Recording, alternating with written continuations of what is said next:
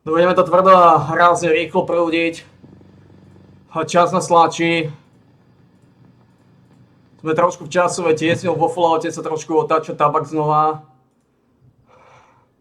Skurvení dali hajzlofíliu, ktorá nás tlačí teraz. Skontujem zvukovú stopu. Budeme to tvrdo a rázne rýchlo prúdiť. Čas nás tlačí. Zvuk sedí. Títo hajzli do tohto pečivála, ktorého potrebujeme otáčať. Tuto bude petolízač. Gate idú dole. Zatiaľ odkúďme ďalej. Nové informácie, typujem, že hajzli stále nevideli nové informácie s novým patchom, tí skurvení bastardi chorí. Chceme nové informácie. Jednoducho nie sú nové informácie.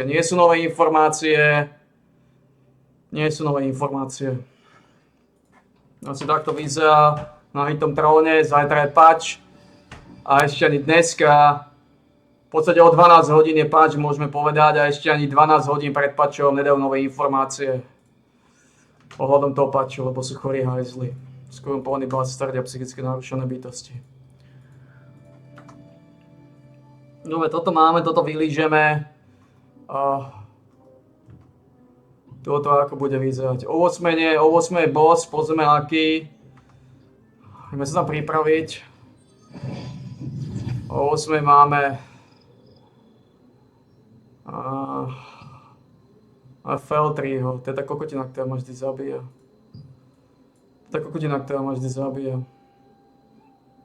To je skúraný pavúk.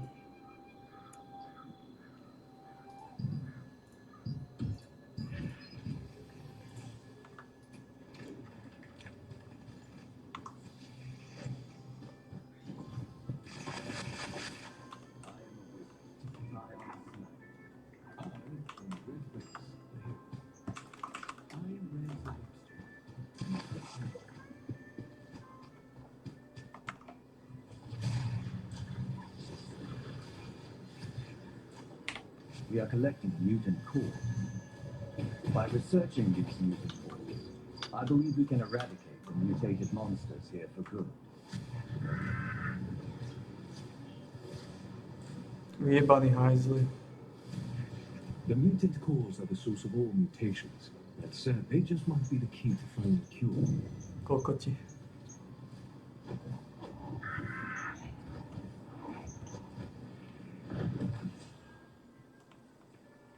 Bastardi narušení.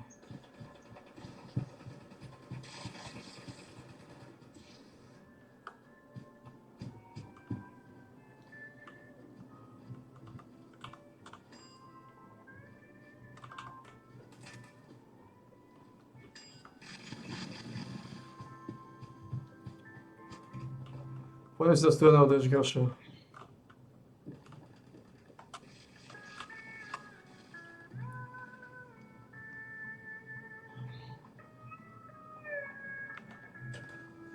Ale to nemá zmysel nejako vylizovať.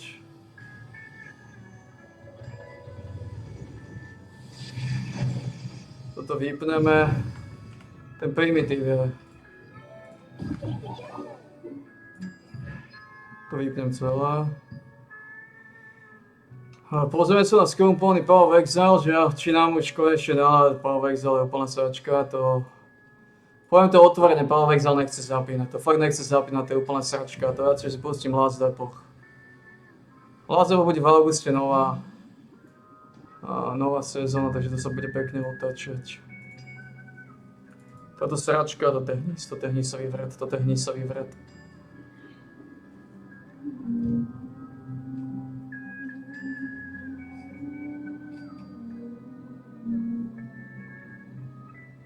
Vôbec neodchytáva tá kurva, vôbec neodchytáva moje lode.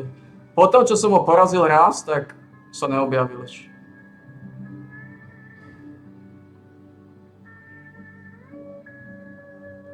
Pozrieme sa, čo chce. Dali by sme otáčať tovar. Got some goods in from Rivenfell. What do you need?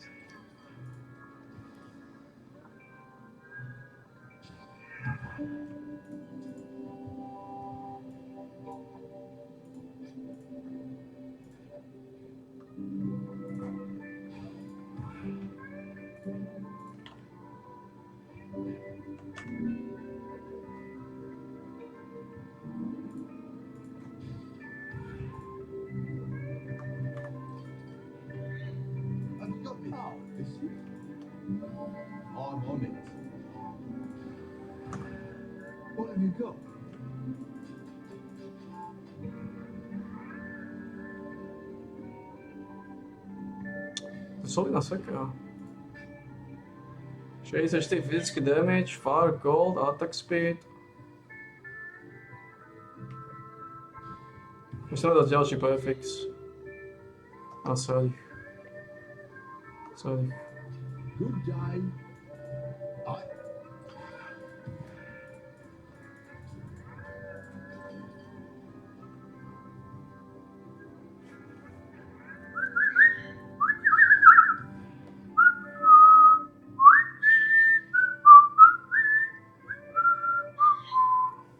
Takže chcem, som pestoval kukinu. Kukina, Blue Xanthinum. Kukina, Pumpkiny, Blue Xanthinum. Máme niečo z toho? Máme Blue Xanthinum. Môžeme dať 5000. Z 20 000.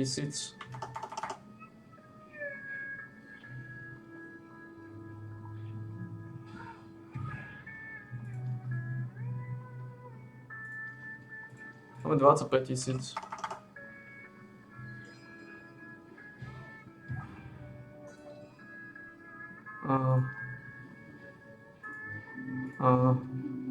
Takže musíme držať dodávku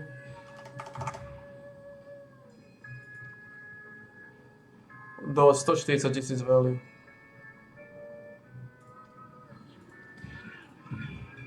They're on their way. Takže ide kukinu raziť, kukinu.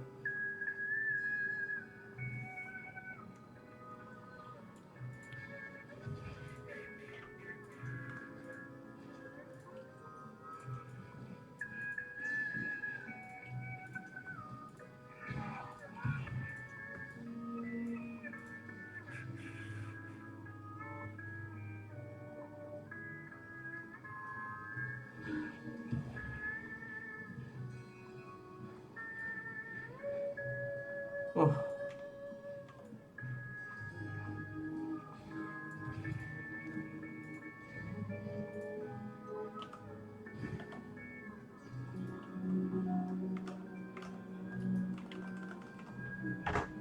Oni sú kokoti?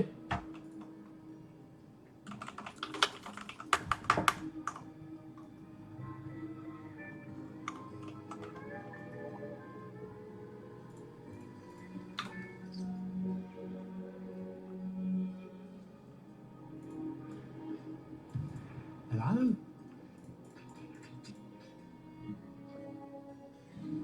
Toto má cenu? Be careful and stuff.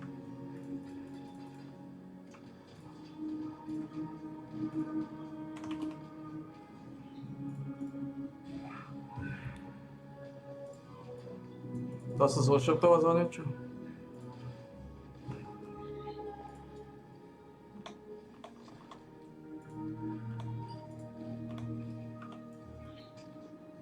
Potom aj tie jagu a ryby. Úplne som si to nechcel vylizovať. Aj nemôžem, koľko nás zautočili sa na nás. Na nás na vodu. Naše sračky. We haven't got any. Hail. Koľko mi dáš za toto? Onward and upward, as Danig might say. Hail. Done. Aj neprišiel čas na toto. Pošlem ďalší loď a môžem poslať viacej ľudí. Oh, good. Ja môžem poslať všetky tej lode. Ja môžem poslať všetky tej lode. Tento môžem poslať 5000. Now, what was the name of that wench last night? They're on their way. A tu môžeme dať 4000.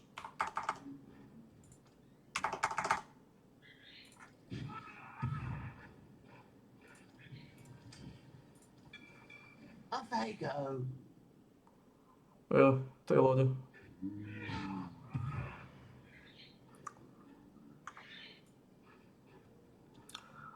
A treba dúfať, že jednu odchytí. Ak neodchytí žiadnu tá sračka, bohužiaľ.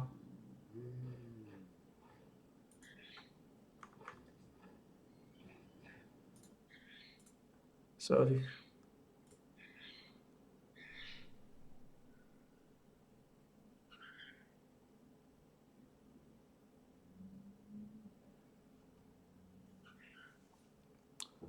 Máme nejaké nové informácie?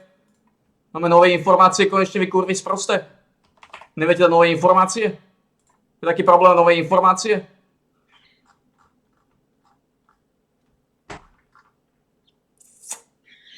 Chore. Chore.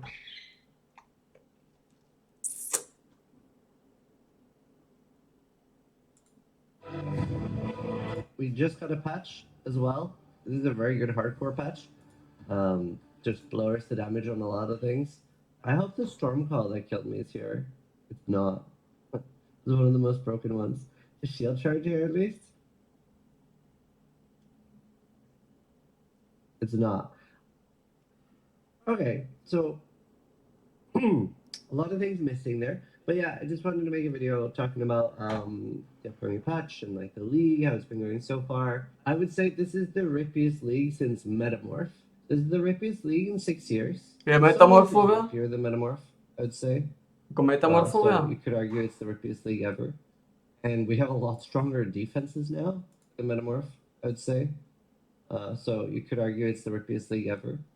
And we have a lot stronger defenses now. And I mean, I can show you my deaths so far this league. Between like Frisia and Calder, I was looking through it and I have like 4 deaths in the last 2,000 hours ish of Path of Exile, or 1,800 hours, something like that I played. I am already at 4 deaths this league in 300 hours. I've only played Mercenaries for 300 hours and I am at 4 deaths. Which is insane. I was doing really well too. Like normally the way my deaths happen is that and Steelmage calls me his canary because I always interact with league mechanics. So normally what I'll do is I'll interact with league mechanic very early in the league and die a lot very early into a season. And then I'll kind of stop dying for the rest of the league. I'll get like one character be online and powerful and then I'll stop dying. This time I didn't die for weeks. I was doing great. And then I interacted with one mercenary, and I'll show you that death now. I finally interact with the mercenary, and I'm like, what I was doing at this point I'm now looking for infamous mods for other characters, so I'm trying to keep my infamy high, and I'm only talking to infamous mercs. That was my strat. Now, it does have lightning pen, which is a big part of what kills me, but the reason I felt pretty confident in this, like, I have curse reduction, I'm borderline immune to curses, I have endurance charges, I have 90% fire, cold, and lightning res, and I have 7.5k life. So I was like, I'm sure I can die to some of them, but they probably won't like 1-hit me. I am right, because it does 2-hit me. It's also almost dead. And I blink perfectly with the trail as well, so that I get hit twice. If I just stood still, I would have lived here. But I try to react and the reaction kills me. That was my first death. And honestly, that's the only one kind of that I would argue was a bit bullshit. Because like just mercenaries are super overtuned, right? And they are getting nerfed now and they probably might get nerfed again. I don't know. I'm shocked I died, first of all, because I have Ghost Shrouds. It's also I'm in this clip very sick. I don't even have my camera. It's an off-stream death. By the way, prior to this season, I have died once off stream ever, and I play a lot off stream. I've died 3 times off stream this league, all of which while sick. Which maybe I should just stop playing the game while really sick, but I really enjoyed the season. So I died on my ED, whatever. I guess I did lose a really nice chest, and the Trickster died. Then my Berserker died right after hitting level 100. This is even funnier because I was farming for the Animate Weapon helmet. To do Animate Weapon Chains Command with the Matron helmet, only to figure out after getting the helmet, which I got from this kill because I finished it off with my other character, that doesn't work. Because the helmet does not have the same wording as Chains of Command, and you can only use standalone cast Animate Weapon with that. So I died for no reason. And the thing is, right, I knew this death could happen because I saw a clip of somebody on standard testing. So I was like, I will just move around him in a circle and I'll be fine. I won't die to this. I got so carried away with my new damage because I just did some huge upgrades for the build. So it does the lightning, and it has like this area where it like shotguns, where it basically hits you like 50 times. Because if you're standing here, it doesn't do any damage to you. This only does damage in this location, and there it one-shots you. Well, million shots you. And then I had one more death. I switched to Doriani's Lightning Bomber, and not particularly ripping map. Obviously, poison sucks, but I have the max 5 poisons, 150 physics gold, and then the minus 30 suppressed. No altars are clicked. And if you can't tell what's happening, I actually couldn't. I thought it was the big ritual boss, that guy, and I was very scared of him slamming me. It is actually not that, because that's what I thought it was. It's the boss, the city square boss spawns and somehow mega shotguns me so fast that look how fast my adrenaline procs. So this is like 7 or nearly 8k life just insta vaporized. So I'm a little surprised. I'm puzzled. I'm puzzled. Like I'm 90% sure it is a fizz spell. And maybe it crits me? Surely it crits. So if you don't know the way crits work in Path of Exile, when an ability crits, and this is for bosses and us, let's say that you fight the Exile that casts Spark. And it casts Valspark, which is like 100 projectiles. All of those projectiles crit. That's why sometimes the Valspark Exile will just delete you. Because it can't have like half of the projectiles critting and half not critting. It's all or nothing. So for any like multi-ability or shotgun ability, or like the ability that killed my Berserker, either that entire move crits and then every projectile in that move is a crit, or none of it does. So since bosses have such low crit but such high damage, that's why that is so scary, and it's why we very often play with crit immune on hardcore. Like my chieftain, the RF character that died, that was crit immune. But my other characters usually only like 30 to 60 crit immunity. It is very dangerous. But yeah, so most I've ever died in the last 5 years or something in the league. But yeah, lots of improvements and fixes. Excited for the update. Some damage changes. I'm glad they're still updating the league. Looks to be mostly bug fixes and stuff. There's also some nerfs with like one of the new orbs can't be used with crafted modifiers to upgrade those anymore. So crafters are panicking. I'm really enjoying the league, even though I've died a lot. There's so much fun stuff to do this league. I'm about to do Forbidden Right, and I'll log in and show you. I was super despair last night, and I had like 30 divines left. So I was like, I am going to try to make my Forbidden Right gear. And if I don't get it, I don't know. Let's just not think about that possibility, because I was very sad. I was really enjoying the fact that I like barely died lately. So I did make some Forbidden Right gear. I still need some, but I got incredibly lucky. I made this in 2 dense fossils. Thank fuck. And then I had this, so that's nice. I need to use my last survive on that. And then I made this, which I had like one of those like memory titanium sphere shields, item level 86. And I Elder Orbed it, and it went from like 70 to 30. And then I was like, cool, it's X, which fuck. And then I had this. I still need some, but I got incredibly lucky. I made Ten kokot má 1102 štítu. this in 2 dense fossils. Thank fuck. And then I had this, so that's nice. I need to use my last survive on that. And then I made this, which I had like one of those like memory titanium sphere shields, item level 86. And I Elder Orbed it, and it went from like 70 to 30. And then I was like, cool, it still has some left. Then I used dense fossils until it was incandescent with tier 5 hybrid and tier 1 unfiltering. It actually had tier 3 int as a suffix. I used the upgrade all things, and I went to tier 2 ES. So I have a beefy shield now. Then I used all of my divines, literally, to get ES unblock, and thankfully it did not fill up. So that's huge. It cost me 30 divine, but I have really, really good starter gear for Forbidden right now. I'm going to make an occultist. I'm going to make a new character for that. Saving Grace is obviously the mercenaries. You don't lose someone to die in hardcore, so I have really good mercenaries. But yeah, really enjoying the league. Hope you guys are too.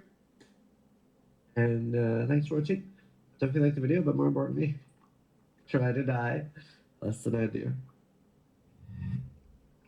Sračka liga, ty chorý. Chorý srač. S Vizarian chorý srač.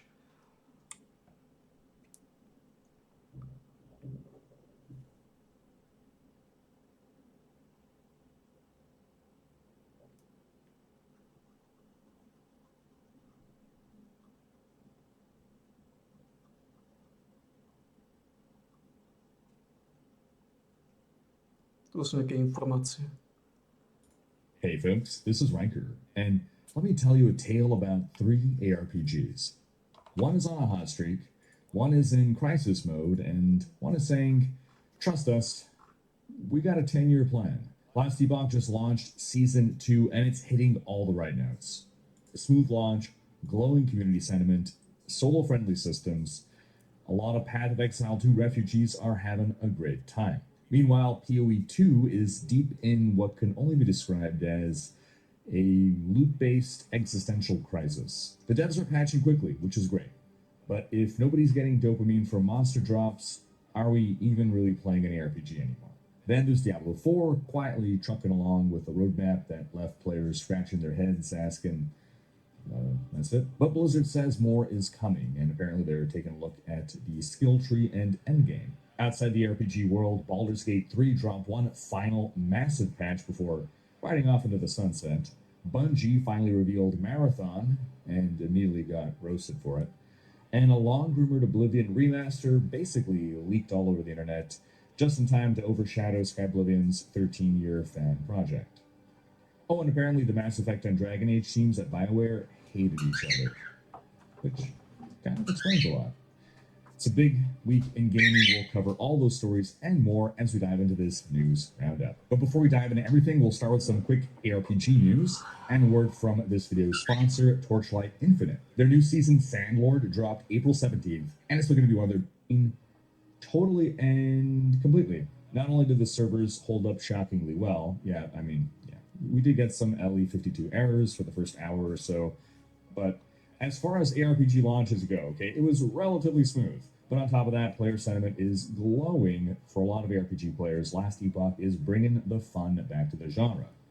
For solo players, Last Epoch might just be the most welcoming ARPG out there right now. There's a system called the Circle of Fortune, which is essentially a solo self-found guild that lets you still play with your friends. It's built from the ground up for that experience. Target farming, curated loot paths, and zero pressure to trade or party up. People who haven't played Last Epoch since launch, or new players altogether, are enjoying breezing through the campaign, running into loot lizards and nemesis mobs and the new champion mobs, which all add spice and excitement to the different zones as you're going through the campaign. Shrines feel amazing in Last Epoch. They really juice them up. Every shrine feels fun and meaningful. Leveling is fast, it's impactful, it's full of loot that actually matters. I get crafting materials in great enough abundance to feel like I could actually consistently craft throughout the campaign, but I'm not drowning in them to the point that I feel I have infinite resources. Everything is just always in the Goldilocks zone. I've heard some people question whether the campaign is too easy. Look, is it too easy if you're following a build guide that has been theory crafted by a top player in the game? Is it too easy if you are following the meta powerful builds? Yeah, probably. Is it too easy for someone playing blind, putting their own build together? Is it too easy for a new player to ARPGs? Probably not. Ultimately, Last Epoch sits in a nice place between Diablo 4 and Path of Exile 2. It's that Goldilocks zone. Not too hot, not too cold. It feels just right. PoE 2 makes you struggle too much, D4 is too effortless, and Last Epoch is currently hitting the right balance of progression pace. At least initially, we'll see in a week once people are deep into the end game, but the experience Last Epoch gives you, at least during your first couple of play sessions, is just plain fun and enjoyable. Concurrent player counts on Steam peaked at 150,000, and I expect us to see this weekend top that number. The all-time concurrent player count peak for Last Epoch was 265,000 14 months ago. That was at launch. So still being able to bring back over half your launch numbers over a year ago, that's really good. Last Epoch also reached the 5th best-selling game on Steam this week, so Season 2 is also bringing in a lot of new players. Now, we've previously spoken about all the new content and big changes coming with Season 2, but there were a few more things that didn't get covered during Hype Week. Direct peer-to-peer trade was removed from the game. The dev said that people rarely used it and instead used either the gift feature within parties to basically mail items to their friends, or the Trade House Bazaar to buy and sell items without needing to interact with another player at all. Instead, P2P trading was mostly used for real money trade like gold sellers, so good riddance. And for the bazaar, they added a 15% tax paid for by the buyer. They added this as a gold sink. It's something we've seen historically successfully added in many games, economies over the generations of games. And I know that sounds like a bad thing superficially, but it really helps keep the economy in check and stop runaway inflation. Also, the devs are clearly listening to the community.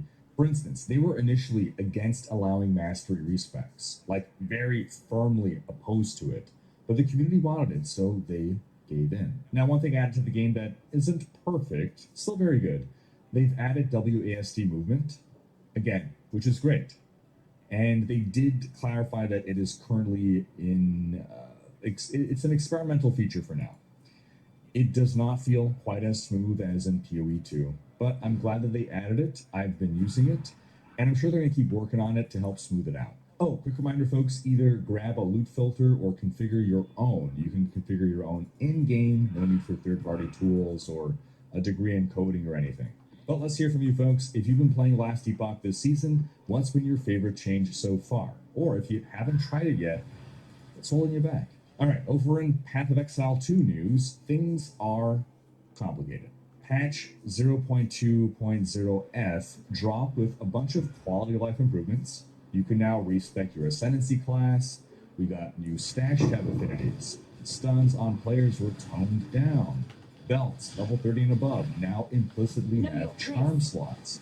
Pinnacle bosses at difficulty 0 offer unlimited respawn attempts. All these are great changes. This was a good patch that addressed things that players have been talking about almost since launch in many cases. And I want to stress before going on, it's really great that the devs are deploying these rapid patches. This is what early access is all about.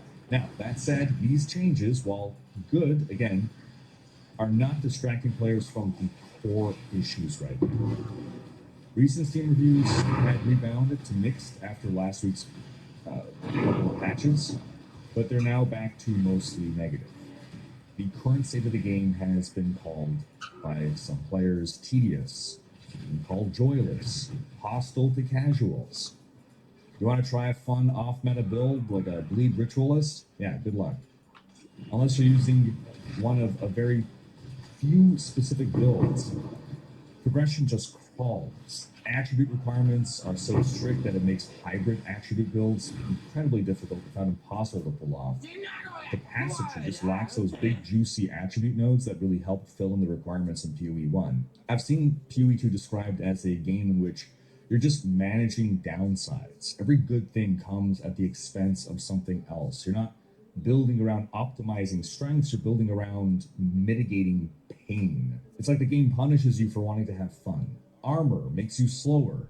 It's also less useful than Energy Shield because it doesn't defend against everything that Energy Shield defends against. Why does it have a downside if it's also the worst defense? If it's going to make you slower, shouldn't it be the most powerful form of defense to compensate? Ascendancy trials are more painful and tedious than in PoE 1. They do appeal to a small portion of the player base, which is great. I'm fully in favor of there being activities in the game that target specific kinds of players. I don't think everything in the game has to appeal to everyone, but this is an activity that everyone needs to do. Like, core character power is locked behind it. You are forced to do it, and there's many players that don't want to do it so bad that they pay other people to carry them through it. Then there's also smaller things like, why aren't customizable loot filters built into the game at this point? And Last Epoch has raised the bar here by letting players build their own loot filters directly in-game. Why do PoE players have to rely on external resources or editing game files to set up a core function in the game? PoE, they were the trailblazers in loot filters, and now they've fallen behind. But all that really is ancillary to what is the biggest issue right now. Loot is too scarce, including crafting currency. The game is clearly balanced around trade. You're better off spending whatever currency you do find on trading for the item that you need, rather than praying to find a good drop as a base, or just wasting your own limited crafting currency on gambling for a good upgrade, because it's always a gamble. And it's just not feasible to craft your way through the campaign. Alchemy orbs and exalts should be much more common. But even then, good bases to craft on just don't drop off enough. Ultimately, the heart of the ARPG genre has always been about the loot. Distilled to its most basic form, the fundamental allure is click on something, whether it's a monster, whether it's a chest, whether it's a barrel, whatever. Click on thing, get random loot drop. It's the absolute most basic dopamine hit there is. Combat is the fun gameplay built around that basic reward structure, but if you take the loot drops out of an ARPG, then you're left with something hollow. And right now, for a lot of players, there just isn't enough dopamine hits relative to the challenge. Now, some people say, well, the reward for beating difficult content is the feeling of, pride and accomplishment you get Oh, for no. overcoming the challenge. That in itself ought to be reward enough. And I say no, not in a loot-based game. That works for Dark Souls. That works for other genres in which the core of the game is to overcome the challenge of the game. That doesn't work in a genre whose gameplay loop is exclusively about chasing rewards and overcoming the obstacles in the way of those rewards. It doesn't work in a genre that is all about optimizing the challenge out of a game as much as possible to make delivering the juicy loot to me as efficient as possible. In a loot-based game, there's an expectation that tackle big challenge, get big reward. And that reward doesn't necessarily have to be loot, right? Some kind of difficult ascendancy trial, for instance, locking character power behind it, that you can do that kind of stuff as well. But when you're faced with mandatory, unskippable challenges in a loot-based game, and you're not given a reward thereafter, and well, now I'm progressing deeper into the game, and everything is becoming more challenging, and I am not stronger now because I didn't get any loot reward, it just doesn't work. Anyway, during podcast appearances, Jonathan said he'd look into the loot situation, and later on that they actually ran simulations and found that drop rates were not operating as intended. So people weren't just crazy, the loot actually was scarcer than intended. He also said on the podcast that he'd be open to streaming his own gameplay of PoE2, something a lot of people in the community have asked to see the devs do, sort of like, well, why don't you show us how we're supposed to be playing this game and whether it's actually possible to pull off these combos and all that. And honestly, props to Jonathan for even entertaining the idea, because that's really putting yourself out in the hot seat there. Not many devs would do that. Anyway, later this week, after much belaboring of the loot situation from the community, we did get word from GGG that they were going to address the loot situation. However, the way they're addressing it will be to improve loot on bosses and on Asmarian wisps, which is, sure, we'll take it, but it doesn't really address the greater issue. Now, I do want to end here by reiterating how great GGG has been throughout all of this. Being invited onto community podcasts during a time of hostility from a lot of the community, agreeing to do so, taking the time to do so, during a time that they are exhausted from the grind to release the patch, continuing to put in the long hours to push out more updates as quickly as possible to address the feedback. The community really needs to understand that these are devs who go above and beyond. One other company that operates on the same level of size and success of grinding gear games does the same. Name me one. Look, we can disagree with certain design decisions. You can dislike the direction of the game, but you can't say that the devs are not passionate or that they don't care. And on a lighter note, some people have killed rogue exiles in the game and gotten swords and flails to drop. Yeah, like the item type that is not yet in the game yet, but is apparently in the game. Čuješ, You can pěkný, grab no. them, you can equip them. We have no skills that support them, but hey, it's nice to see that they're coming along. Anyway, folks, what do you think? Is PoE2 on the right track, or has the grind lost its shot? Dvojka je sračka, dvojka je mŕtva kokotina. A jednotku zabíjajú. Potom ako zabili dvojku, zabíjajú aj jednotku, tie kurvy. A systematicky zabijú Path of Exile. If you're wondering what Season 8 is all about, I've got this video for you here. As a reminder, we got the Diablo 2025 roadmap reveal last week. Do check out my interview video for that one. And in the wake of the Systematicky zabijajú Path of Exile. response to the roadmap, Adam Fletcher dropped a couple juicy tidbits on Reddit. He said, quote, "We've seen a bunch of comments and feedback over the last few days, noting that they believe the roadmap is a totality of everything that is coming. I do want to assure everyone that we are very self-aware of some of the items players are yearning for And I do want to confirm that we are looking at many of these items, including skill trees and adjustments related to that, endgame and making that experience better for all players, and plenty more. The roadmap will get updated as we march through, and more of the items people are talking about will start to be revealed along with all the details behind each of these updates. Skill trees, endgame. Now, these are things that would have been exciting to see on the roadmap. Now, one thing we saw on the roadmap was an IP collab happening in Season 8. Well, it was revealed this week that the collab is with Berserk, the manga series by Kentaro Miura. It seems this collab is coming to both Diablo 4 and Diablo Immortal. We don't have any details, just a short animation and the words, "Trace the path of the Black Swordsman, and you have been branded."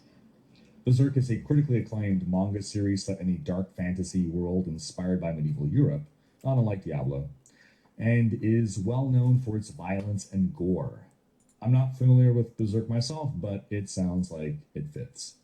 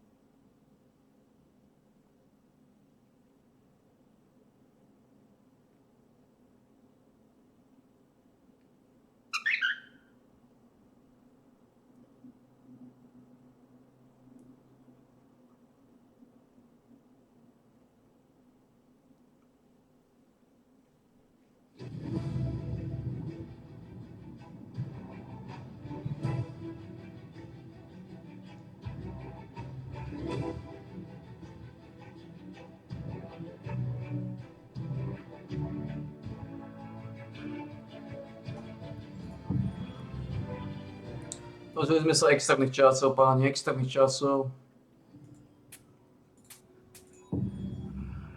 Máme nové informácie?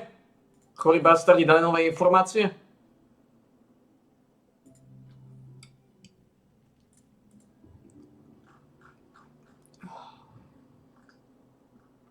Stále máme nové informácie.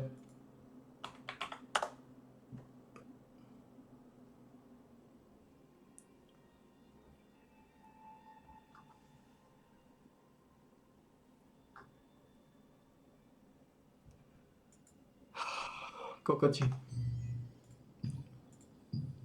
RPG si nezapínaš kvôli tomu, aby to bolo ťažké, aby si trpel.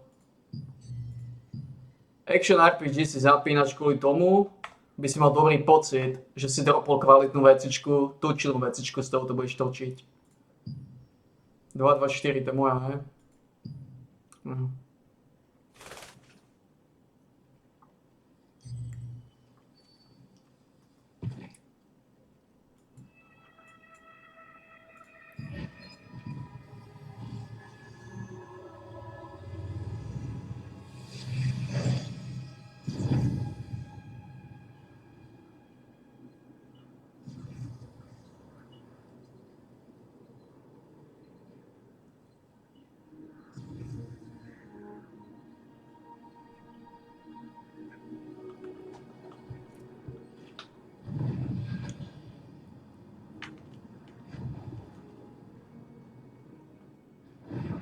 Kokino. Kokoš. Špekačka. Mákový závin. Nebo z seba grazla, no.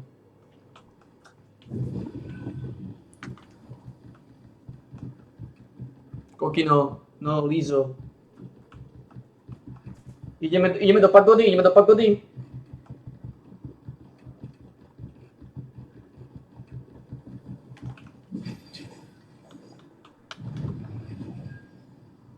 Kokino. No nerob zo seba grázla. Kokoš. No. No čo sa dráždime? Čo sa dráždime? Hulvátka. Hulvátka.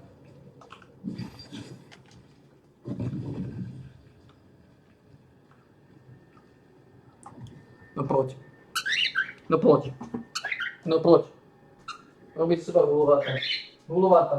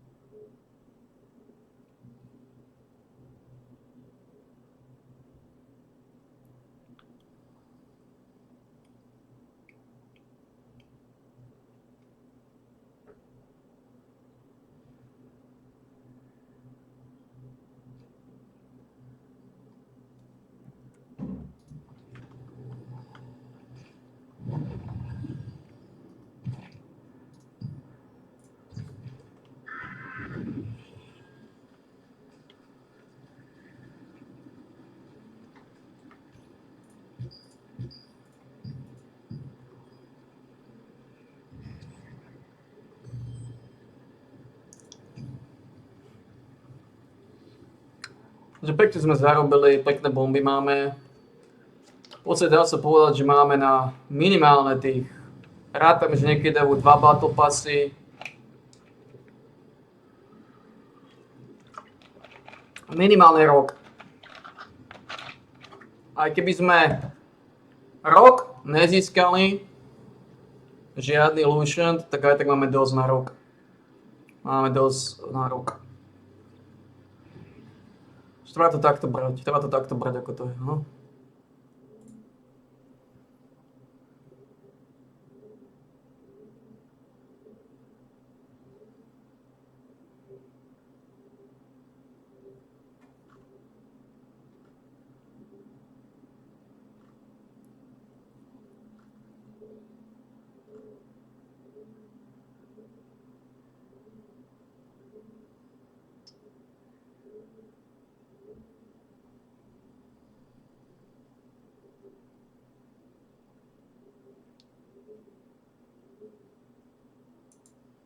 Wow, it's all spades. Nut flush for Newey. Second nut flush for Reese. Daniel's on the business end of yet another cooler.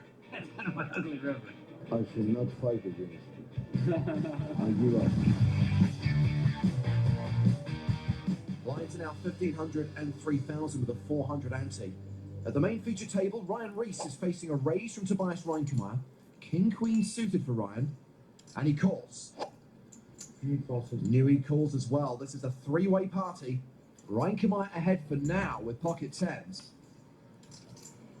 Wow, it's all spades. Nut flush for Newey. Second nut flush for Reese. An overpair and a flush draw of his own for Reinkemeyer. I haven't seen a deck this cold since EPT Siberia. Action checked around to Reese. Ryan Reese is going to get a lot of hate if he goes broke here, but honestly, there is nothing this kid can do. Cabs are here. He bets 11,000. He just calls. I forgot all about Tobias. Big pair, big spade, little chips. He could be in some real trouble here. All in. Reinkemeyer shoves. All in for 69,200. Michael. Ryan Reese calls for most of his chips. Give him a second to disregard that he could be losing the 4-7 of spades. And He puts Reese all in. Michael. And Reese calls. not only is Reese going broke, but he's going to get lambasted over social media. And fairly unjustly, too, I would say. Good luck, guys. Reese drawing dead. Reinkemeyer needing running cards. There's a slim chance of a split pot. Let's do this. Come on. 7 of spades is okay. Give us a sweat. I take both. Just The turn card is the Queen of Diamonds. It's over. A good card. Double elimination. Ryan Reese, we hardly knew ye. And Daniel is in from the big blind with King Queen of Diamonds. Bodiga flops best. Top. Total airball for Negreanu. Oh, he leads. 12k. And Pertush's got the exact kind of hand Daniel's trying to get to fold. He calls. And Hockman's too. He's got top pair with a worse kicker than Pertush. Okay, no folds. Yeah, still 3-way as we go to the turn. Daniel's trying to dine out on his little cards rep. Well, this is interesting. Both Negreanu and Bodiga pick up flush draws. Yeah, that's a pretty sick card. Daniel slows down. He checks. Bodiga checks as well. Someone needs to tell him that construction of the Death Star is back on schedule. Hockman bets 21.5k. Daniel's actually got enough equity now that he can call this bet. He does call. This is amazing. Everyone's hanging around to the bitter end like this pot is the last single girl at a party. Pertush calls, and we are still 3-way as we go to the river. And that is a bad card for Daniel. What was that card? Check. He's rivered the second nut flush, but Pertush Bodiga has nut diamonds. Daniel's on the business end of yet another cooler. And unfortunately, he is anxiously awaiting this bet. 70,000. Hockman's folding. I thought you were gonna fold tens on the turn. This is a really hard decision. I'm gonna need time. 70,000, huh? That's half of Daniel's stack. Ace 4 of diamonds. That's pretty spooky. Freakishly close. This is the toughest decision I've had the whole turn. Okay, give me a minute. He does call and loses a huge pot. That is frustrating. Take it. That's kind of an ugly river.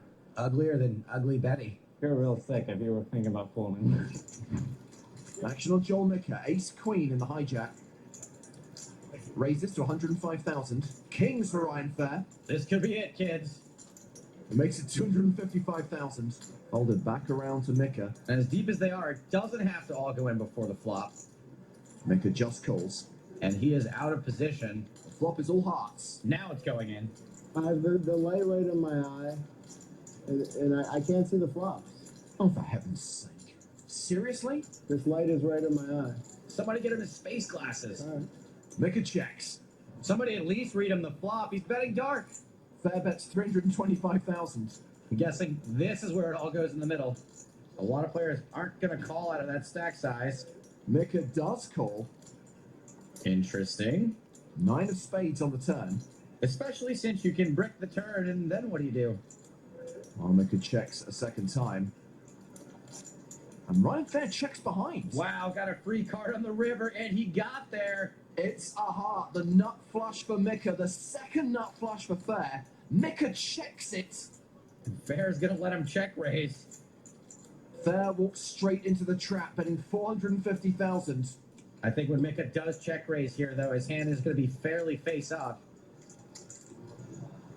Watch as the jaws of the trap spring shut. 1.1 million. This is either always the sickest bluff ever or the nuts. And on the final table bubble, I lean toward nuts.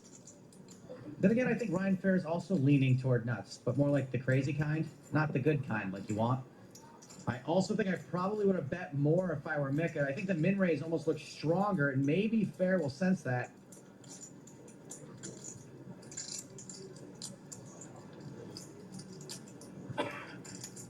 Fair calls and loses a huge pot to Joel Micker.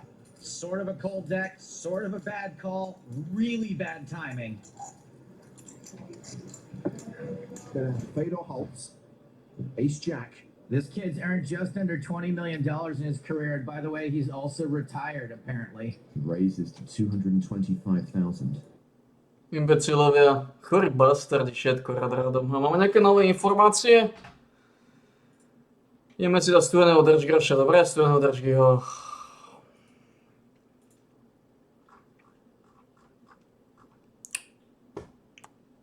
Chorí hajzli ti nedajú nové informácie. Prerobil som? Ako prerobil som.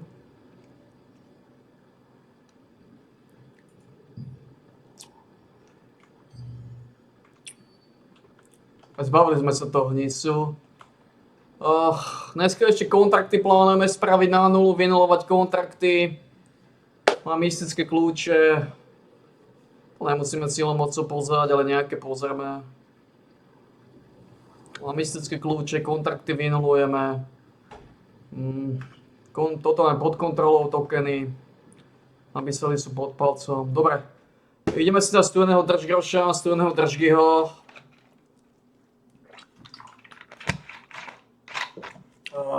Skontrolovali sme zvukovú stopu. Ideme to tvrdo a rázne rýchlo prúdiť. Skontrolovali sme. Ideme sa studeného držgroša. Ukazuje tu 34,7, ale tá dusnota, ten teplý vzduch je drsnejší ako 34,7. Reálne je to tu oveľa masnejšie. Toto oveľa masnejšie.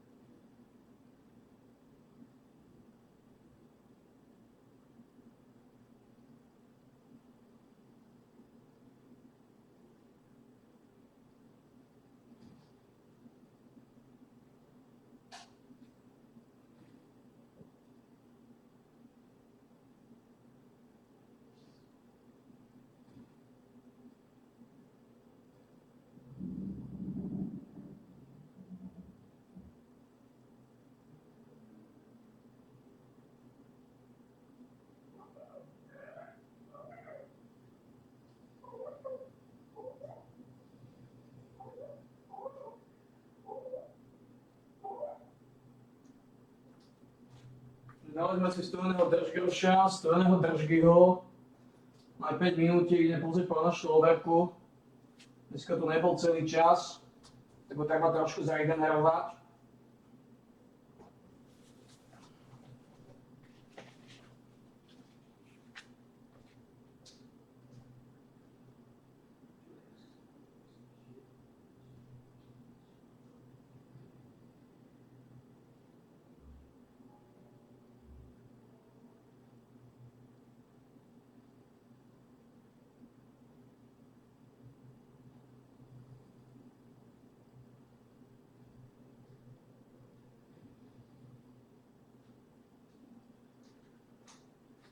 Takže môžem povedať, že pekne sme to dneska rozporodili, pekne sme vynulovali nejaké fachy.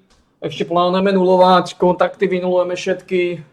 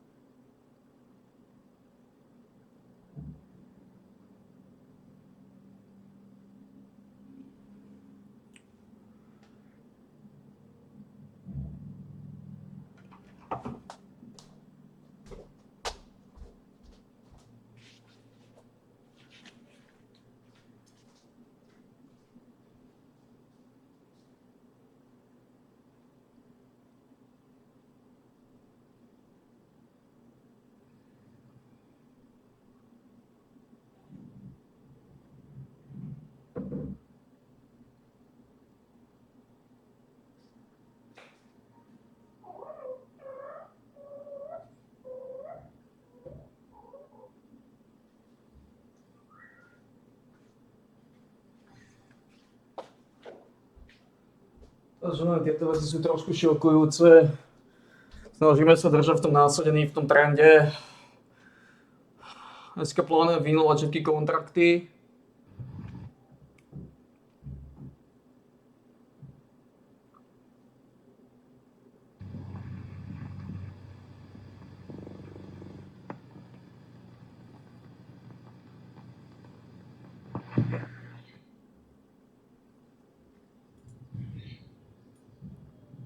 Šmáci vyšli von, trochu sa pokochať.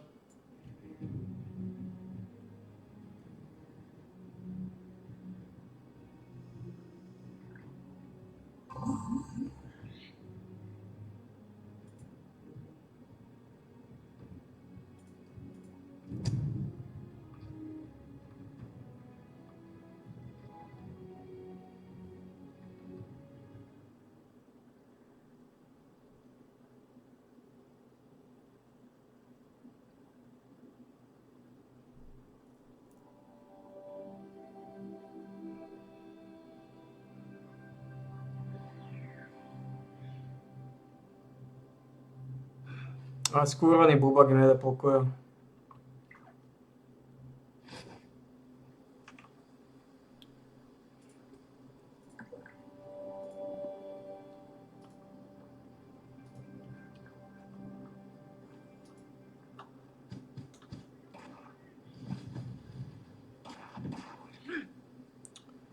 Som závodal.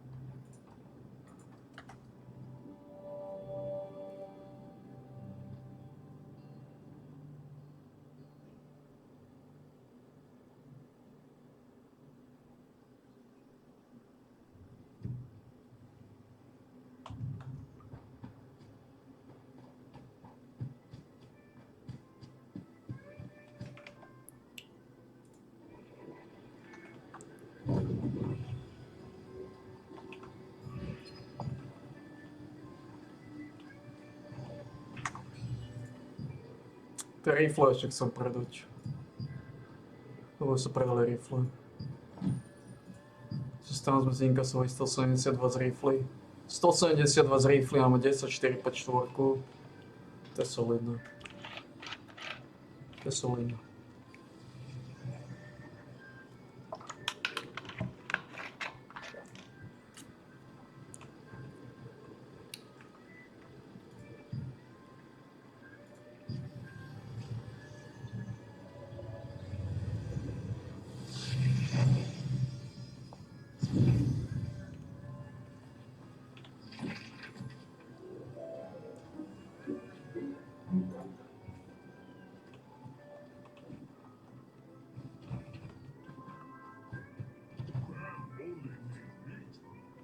Humans eat not meat too.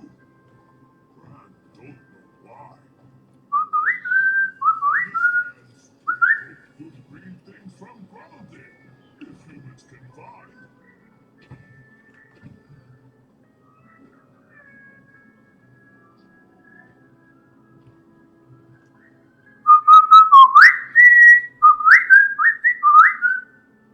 It's time to start me cook. Every human get ready.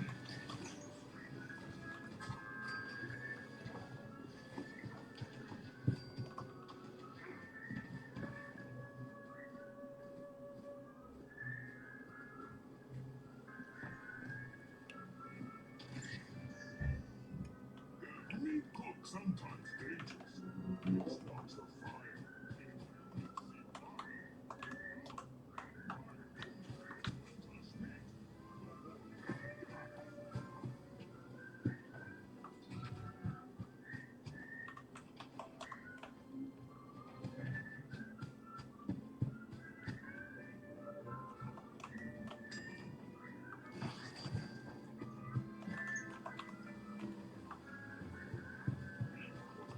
Lots of work.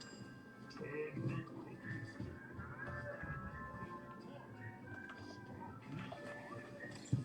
Not just meat.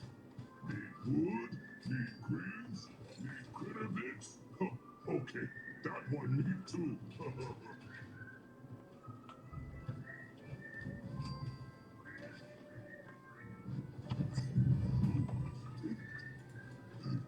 Perfect meat cook.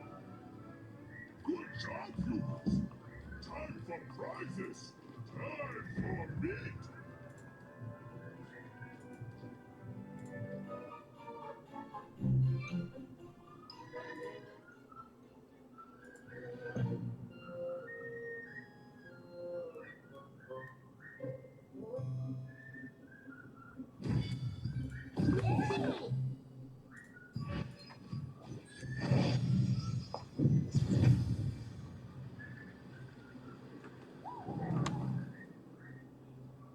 Vyložená čuty štrámačka.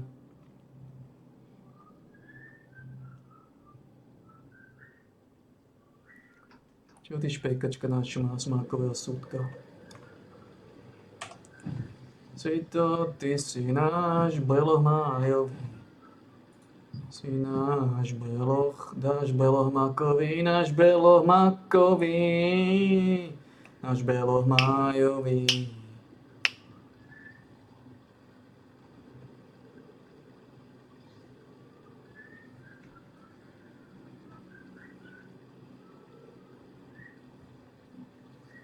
Si to, ty si náš belohružový. Si to, ty si náš beloh májový, náš beloh májový. Náš beloh makový. Si to, ty si náš belohružový. Si to, ty si náš beloh makový, náš beloh makový. Náš belohružový.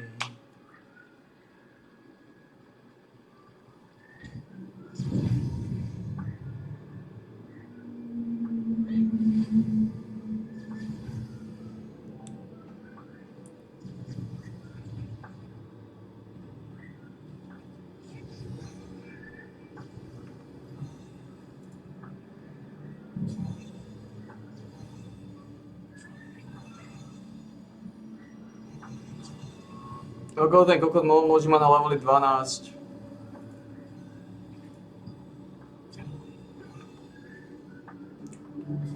Odkiaľ zobel tie kokotiny, to dáva zmysel? Odkiaľ ich zobel?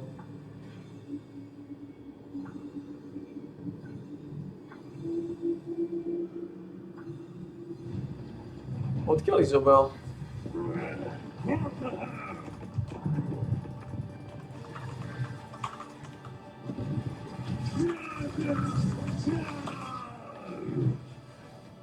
Čo?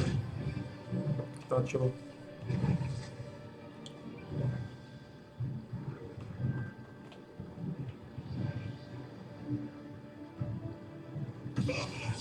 Fuck.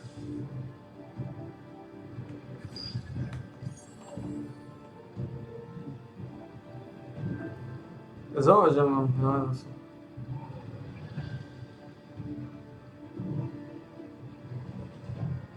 Chcem odtiaľto odísť späť.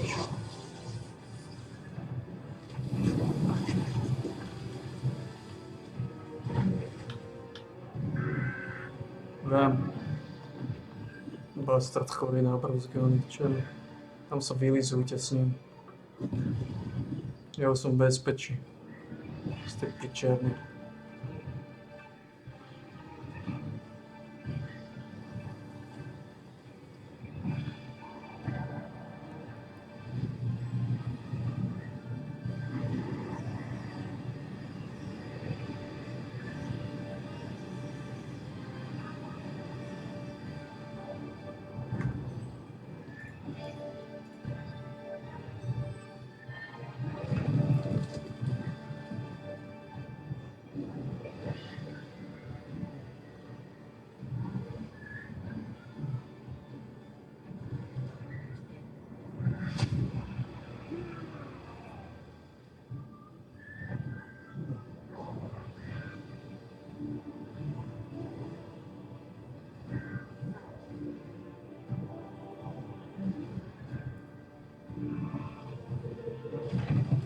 Tam ho vylizujte. Vy ho milujete vylizovať, Kordy ho tam vylizujte.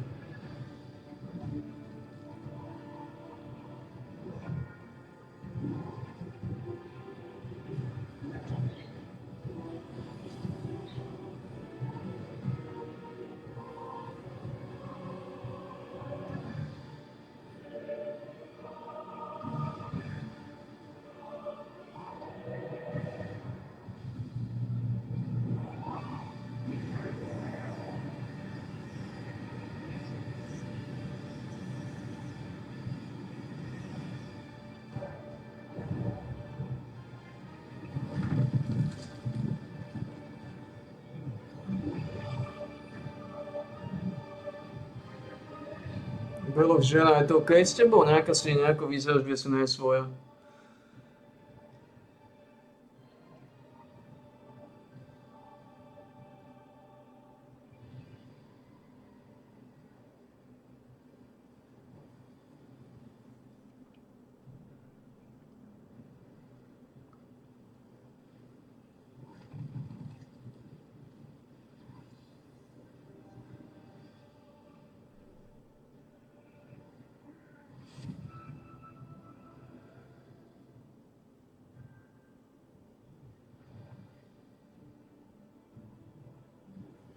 Dobre, ideme tam.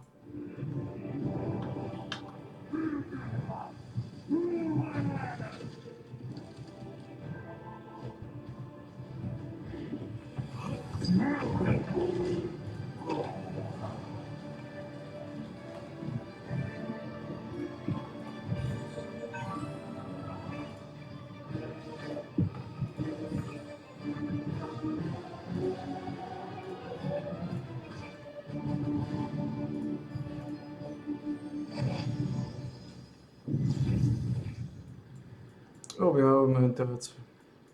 Nechajme, ako to môže mať na plus 12. Aké je to reálne možné, ten kokot, že to má na plus 12. Odkiaľ zobral tie upgradeovacie stovny?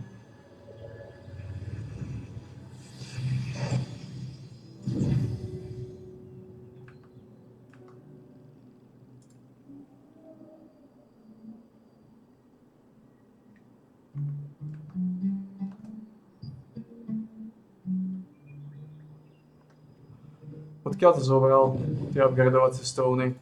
Čo sa nedajú získať. Odkiaľ ich zobral ten kokot? To dáva zmysel.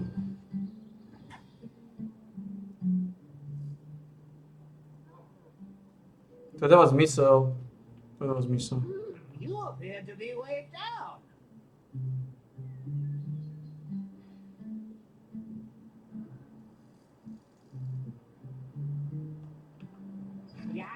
lead with me. Hand it over already.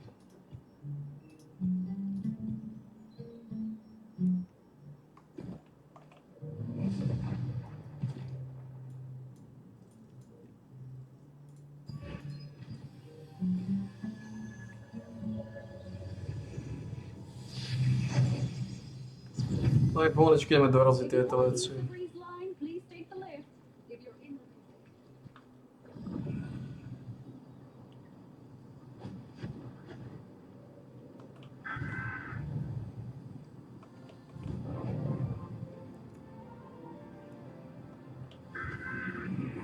It's nothing like a job well done. Right, contract?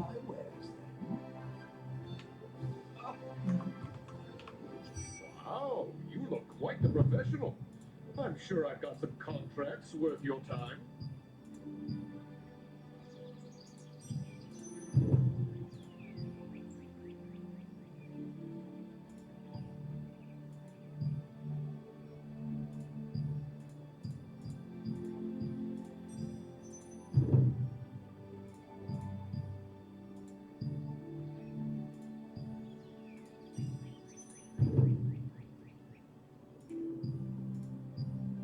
Can't pick? Read each story and choose whichever one stands out.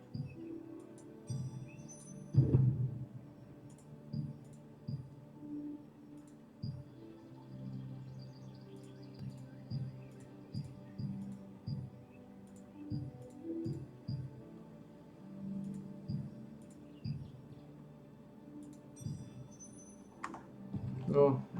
All set? Best of luck out there.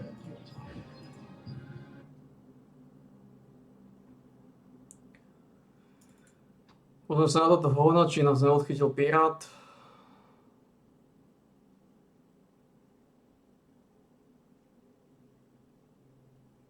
Ako to úplne zosreli tie ceny. Ty chore.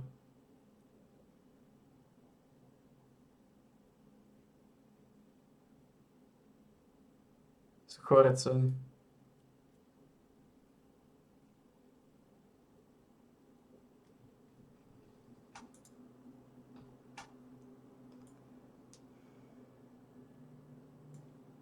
Vynulujeme kontakty, zoberieme ešte tónu zoberieme tónu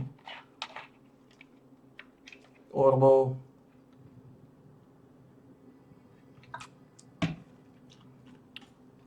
Odkedy som ho porazil, tak už ho nevidím. Čo je to za sračku? Začínam si reálne mysleť, že ho porazíš, ako porazíš raz, tak už sa neobjaví nikdy. Začínam si to reálne mysleť, to je jeho zmysel. Taký sa objavoval často. Oh, good. No, Keď som ho porazil, tak ho nevidíme. Túto hnilbu. Mám 3 lode po 2 námorníkoch. So slušnými value. A vidíme sa radšo? Ho nevidíme. No, to je chore. Máme nejaké nové informácie? Folded around to the big blind, Ahadpur Kanga. Oh man, it's domination nation for the Azerbaijani and amateur. Kanga defense, heads up to the flop. All hearts, both players with a flush draw, Holtz with the nut flush draw. Terrible spot for Kanga since his hand would be good here a lot. Action check to the pre-flop aggressor. Fedor continuing for 200,000. Kanga's got just 20 big blinds behind. He is quickly approaching the danger zone. He calls the c-bet. The turn card is the Queen of Hearts. This could spell doom for Kanga. This queen is dangerous and sort of puts Kanga in a zone. I don't know, maybe the danger zone? Okay, we get it. Holtz with the nuts. Checks back. Ooh, surprised to see a check back. 5th heart on the board. I think Fedor is trying to induce a bad bluff from the good amateur. Kanga checks for a 3rd time. I think if Fedor knew Kanga's exact hand, he probably would have double barreled this, but he's going for the single river big barrel. Huge bet, 1.4 million. Into a pot of less than $1 million. Basically puts Kanga all in. He either folds and he's left with like 17 and a half bigs, or he can stick it all in and go broke.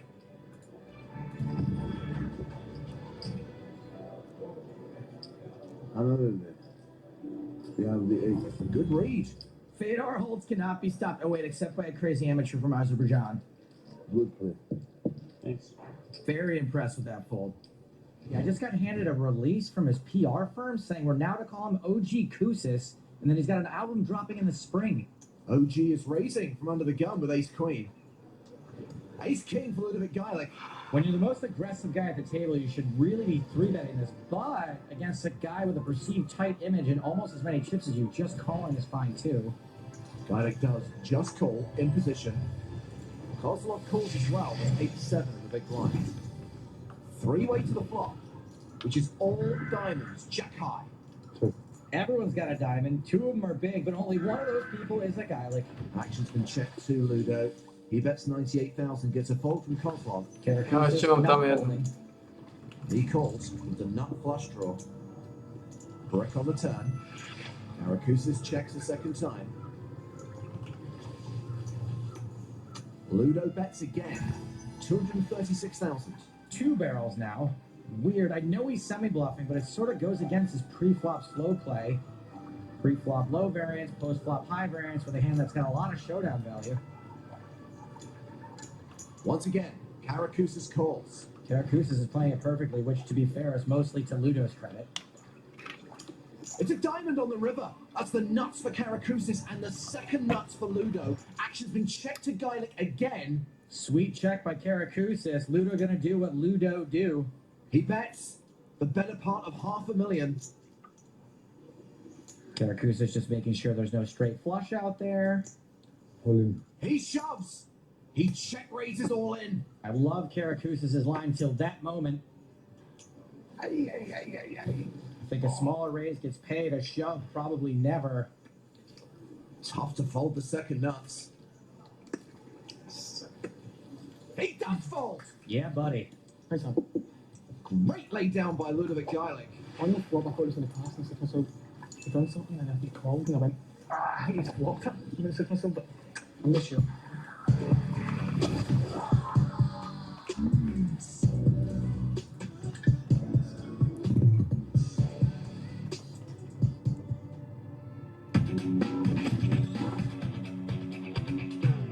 There are clear rules in poker, and then there are the unwritten rules.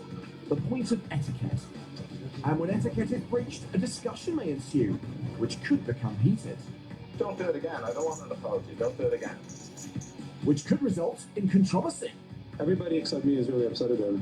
And when there are controversies, we have a top 5. From the expanded PokerStars library, here are 5 times players have crossed the invisible line. At 5, we find the usually mellow monk, Andy Black, giving a player a piece of his mind in Barda in 06. Čo to piče sa stalo? To bol nejaký kokot? Matthias Eriksson. It's been folded round to him. And he's going to limp in. Can't possibly limp with that hand. I'm afraid he just has. And Andy Black's all in again. This don't have a good hand.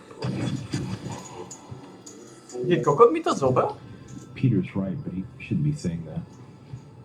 Jaký kokot tam nabehol a zobral to? And is better than Eriksson's. What the fuck happened? Well, he can't possibly call. No, he's doing this for Andy's benefit to just let him stew. Je to nejaká sráčka, nejaká kurva tam došla, zobrala mi to? Kurva pičovina?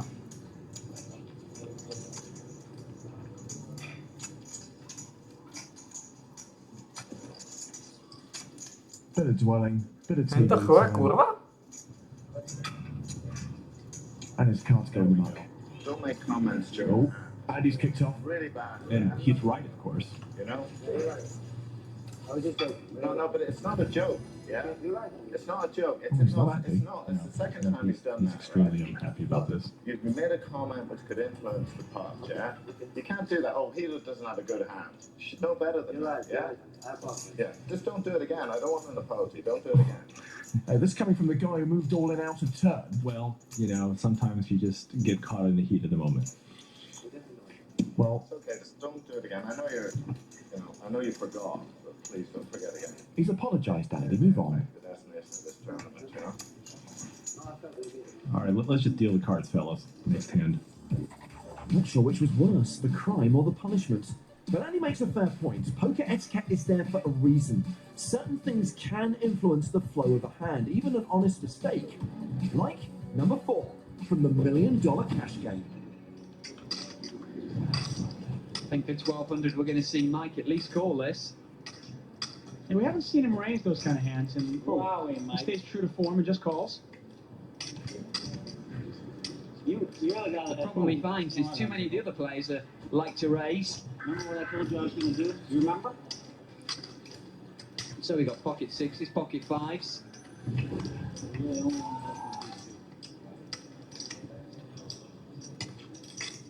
There's a raise already here from Tom. I think if Phil calls this, he could bring in the rest of the table. Well, he has. There's enough marginal hands out there that. Actually, I was gonna raise 12,000, so you'd save money. I'm pretty sure Mattisau and Benjamin are going to call. They both have pocket pairs. And if Phil Ivey calls, that could bring in every single person. Phil Ivey, the first player in the $1 Million Cash Game history with over $1 million in front of him. And he wants more. Calls that back. Such a bad beat for me. I was going to raise 12,000. He was going to re-raise 200,000 or something. No, I'm not going to raise 600,000.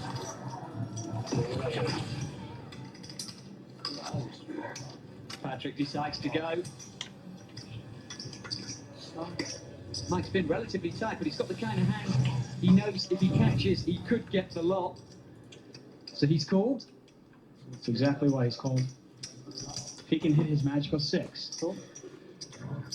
No tiny raise. Don't ever call me a coward.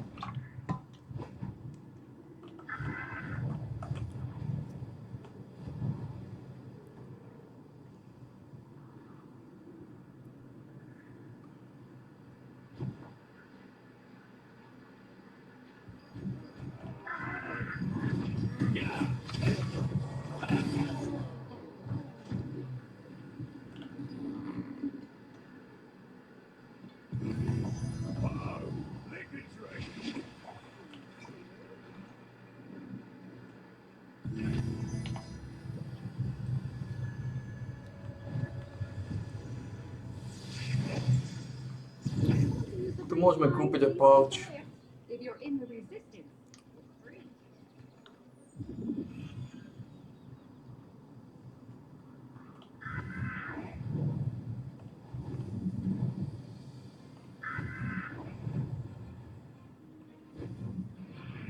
Nothing like a job well done. Od tohto. Oh my. How are you able to...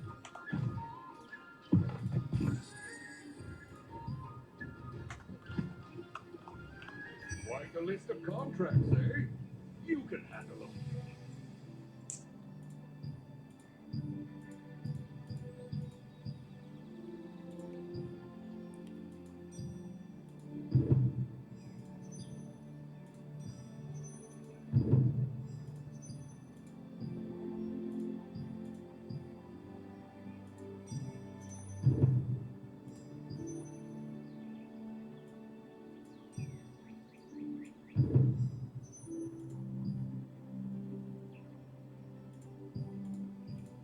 Can't pick?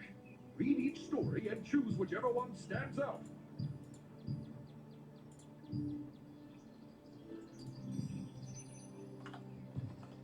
Not sure which one to exchange for. Take your time collecting coins. I'm not going Vylezujeme tieto špekačky.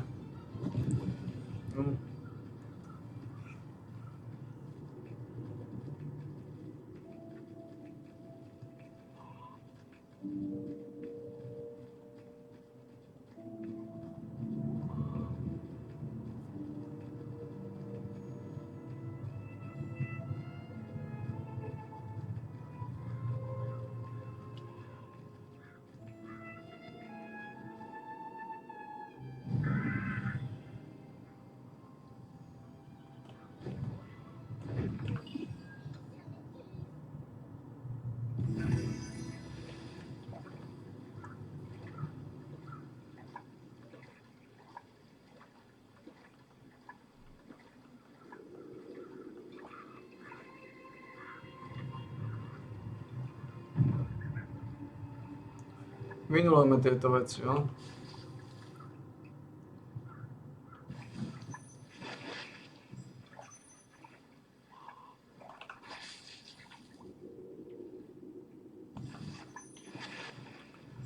Nech sa zbavíme tých hrstov.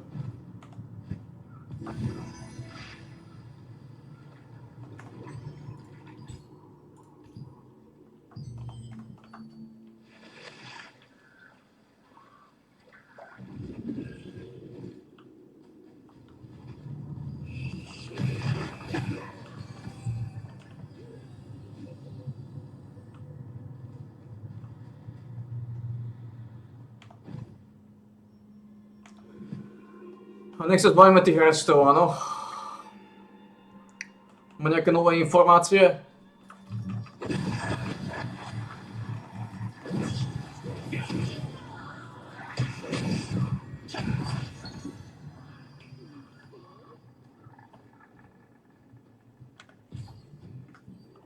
A 5334 už. Čo sme postli? Nič odtiaľto. Výkonná rezistencia je ešte na 61.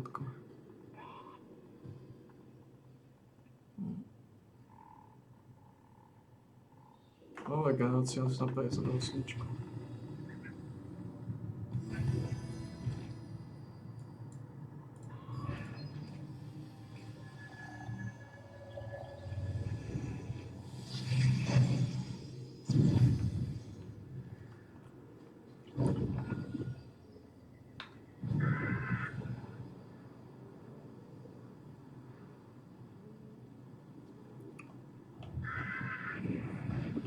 A to kurva chora.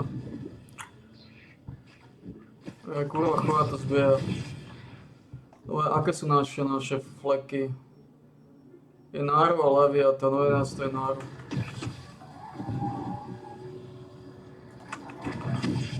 To už mi chýba posledná priateľica.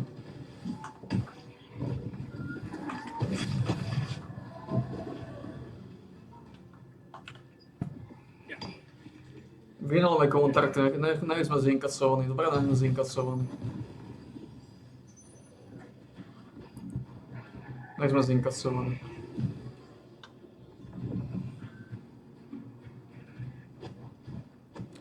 Máme to inkaso za sebou.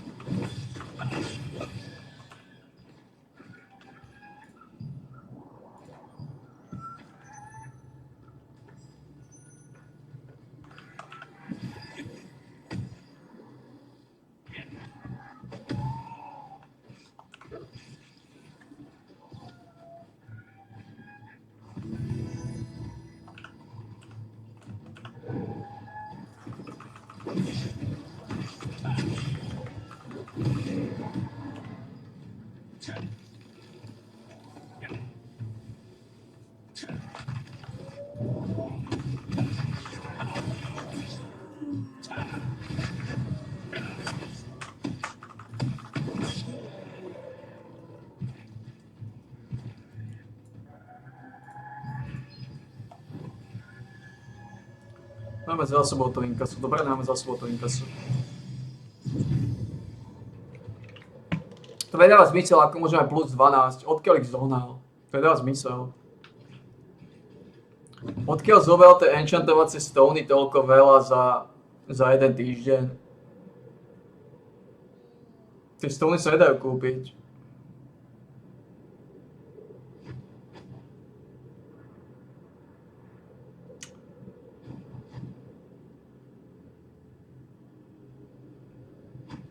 Hen tie veci sa možno dajú rozbiť. Možno dajú postaviť. Za Kalantia šardy.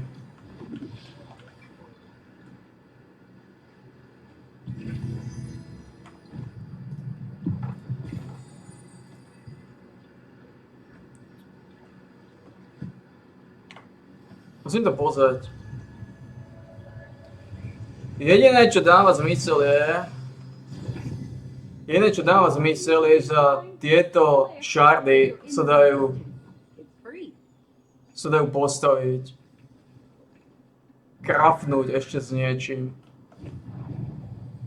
Ale nedáva zmysel, lebo z extraktov to nemáš. Z obchodu to nedáš. Toľko veľa nemáš ako získať.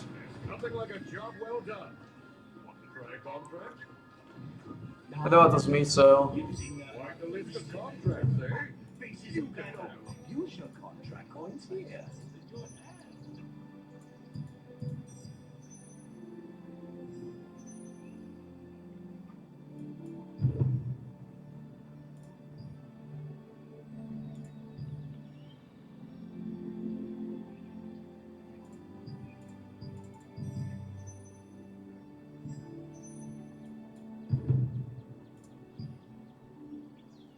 Can't pick?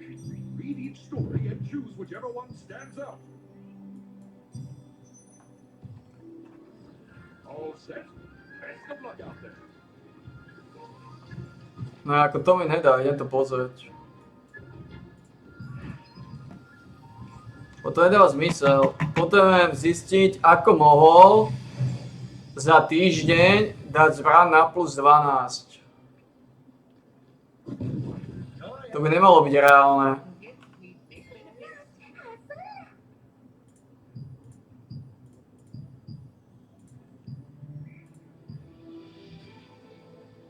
To nemá byť reálne.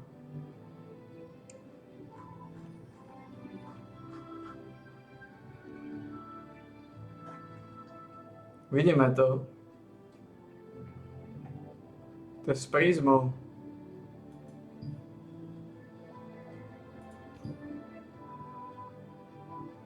To nemôžeš chodiť do nekonečna. To sa nedá chodiť do nekonečna, to máš limit.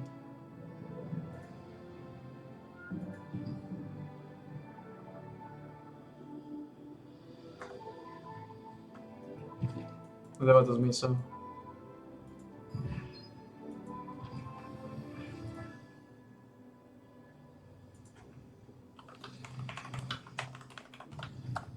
Potrebujem to zistiť, ako to robil.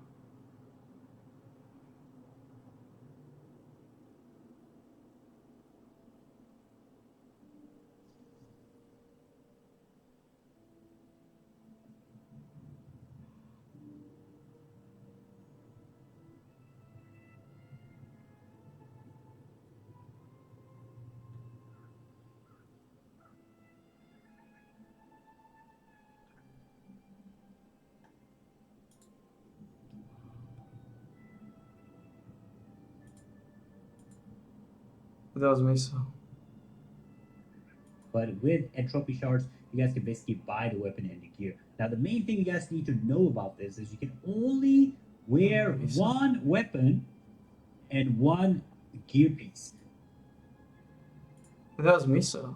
Thronedebly has, if you are not a whale, if you cannot buy out the extracts, if you go here and you can buy out all of these, let's see, I can buy the extracts for this. Like, say, I can buy the attack speed, I can buy out the range, I can buy out max health, and I can put it in my gear. If I can do that, and I'm a whale, I can wear these gloves today. So if I can get this, and because then what you can do is you can trade this up with the lucent you have. So it's going to cost you probably like 20k lucent to fully upgrade your gear piece or your weapon, and then you can level it up to like level 2 or 3. Because at level 12 they have insane stats, but to level 2 or 3, so as a whale you should be putting them on right now. But if you're not a whale, if you're free to play, you don't play, I would wait till at least you start getting some traits on your gear. Because if you don't have traits, you're losing out on a lot of stats from your normal gear, right? Because your normal gear has the extra traits, has the extra stuff. That was me, so. The legendary gear does not have it. So I would still wait a week at least on the second week before actually equip any of these legendary gear. Now, what should you equip? What should you focus on? Weapon or gear? And I'm going to be honest, guys, weapon. Always weapon. The weapon base damage that you get on the weapon is insane. Like, look at that base damage up there. If we compare it Ako môže mať plus 12 brán za týždeň. You will see that the base damage and the stats overall, the weapon is pretty high. So you should always focus on the weapon first. Now, how long should you focus on your weapon? In my opinion, you should trade out your weapon as much as you can, if you can afford it. Once you also, if you are able to drop it, good, or you need to save up the shards for it. But once you have the weapon, wait a week. You can level it up with the growth stones that you get by the weekly, because once you buy the weekly shards, you can upgrade your weapon. Let's say this is the weapon. You can upgrade the weapon to like +3, maybe, yeah, not sure if you get the +4, maybe +3 or +4, depending on your RNG. So next week you can do that, and then you should always focus on your weapon work more first, because it increases your damage the most, and then you should focus on your gear later. So I would always prioritize the weapon or the gear.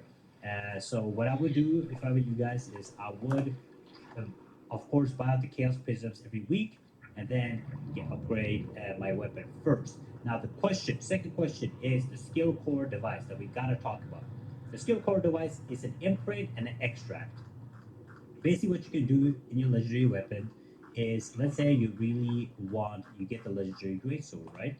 And let's be real, there's some really good greatsword passives out there, right? If you look at the greatswords in the auction house, for example, we have, for example, the Titanic Blade, which has the Gaia Crash passive, which is really strong. And then you have like Naru's passive, which is all right. But let's say I wanna have my passive from this sword, and then I'm putting it on my weapon. The way you would do it is you would go to your skill core device, and don't do this until you're ready to do the swap. When your legendary weapon has traits, and you're ready to level it up, that's when you should do it. And then you go here, you extract. My stuff is bound, so I can't really do it. But you extract this. So you will extract the passive Gaia Crash, and then you will put it into your other weapon. Now, how can you do this? There's several ways to do this.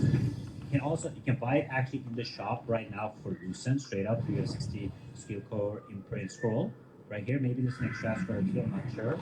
And the only imprint scroll right here that you can buy straight with Lucent, so we'll pay to win. But the other way to do it is to... Počkaj. Tam niečo kúpeš za peniaze. Počkaj. Tuto sa to dá kúpiť za peniaze? Ne, toto ne.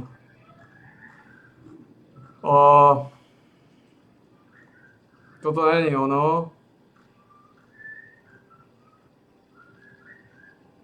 A tu nie sú tie veci. Toto je iba Skill Core Imprint.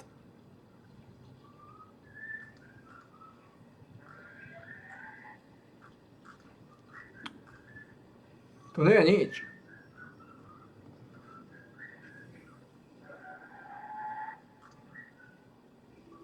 Nedáva zmysel. Nedáva zmysel, ako mohol dať plus 12 zbrán tak rýchlo. Ako mňa to nežije, že ju dal, ale ma zaujímalo, ako to dal, lebo to nemá byť možné, nemá to byť reálne. Lebo ty nemáš ako zohnať, odkiaľ ich zohnal. To dá zmysel. To je jediné, čo má na tom... Alebo dá sa nejako ukázať plus 12 zbrán, aj keď není plus 12? Nedá, ne? To nedáva zmysel. Ako to, že má plus 12 zase mi, to mi je jedno. Ide mi o to, že to, čo má série, je, že neviem, ako to spravil. Že ako to spravil. Bo to nemá byť možné. To nemá byť možné dať za týždeň na plus 12. Nemá to byť reálne. Nemá to byť reálne.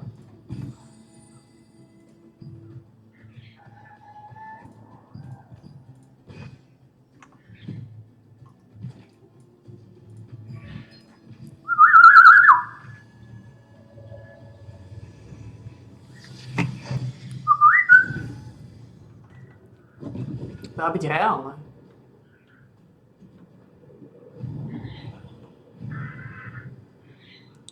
Má byť reálne. Ako to spravím?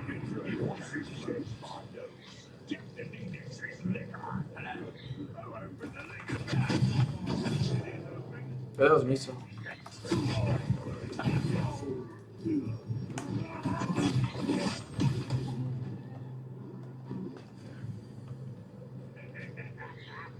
I'm in a good mood.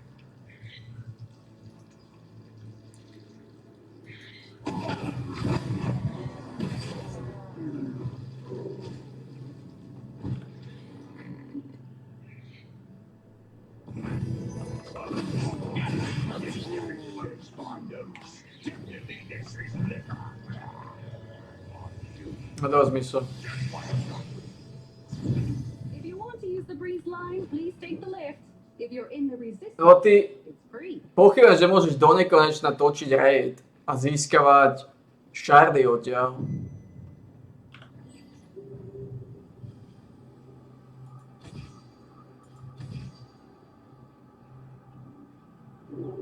Nemôžeš.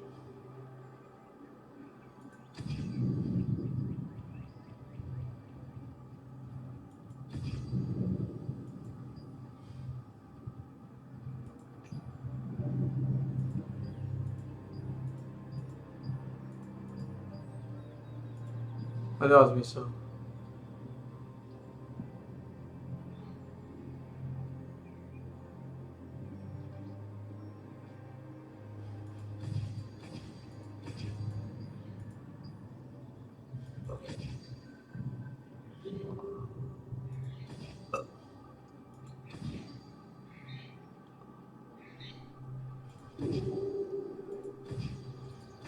Tam sú rozdielni sáči. Tu máš túto. Tu máš toto. Tu máš toto.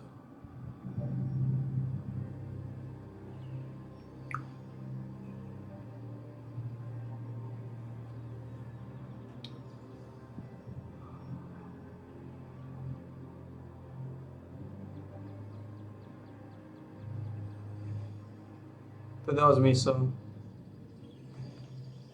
To dá zmysel.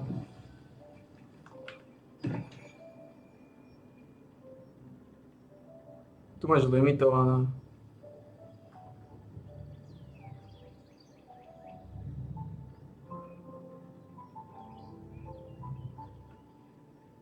Tu máš vehicle limit, máš 1. Dostaneš 5 za to. To je to, čo hovorím. Odkiaľ, ako mohol dať zbrana plus 12?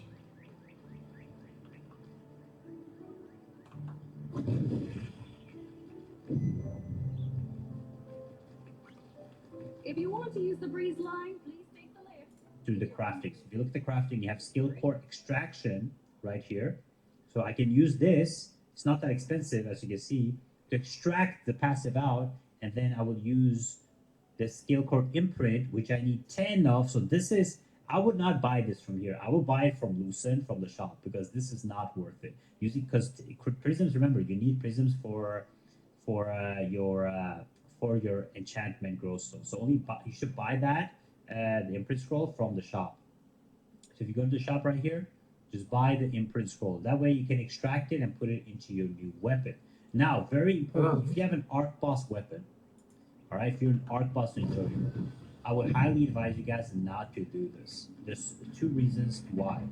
If you look at the arc boss weapons, you will see, for example, if you have 40 Warblade, this Warblade right here, this is, let's say I have a plus 12, this is I don't know what you're going to call it, but it's a worse passive than what you can get, because now you can actually upgrade your arc boss weapon. So if you go to your weapons right here, and you will see, if you have, let's say, Cordy group, let's say Tevit, okay? Let's say this Tevit one. I'm not sure if you could do this. I think you can only do with the older arc boss weapons. Yeah, I think so. For now, I think you can only do it with the older arc boss weapons. But basically, what this does is it upgrades your passive. So let's say I have a Queen Bellandir right here. So you have one out of one.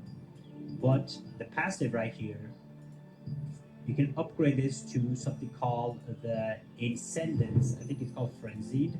Some things are called Frenzied or something. But basically what it does is it upgrades your arc boss weapon. So if you're going to extract the passive, I would highly advise you guys to upgrade it first. Now, if you have arc boss weapons, you're most likely pay to win, but this will basically drop at the new arc bosses, and then you can upgrade the plus 12 into an enhanced arc boss weapon, which will give you a better passive, and then you can extract the passive and put it in your legendary if you want to. Or what I would highly advise people, if you only have one arc boss weapon, the best way to do it is get one legendary weapon, put some passive into it, not the arc boss one, and then keep it. Upgrade the arc boss as your secondary weapon, because you can't equip two legendaries. So unless you have two arc bosses, then you should probably do, upgrade it again and then put it inside the new one if you want to go through the effort. But I will highly advise you guys to wait with taking out the passive from an arc boss weapon until you upgrade it, or not do it at all and just have one legendary and one super arc boss weapon, because then you will probably min-max the most. So those are my the biggest beginner tips for this. So again, to make it very simple and very clear is you could potentially just wear legendary gear today if you want to. If you have plus 12, you can swap, but I will highly advise you not to, and I will wait for the weapon before you actually decide to start leveling stuff. I would not go for gear piece. Now, if you go for a gear piece, what gear piece should you buy? And I will highly advise you guys to either go for the cloak. So if you look at the cloak, you will see the cloak actually gives more stats right here than other pieces. So you see, most pieces of gear get 4 pieces of stats on your epics, and then on the cloak you get 3 stats. You get extra stats from these pieces from the cloak. Or I would go for gloves, because gloves actually gives you hit, an insane amount of hit too. So insane amount of hit levels with gloves and cloak. Aside from that, those are but my advice would probably go for either the cloak or gloves. The strongest one you can probably get up to here.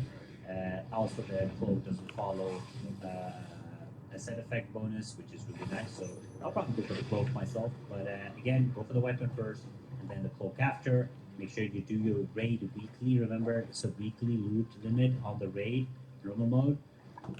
You have to do this every single week, and if you can't do difficult mode, good, but most likely you can't. So you basically have to wait for the new raids. So about the time it would take you to max out the piece would probably take you, again, like I said, everybody, I mean, you get new raids in like 3 months, but you can't do all of it. It's probably going to take you like 6 months. So 6 months for a weapon, and then probably about 5 to 6 months for a weapon, 5 to 6 months for a gear, and then 5 to 6 months for accessories. However, there's the annual rates coming, probably marginally, probably less than 6 months. So eventually you'll probably be able to get all of the maybe 6 months total, all 3 months total. That was me, so. The system is very simple. The main important thing out of these chaos prisms is entropy shards. Eventually, you'll have enough to buy out this shop right here. The main other thing that you need to be focusing on is actually doing your daily dungeons, unfortunately, because you need to have, if you look at the gear and you look at all of these traits or enhancements, you need insane amount of unlock stones, right? Like insane amount of unlock stones. For stat regime, insane amount of unlock stones. You need probably like for your weapon, let's say you want to swap some of these stats out, right? Let's say you want to swap 1, 2, 1600 of these, and then for this, you with this, you have 1600, you know.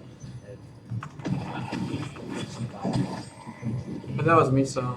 Another stack, right? And then for the heroic, the 3k plus unlock stones for this, unless you buy the extractor boost.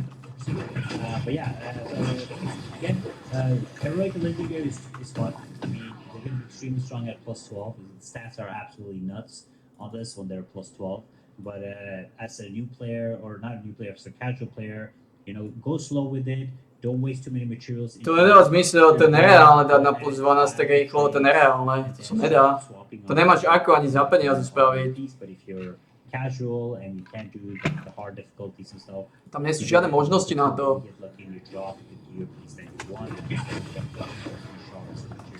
Thank you guys so much for watching. Check us video right here, and I'll see you guys next time. Bye bye. My name is Sal Piasanti. I catch casino cheaters. Let's answer your questions from the internet. This is casino cheating support. Absurd name 5231. Do you think any casinos rigged the deck in blackjack using the shuffle machine? Yes, back in the old days when the mob ran things, casinos did cheat. For example, one way the mob would cheat is a cooler. In blackjack, 10, jack, queen, king's a 10. So here's a 10, 10, 8, 10, 10, 9, 4, ace 5, 2, 3, 6, 7. Set these cards up in this order and do it 4 times. When you have the cards set up in this particular order, no matter how I deal these cards out, you make a big bet. Look at that. You have a 14, you have a 19, I have a 20. You can't win. That's how the mob used to cheat. Today, casinos don't need to cheat. They have math on their side. All of these games are mathematically designed for the casinos to win. You can get lucky. You can win. But if you're winning consistently over time, there's something wrong. And that's what the casinos have to figure out. If they can't figure it out, then they call me. Turbulent Maximum 596 asks, has anyone experienced dealers cheating? Absolutely. There are many ways dealers could cheat. One simple way a dealer could cheat is here, you make a bet, let's say 75. So when I pay you, I should just size into you and pay you 75. But if you're my partner and no one's looking, I really gave you 100 there. A more sophisticated way a dealer could cheat would be something like this. You're working with me, you're my partner, you make a bet of $25. But when you win, I come out and I pay you. And it looks like I just paid you $25. Where in reality, I didn't. I used a chip cup. This is the Trojan horse of chips. This stack right here looks like a stack of 5. It's not. It's a hollow stack of chips, where inside it, I conceal higher denomination chips. So even though it looks like I'm giving you a stack of $5, I'm not. I'm giving you 400. Another way a dealer could cheat is the second deal. For example, if I know this 9 of spades is on top, and I want to save that, when I deal this cards out, I'm going to keep that 9 right there. But I would do it on the pitch. As I push the top card over, the second card is exposed right there, and I'm taking it right from the upper right corner, and I pull the top card back. If I did it face up, it would look like this.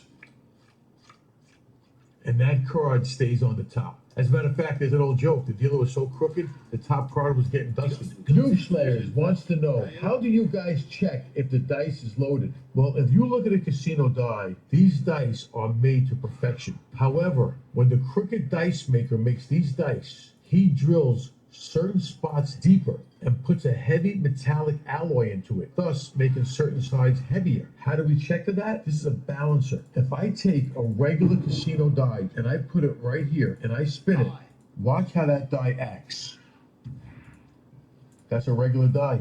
Now let's put this die into it, which is the loaded die, and let's see how that one acts. And you're gonna see it's not balanced. This is called a dead ace. If you roll this die on the table, more than percentage dictates, a 1 will come up on this die. I can roll this die 100, there's a 1. I can keep rolling it. There's a 4, there's another 1, A 1 will come up more often, but it's not guaranteed. When you're gonna put crooked dice into a casino, you need a guarantee. So let me show you how that would happen. If you look at these dice, they look the same. Look at the 1, you'll see the casino name. And if we roll these dice, there's a hard 8, there's a 5 with a 1 and a 4. You know what you're not seeing? A 7. These dice cannot make a 7. On the bottom of that 4 should be a 3. It's another 4. And the bottom of that 5 should be a 2. It's another 5. There are only 1, 4, 5 on these dice. These dice cannot make a 7. And you will win. Guaranteed. That is the reason why craps tables have mirrors around it. So the boss could look into the mirror and see the opposite sides. So now you're probably wondering, how do the cheaters switch the dice? How do you get the dice into the game? I'll bring in the green dice. So let's suppose I want to switch the green dice for the red dice. When it's my turn to shoot, as I reach for the red dice, I switch them for the green. It's called a palm switch. Out of all the cheating moves, that is the hardest one to do. But now watch how that looks with the same color dice. I cannot tell you the last time I've ever heard of crooked dice being used and getting caught, but I do know they're being made, and they're not made for entertainment purposes. Pure Man wants to know, what is it like working security at a casino? You're looking for things out of the norm. For example, a dealer should never turn off a game. If a dealer ever turns off a game to look at me, the only reason that dealer is looking at me is to see if I'm looking at them. And usually that means that they're about to do something. Now, when you're a dealer, you're looking for the players to cheat. Some of the signs that you're looking for is distractions, trying to make the dealer look elsewhere while you're going to hit them on the other side of the table, or when they start putting their hands too close to their bet. That means they're about to pitch a bet or press a bet. If they win the bet, they're going to add to it. If they lose the bet, they're going to pull some back. Or when hands leave the table, those cards always have to stay in view. When these cards leave the table, the player could be switching cards, could be marking cards, definitely up to no good. Hey Paloo 23 wants to know, can somebody teach me how to count cards? I'm ready now. Counting cards is very, very simple. Each card is assigned a value. 2, 3, 4, 5, 6s are assigned a value of +1. 7, 8, 9s are 0. 10s and aces are -1. If the dealer just dealt you these 2 cards, your count's -2. Every time you see cards dealt, you just get an accumulative count, and that is the running count. However, all decision, whether it be betting, playing, or insurance, is done with the true count. What is a true count? It is the ratio of high cards versus low cards in each single deck that remain. As soon as the true count hits +2, that means the cards now favor you. That means now it's time to increase your bet, not by a lot. The bigger the plus count, the more you increase your bet. So in a nutshell, card counting just means that you're keeping track of what's left. When there are a lot of high cards are left to be played, now the cards favor you. When there are a lot of low cards to be played,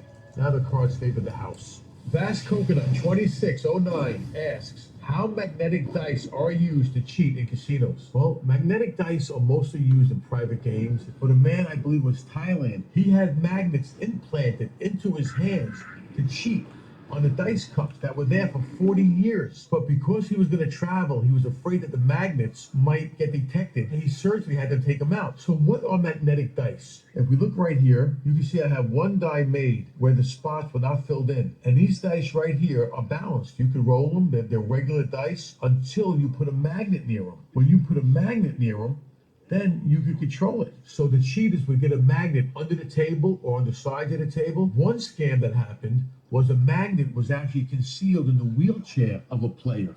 And the battery that controlled the wheelchair also controlled the magnet. So when the shooter threw in the magnetic dice, the guy in the wheelchair just hit the button and he won a lot of money. Flying Dutchman wants to know, Casino, the movie, any truth to this? Was Las Vegas really different back when and really run by gangsters? Absolutely. The movie Casino is a great deal on showing you what it was like when the mob ran things. A common question asked to me today, Sal, do they really beat up players and cheaters the way they used to back then? Well, no, they don't. Today they'll prosecute you, they'll back you out. But when the mob was running things, yes, violence was the solution. And guess what? It was an effective solution. If you're a dealer that was cheating and you just saw some guy walk out with 2 busted hands, you're gonna think twice before you steal from that person. Now, in the movie Casino, Robert De Niro is the casino manager, and he's walking through the pit, and he noticed a dealer lifting the whole card up. The player at another table will see that card and then signal it.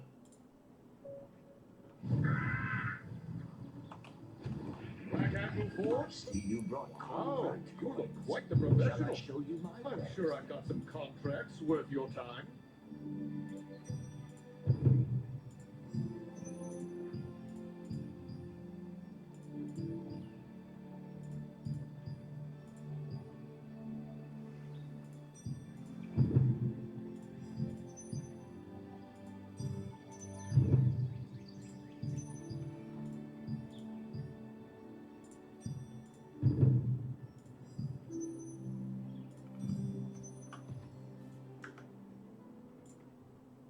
Went back to the person playing. Well, when De Niro saw that, they got the 2 players, they brought the person downstairs, and they broke his hand with a hammer. When the mob ran casinos, they definitely did things a little differently. The people that they hired to watch the games were ex-cheats. They actually knew the moves. They knew what it looks like. They were more qualified to catch it than anybody else. Today, it's not that way.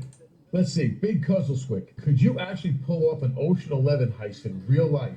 Theoretically, could it be possible? I don't think so personally. Well, you're wrong. Las Vegas is definitely iconic. The Las Vegas Strip, the mob, the Rat Pack. However, the gambling mecca of the world is Macau. It's a small island outside of Hong Kong, and the gambling that goes on there is unreal. You'll see people betting $300,000, $400,000, $1 million.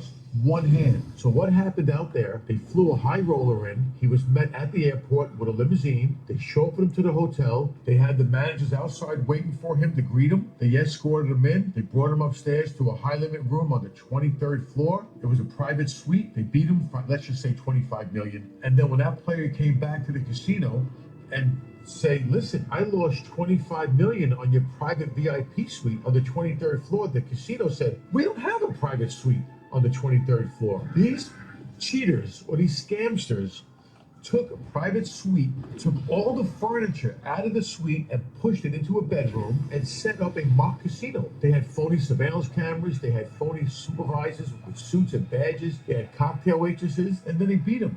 Now, I do happen to know the surveillance VP at the time, and I said, is there any surveillance footage? And he said to me, Sal, what footage? All we have is people walking into the room. We know who they are and what they look like, but there's nothing of the actual play because it's a hotel room. That's Ocean's 11. Yank in Australia wants to know, marked cards, how often do you find them? Marked cards have been behind some of the biggest scams in the casino industry. Well, a simple way of marking cards, they sell these pastes. It goes on the finger. They're professionals. They'll keep it right on the table, and they'll just mark the cards like this. How? This little tin is concealed inside the chips. So as you're playing, as you're dealing, I'm playing with my chips. Now right here, I just got it on my hand. I want to mark these 2 cards, right? I don't know what they are. So when I come over, I see it's a 4 and a 6. I'm hitting the 6 right here. Now I spin them, and I'm hitting the 6 again. Now I transfer the cards, and now I'm hitting it dead center. Now, I'll be honest, if your eye is not trained to see that, good luck. I don't care how you mix these cards up. When these cards are on the table, from right here, I can't miss it. There's your 4, and there's your 6. A real simple and effective way of marking cards, a real fine emery board, where you can actually sand off some of the back. Let's suppose I want to get these aces. I can take these cards, file them down in the middle, and by filing down in the middle, what you're going to do is you're going to make these aces look like an hourglass. You can't see it, but they're shaped like an hourglass. So what's the big deal? So in theory, when I shuffle this deck right now, when I grab them in the middle, I'm coming in contact with every card except an ace. So now I should be able to pull those aces right out. These are called in strippers. Why in? Because the center is cut in. And believe me, there are a lot more ways of marking cards than what I just explained. Shuffleopagus wants to know, no way they have special cards like Austin Powers in real life. Now, these cards are marked in the back. Can I see it? No, I can't. However, I take these glasses off, I put these glasses on, and now it's a different ball game. A blind person can see this. That's a 3. There's your ace. There's your jack, and so on. And these can be read at great distances from across the table. The glasses are only for demonstration purposes. In real life, you buy the contacts, and then no one knows you have contacts on, and you can read these marks across the table. Civil aside, 359. How casinos prevent people from stealing or mass producing chips? Well, this is money.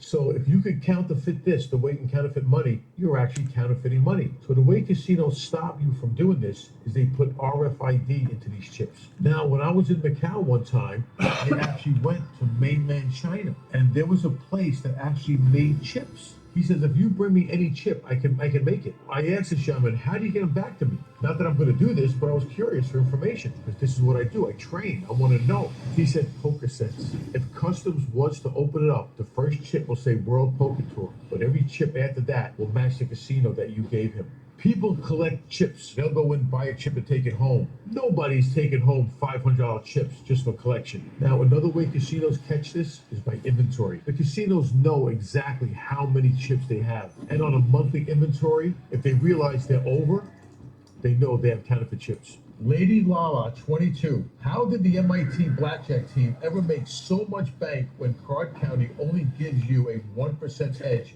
according to Wikipedia? In this business, people lie. Math doesn't. If you have a small edge over the house dispersed over a long period of time, you're going to make the money. And with the big bankroll, you could do that. And with a lot of players, you could do that. Back in the early 90s, the MIT team, students formed a team to beat the casinos using card counting. They definitely became popular later on with the movie 21, the book Bringing Down the House. The team is a group of people, very skilled at blackjack, that will go into the casino, count, and as soon as the cards favor them, put the big money in. You would have, for example, 20 blackjack tables. You put 20 players on each table. So you have one counter on each table betting very little. But as soon as those cards favor you, then you call in another team member called the BP, which means the big player. He's the person that's going to be betting the big chips. So as soon as those cards become favorable to the team, they will call that team member in. They do not want the casinos to know that they're working together. Next question by Brandon White. Super random, but this drunk guy at the casino asked if I was using a thumper. What is that? It's an electronic signaling device used for players to communicate to each other. It's called a thumper because it's vibrating. When they push down on the transmitter, the receiver vibrates or thumps you with Morse code telling you what to do. So I might give you a signal to come over to the table. In poker, I might give you a signal to raise me. I might give you a signal to fold. A great example of a thumper being used is in the movie Casino, where one player was signaling information to another player sitting at another table. Usually a thumper could be on the thigh, and then you just push that on the button with your hand in your pocket, but it could be anywhere, as long as it's concealed. I like corn wants to know. Question for the blackjack market. Does anyone know where I can find a perfect strategy computer? I'm looking to hit the house or maybe a few. They're not as easy to get as they used to be because they're highly illegal in a lot of jurisdictions. In some jurisdictions, they're not. However, in Vegas, if you get caught with one of these, you can be prosecuted. Now, what is a perfect strategy computer? It's a computer that keeps track of every card being dealt. So it knows how many 10s are left, how many aces are left, how many 3s are left, and can play blackjack better than any brain. Now, a perfect strategy computer is normally one in the shoe, where there are 4 toe switches, one above the left toes, one below the left toes, one above the right toes, one below the right toes. And they're assigned numbers, 1, 2, 4, and 8. So when the dealer deals a 6, you hit the 2 and the 4 key. If it's a 9, you hit 1, 8. So the computer is actually knowing every card that was dealt, and it signals to you how to play the hand by a small vibrating device, normally one on the heel of the shoe. The signaling normally is a small set of long and short vibrations. For example, 2 short vibrations might mean stand. 1 long vibration might mean hit. That might mean double down. Scrammer 00. Why is card counting illegal? They don't throw you off Jeopardy for remembering things well. Card counting is not illegal. You cannot get arrested. You cannot get detained for card counting, providing you're not using a device. But to use your brain, it is not illegal. When you count cards, you have the edge. And the casinos don't want you to have the edge. They want to keep the edge. In some casinos, they are not allowed to kick you out for card counting, but they are allowed to back you off blackjack and actually say to you, your skill is too good for us. You're allowed to play any other game on the casino floor, but you're not allowed to play blackjack. Amazing username. What are some clear signs that people are working together at the poker table? This would be very hard to detect. The reason being is when a person folds, you don't see what they have. Let's suppose we're playing poker right now. I look at my hand, I have a pair of kings. What does this person have? I have no idea. But my partner says, Sal, I got a pair of 10s. So what am I gonna do? I'm gonna signal to her, get out. I'm gonna tell her just like that. So she's gonna fold. She's folding a pair of 10s. She would never fold these. Why is she folding 10s? Because I'm telling her, I got a pair of kings. If this player wins with a pair of aces, did he just get cheated? Absolutely he got cheated. He should have won her money. But the only problem is when this person folds, you don't get to see what they have. It goes right into the muck. There are many ways of signaling. You can do hand signals. Here, that's one pair. That's two pair. That's three of a kind. That's a straight. Two fingers on top is a flush. If I'm using chips, right there, that's an ace king. That's an ace king suited. Ace queen suited, ace jack suited. If I go inside, that's a pair of aces, pair of kings, pair of queens. If I go like this, I just told her right now I have a low pair. That's a medium pair. That's a high pair. There are a lot of ways players can work together. One way you could possibly help yourself, give yourself a better edge, is simply pay attention. When you see people getting dealt, look at their eyes. If they're looking at other players' cards before I look at the hand, it's possible to look at the signals. Poker is a social game. Players talking to each other. No one's paying attention to the cards. Next question. What's the wildest example of cheating you uncovered in all your years in casino security? One of the wildest examples of scams that I've ever heard of is something that happened in Atlantic City. They did a cooler. A cooler is a prearranged deck of cards that they're going to switch in. What happened was in Atlantic City, they needed everybody to be distracted, or as the cheaters call it, the turn, because everyone is turned away from where the move is happening. And this one person stands up at a blackjack table and yells, I think I could fly. And he rips open his shirt, and there's a Superman t-shirt. So everybody right now is looking at this nut, but no one saw 6 decks of cards being switched in on the table next to him. At Japan Pulse, I wonder how many gamblers are able to successfully beat the system at casinos. Well, there are many, and usually they all get caught because the casinos have books full of them. So when you walk into a casino and they recognize you're in the book, they know you are one of the ones that can beat the system, and they back you out. They ask you to leave, and you're not allowed to play anymore. The records the casinos keep on players, in the old days, they were actually binders called the Griffin. Casinos actually subscribed to it and received binders. Today, it's a digital database. For example, Biometrica. When you get put into that system, all the casinos that subscribe has access to the database. So once you put into that database, all the casinos can bring it up, and with facial recognition, could see if you're in that system. Natatha, 855. What's the biggest scam or threat that casino surveillance should be looking out for this year? The biggest scams that are going on today are with cameras, small cameras, recording cards and transmitting information. For example, one casino in Singapore got hit for $500,000 before they got caught. They were transmitting cards outside to another player who was putting them in an Excel spreadsheet and then transmitting information back to the player at the table on how and when to bet. And they beat the casino for $500,000.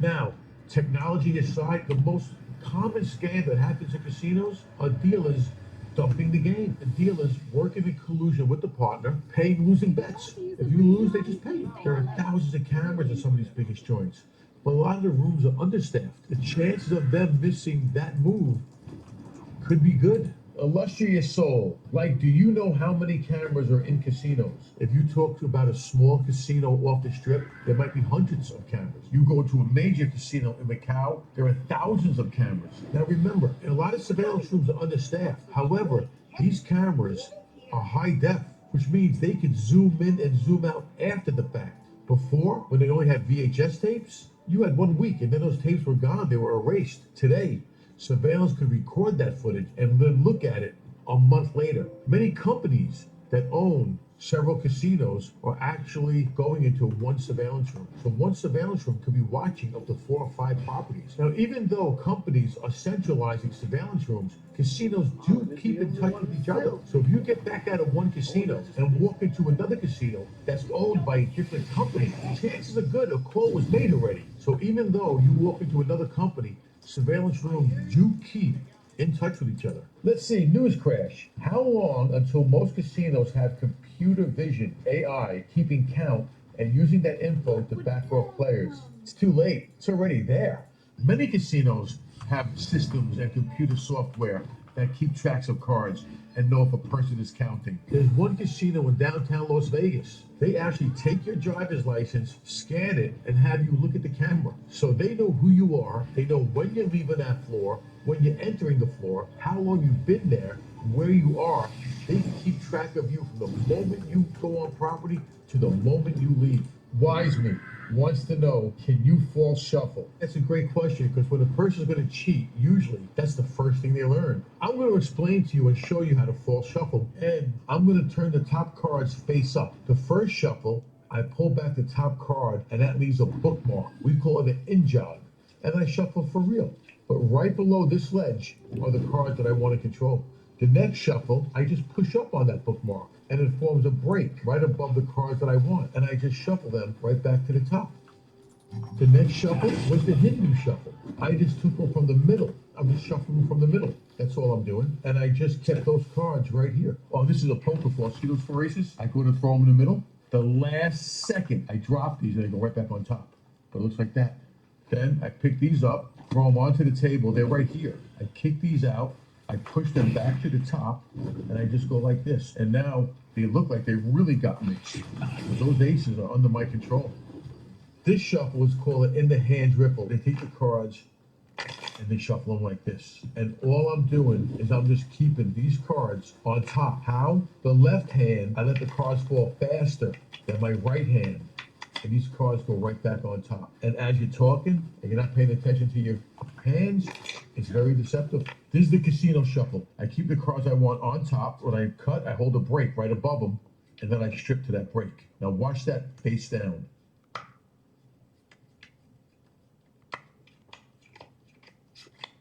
That's a false shuffle.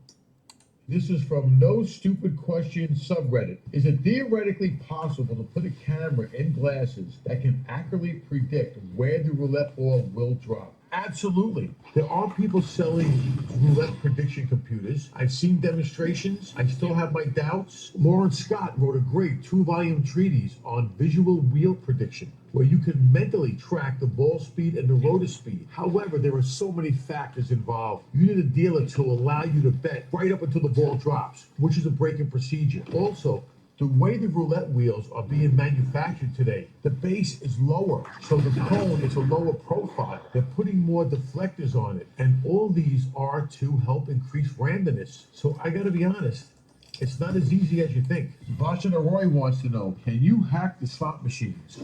I don't know. Now, can the casinos alter the machines? Absolutely. By the turn of a screw, they can make the machines looser, which means more payouts, or tighter, meaning less payouts. It is 100% illegal to make those machines where they cannot pay out at all, but it can be done. I was told by a slot tech that they keep the machines that pay more closer to the entrances. They're not the big jackpots, but it's enough to bring people into the casino where they think they have a chance. And when they go up with a slot machine with the bigger jackpots, those are going to be the ones that are tougher to win on. Dear Boy 157, how do you cheat sports betting? Well, in a casino, if you want a big money scam, you got to get the dealer involved. If you want to cheat at sports, you need the players.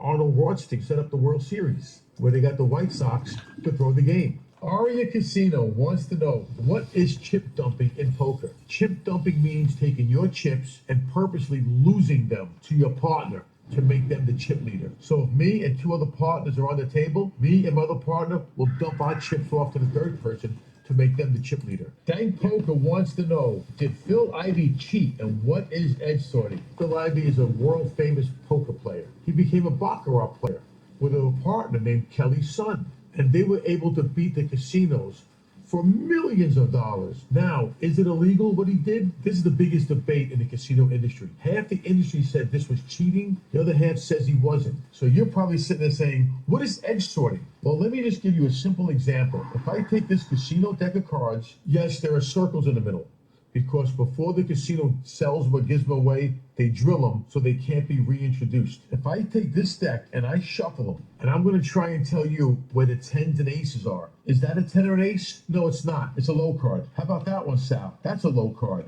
That's a low card. Oh, that's a 10 or an ace, I guarantee it. How about that one? That's a low card. This is a low card. There's your 10 or an ace. So you're probably saying, how is he doing this?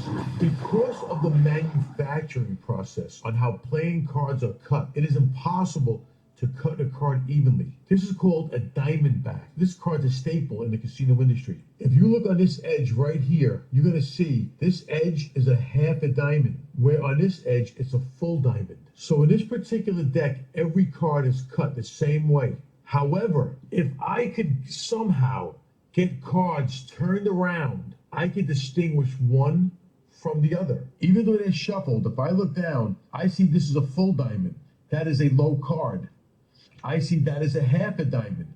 That is a 10 or an ace. Very simple. The hard part is getting the casino to turn the cards around. So how did Phil Ivey get the casino to turn cards around for him? Well, first of all, Phil Ivey's a big gambler. Casinos want the money. So all Phil Ivey said was, we want the cards to become pre-shuffled and we don't want to wash. That's where the casino takes the cards and scrambles them all over the table. The casino says, no problem, no wash. Then he says, we want the cards shown to us first. And then we want to tell the dealer how to pick up the cards. Plus, we want to bet after the cards have been dealt. So let's play around Phil Ivey style. Now, Phil Ivey makes his bet, a little bet, we'll bet here. Now the casino showed Phil Ivey each card. If Kelly's son said that card is unlucky, she wants it turned over this way.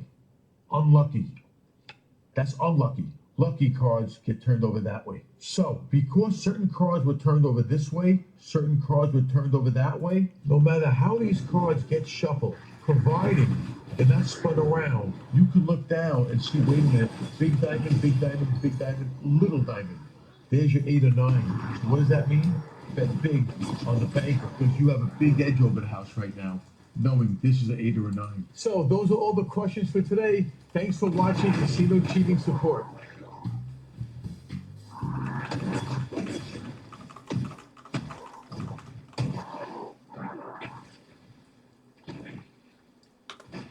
I'm Yu Chanli, professional blackjack player and a former member of the MIT card counting team.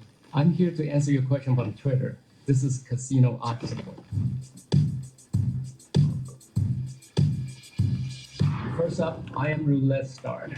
What casino games has the best odds? If you don't have any skills, the best odds is by far Baccarat. You will lose about 50 cents for every $100 you put out.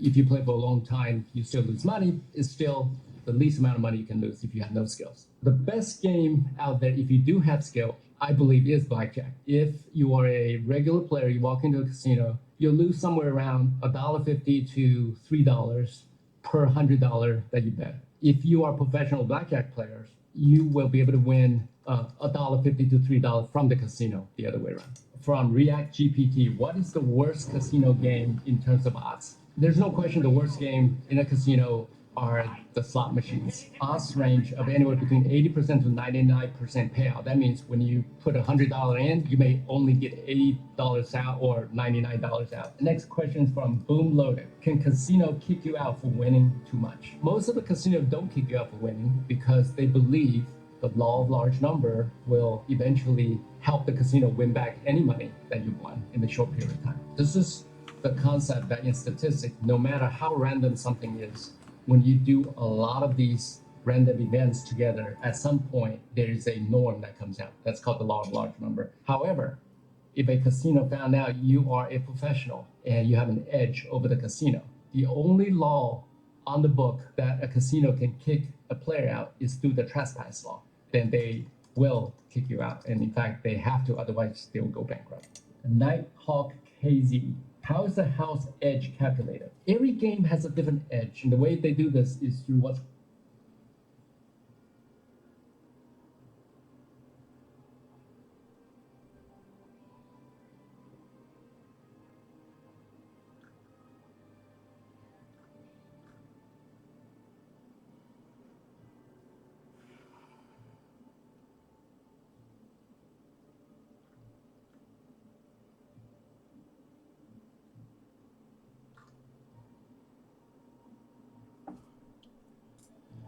Kedy máme? Jo.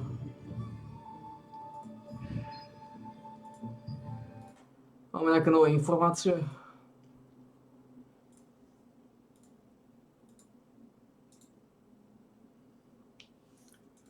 No.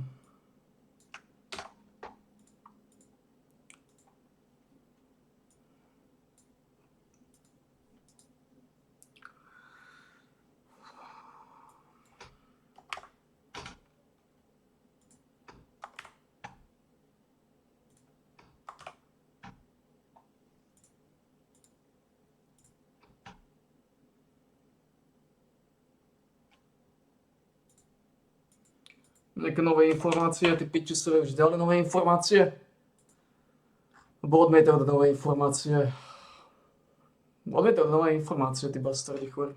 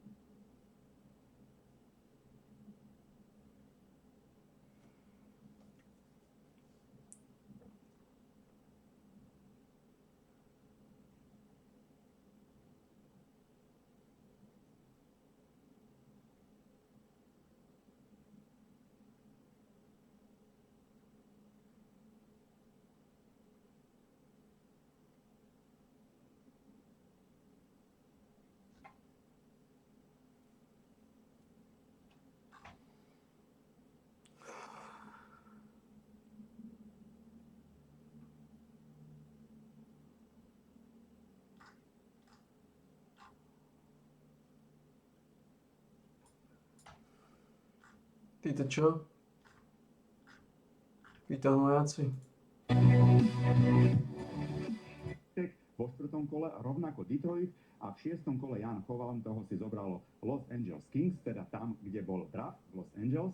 Tak čo hovoríš na tento draft pre slovenský hokej, čo to znamená? Tak prvom rade treba všetkým trom zagratulovať, spomenul sa im taký prvý krôčik na tej ceste do NHL, ale čakali sme asi viacej hráčov. Najmä sme čakali Tomáša Pobežala a Luku Radivojeviča, ktorí možno na začiatku sezóny patrili ešte by mali byť vyššie ako títo traja hráči. A tá druhá časť sezóny im asi nevyšla, najmä teda u Pobežala a Tomu sa čo stalo?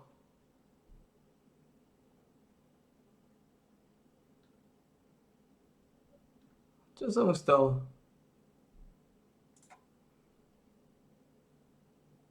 Čo ho rozhodilo?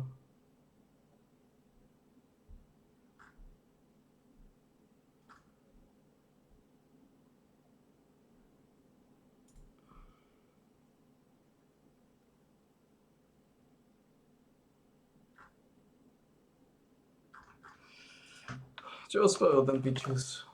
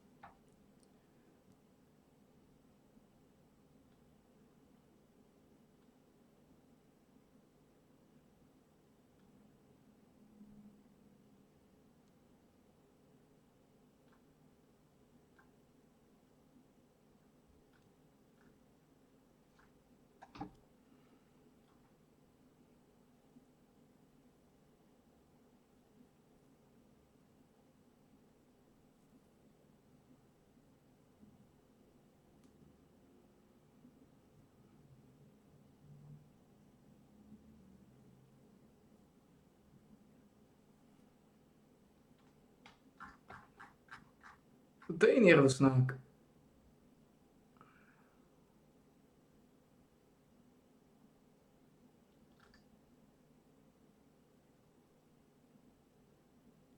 To je iný Rusnák, to nie on. To je nejaký pičus. To ani ten.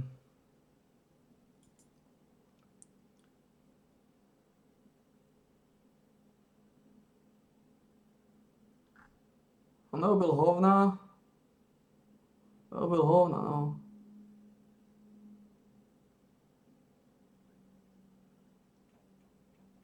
Robil hovna a dostal popálenie do hlavy. Dostával. To som myslel celý čas, že to je on. Ale to nie je on. To nie je ten Rusnák, to je iný.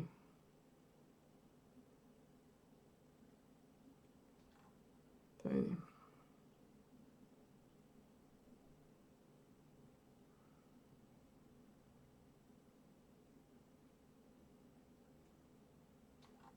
Martin.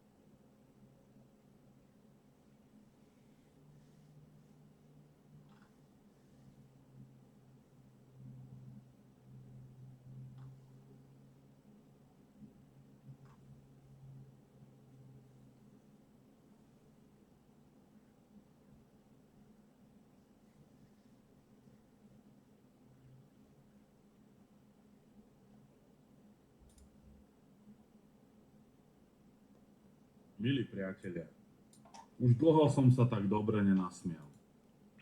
Herec Maroš Kramár sa najnovšie rozhodol vysloviť niekoľko nesmierne hlbokých a zásadných myšlienok o slovenskej vláde a osobitne o mne a Peťovi Kotlárovi. Po niekoľkoročnom štúdiu odbornej literatúry a ťažkej analýze dospel k záveru, že sme všetci hlúpi. A ešte aj naši voliči sú vraj podľa neho hlúpi a dokonca aj v Amerike sa dostali k moci hlúpi. Všetci sú hlúpi, len tu súdruh Kramár je nový Sokrates. Prosím pekne, toto nám odkazuje mozgový titán Maroš. No prosím, povedzte mi, prečo práve slovenskí herci musia byť takto intelektuálne podvýživení? Česť výnimkám, ale keď počúvam vrieskať Stankeho alebo tetku Vášariovú, ako nadáva z Prahy na Slovákov, alebo slovutného profesora Pročka, odborníka na kotúl vpred ako aj vzad, hovorím si, či existuje niečo mozgovo menej obdarené ako títo cirkusanti. A bum, Kramár. Ja samozrejme nebudem riešiť Kramárove vzdelanie. To, že vyštudoval len strednú a aj to hereckú, nič neznamená. Áno, predseda vlády Robert Fico je docent práva. Peter Kotlár je vyštudovaný doktor. A ja mám za sebou 2 vysoké školy, doktorát a tucet odborných kníh. Ale toto nie je dôležité. Poznám stovky ľudí, ktorí nemajú vysokú školu, a majú viac rozumu ako všelijakí vysokoškolskí mudrlanti, ktorí na fakultách vymýšľajú 76 pohlaví a podobné nezmysly. Len prosím, pán Kramár, trochu pokoju. Neviem, kde ste na to prišli, že môžete z pozície herca hodnotiť ďaleko múdrejších a sčítanejších ľudí a ešte aj urážať našich voličov. Trochu arogantné, že? Ale ja vám nebudem nadávať. Ja mám totiž pre vás slabosť. Veď vy ste môj súdruh. Ja viem. Po roku 89 ste prezliekli kabát. Podobne ako signatárka Anticharty Vášariová a ďalší krikľúni. Predtým to boli veľkí komunisti a potom odrazu veľkí liberáli. Zo dňa na deň. Proste charakter.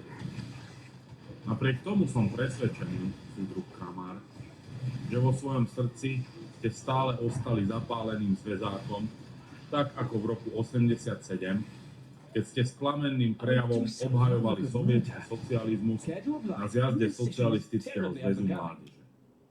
Toho vola, súdruh Kramár, vás ešte aj do ústredného výboru nominovali. Aká podsta. Dnes by sa mi takéto niečo nikdy nepošťastilo. Ja som pred rokom 89 nebol v komunistickej strane. Mal som 9 rokov, ale som rád, že pochodeň svetového proletariátu niesli takí veľkí súdruhovia ako práve vy.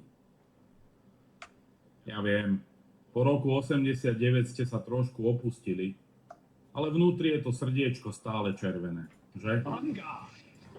Len vás poprosím, keď budete na budúce zase všetkým nadávať, že sú hlúpi a bývalí komunisti a neviem čo všetko, trošku sa prosím pozrite do zrkadla. Nič viac nechcem. Len si nájdete nejaké zrkadlo a urobte do ňoho. Česť vašej statočnej práci, súdruh Kramár. Obvinenie zo sabotáže je právna facka.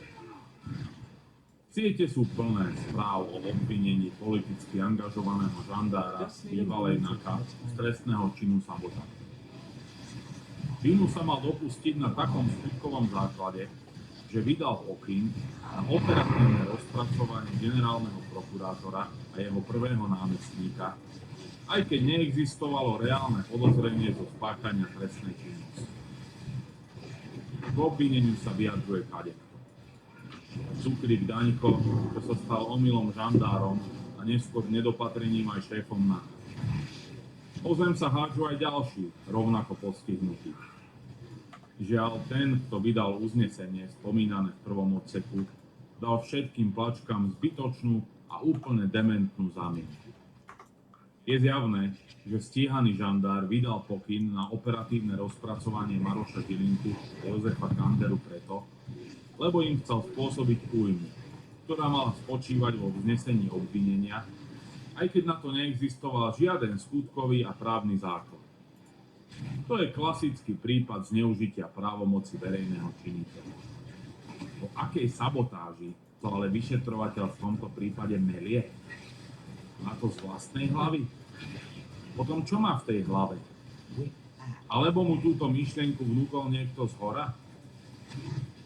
Nemôžem si pomôcť, ale obvinenie zo sabotáže je politický aktivizmus, nie právny názor. Je jedno, aký náter má politický aktivizmus. Aby nedošlo k omylu, ešte raz opakujem. Pokus o stíhanie generálneho prokurátora a jeho prvého námestníka bez akéhokoľvek skutkového a právneho základu bolo svínstvo a zaslúži si náležité potrestanie. Avšak s dôrazom na slovo náležité. Ako chce vyšetrovateľ dokazovať, že politicky angažovaný žandár NAKA konal v úmysle poškodiť ústavné zriadenie alebo obranyschopnosť Slovenskej republiky? Mediálne vlny lepšie rozhodlúči slovo sabotáž ako otrepané slovné spojenie zneužitie právomoci verejného činiteľa. Lenže trestná politika štátu a trestné konanie sa predsa nemôžu riadiť mediálnym sexepílom. Musia vychádzať z materiálnej, skutkovej a právnej reality. Zo skutkového stavu je zrejmé, že obvinený žandár nemal v úmysle ohroziť ústavné zriadenie s cieľom zmariť alebo sťažiť činnosť štátneho orgánu, teda generálnej prokuratúry. Jeho úmyslom bolo nezákonným spôsobom zniesť obvinenie Marošovi Žilinkovi a Jozefovi Kanderovi, aby vznikol tlak na zbavenie funkcií oboch menovaných. Inými slovami, žandár pri výkone verejnej funkcie uplatnil prvky rozhodovania a moci, vydaním pokynu na operatívne rozpracovanie, v úmysle spôsobiť újmu iným osobám, čo je klasický a modelový príklad zneužitia právomoci verejného činiteľa. Som si istý, že podobné úvahy museli prísť na aj iným. Ak aj napriek tomu pripustili vydanie imbecilného uznesenia, nevdojak si musím klásť otázku, aký je vlastne účel tohto konania. Tu som spomenul, že pokus o zadržanie polného cínového maršala Naďa bol vykonaný tak, aby celé divadlo propagandisticky prospelo trpasličiemu agresorovi. Obvinenie zo sabotáže vyvoláva dojem, že bude niekto prehnane aktívny a tým škodí spravodlivosti, alebo to robí zámerne. Čo zase vyvoláva otázku, či Matúš Šutaj Eštok nie je zrelý na výmene. A čo si o tom myslíte vy? Vyjadrite sa dolu v komentároch pod videom.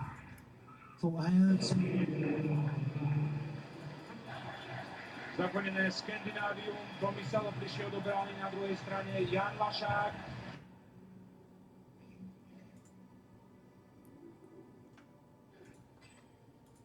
Be careful, Exar.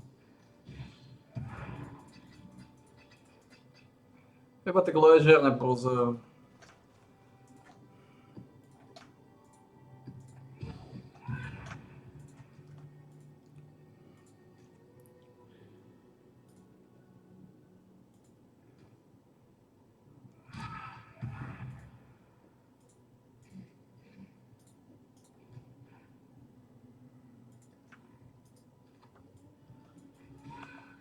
Aký som zasekaný. Prečo to seká ako hovno znovu?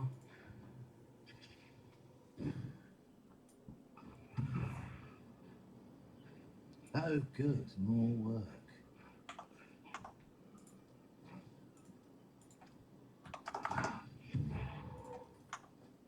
Local!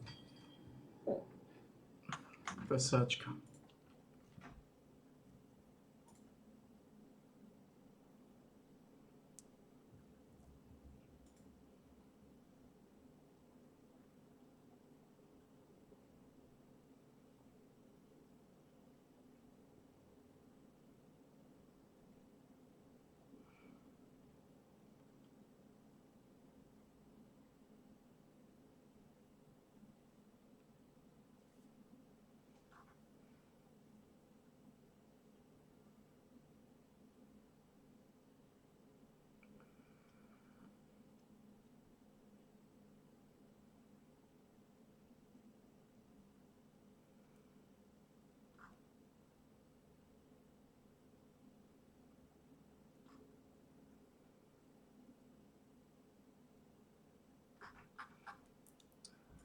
Máme nejaké nové informácie? Či stále nechcú dať nové informácie, tie kurvy chore proste narušené bastarde. Odmietať nové informácie, tie sačky. Je to šokujúce. Ale tie nové informácie sa vlastne dozvieme.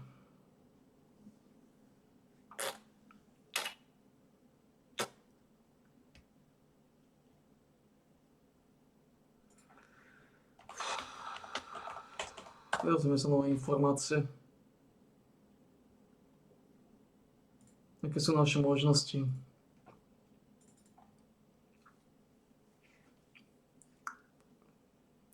Nič, zajtra to lízneme. Zajtra bude extrémne ťažký deň.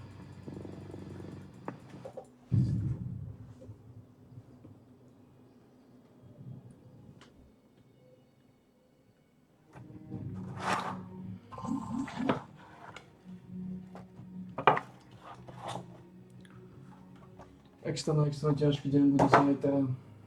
Extrémny šovinizmus sa zajtra bude rozpakovať.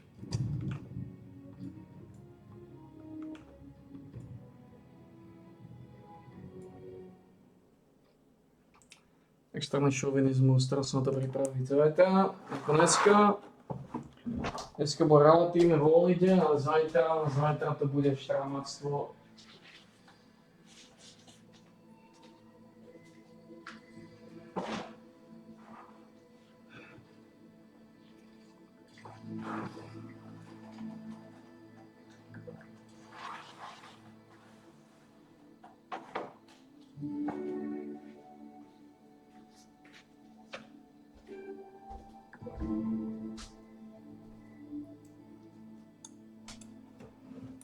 Zajtra to bude štramáctvo.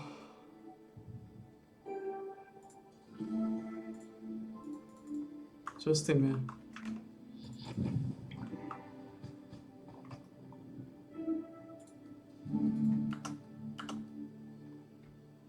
Zajtra to bude chore štramáctvo, treba sa na to pripraviť, chore štramáctvo.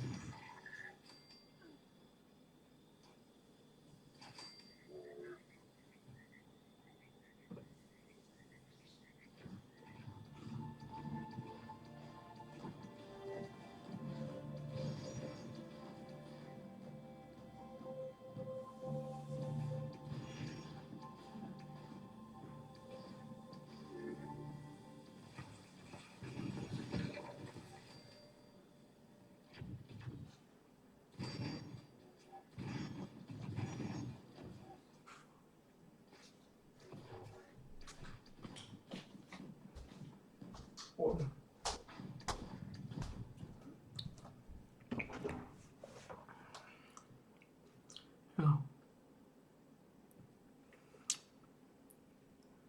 Very good.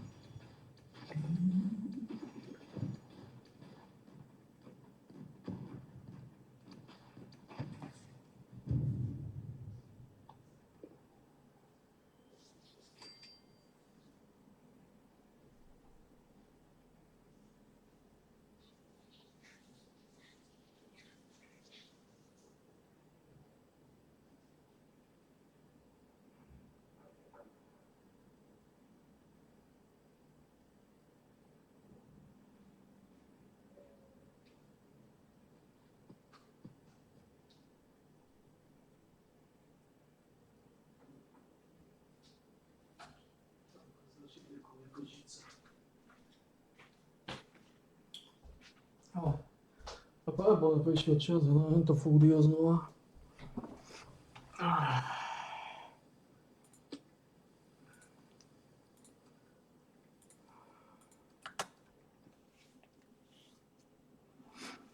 Powerball prišiel čas na fúdio.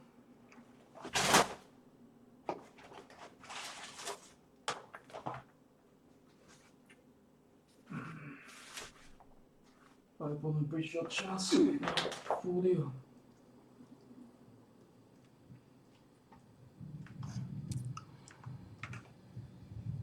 Ale situácia je taká, zajtra to bude extrémne tvrdé, ale zajtra je znova Kalan, zajtra je znova tá sarkofilka.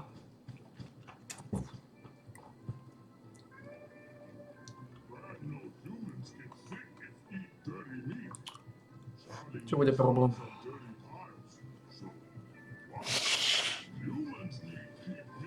To ako to mohlo dať na plus 12, nerozumiem tomu. To sa nedá dať na plus 12. Nemáš odkiaľ zohnať tie stony, nemám odkiaľ izovať, to nemá zmysel.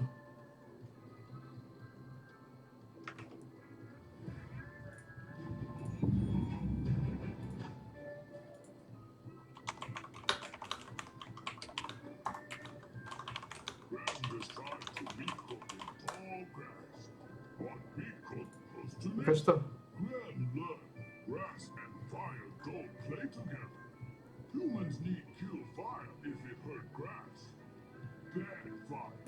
Tak ako to pozrel.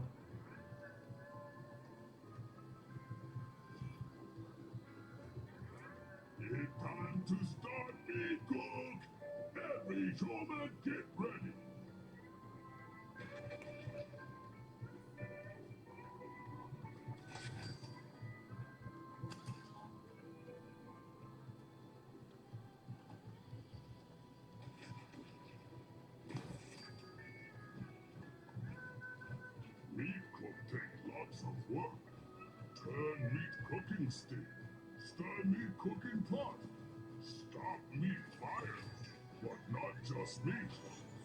Need wood, need greens, need critter bits. Okay, that one need too.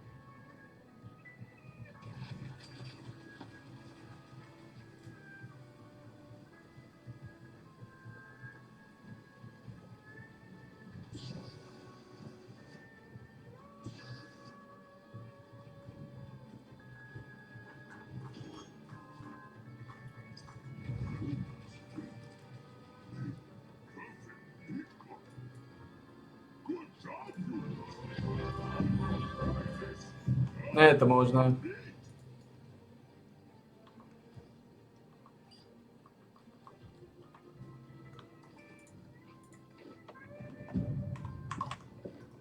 To znamená, ako to svojho ten Pichius, nejaké fejkové materiály. Nejaký trik, použijem, nejaký trik. A to, že sa tým chválil, znamená, že je to trik. Pretože ak by to natrikoval, ak by to naozaj mal, tak sa s tým nemôže chváliť, lebo to cheeseol, urobil cheese. Nebude sa chváliť cheeseom, takže to je nejaká sračka.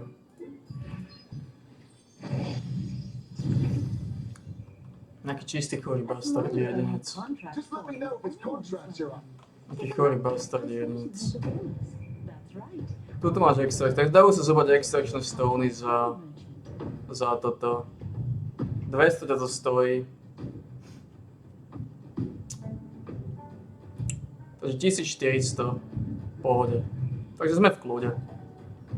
Zoberieš 200 extračných stone, zoberieš za 1400. To vždy máme, to sa dá vždy zobrať, tak sme v kľude. Extračné stoly dokáže zobrať.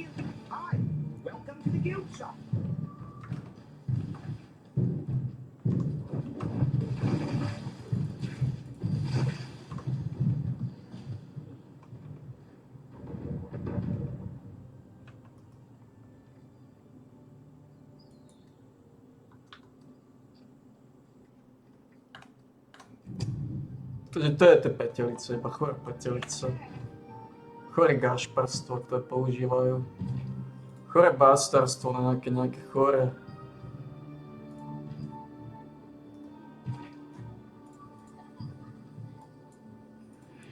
Nejaké schátrané choré triky.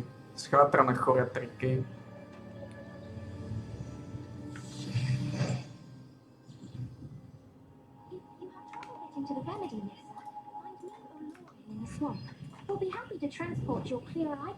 Oni používajú choré triky. A sú to chorí trikery.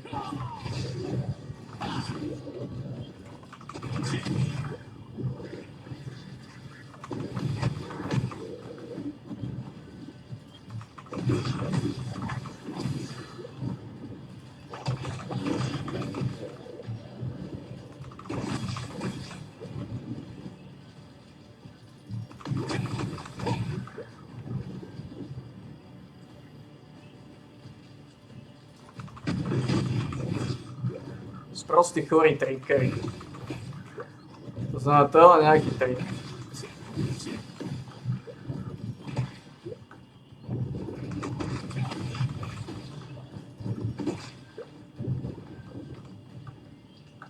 Nejaký chorý podgorážený trik.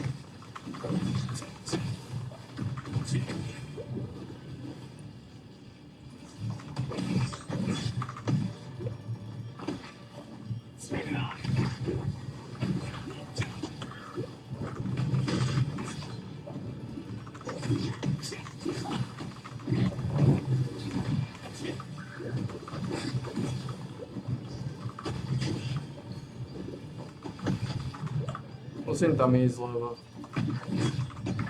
viem, že to nie je ideálne. Nemám dostatočný počet, ale vidíme, čo sa tu deje. Ak tam nepôjdem, tak sa pripravím o dosť.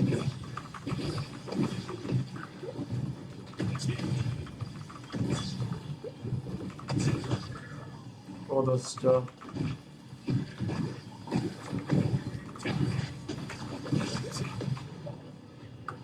Yeah.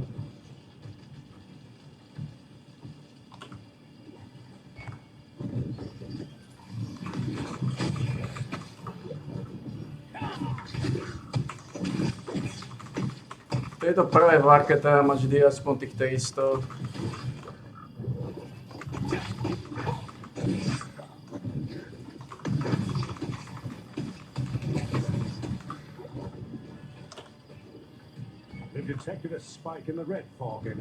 Ja mám 288, som prišiel minútu najskôr.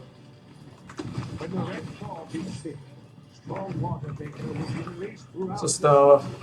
Use the swamp outlet for quick travel.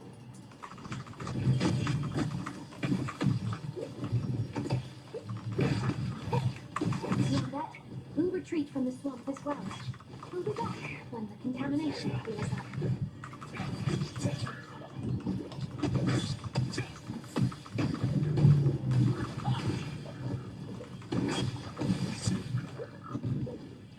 Let Mars want you.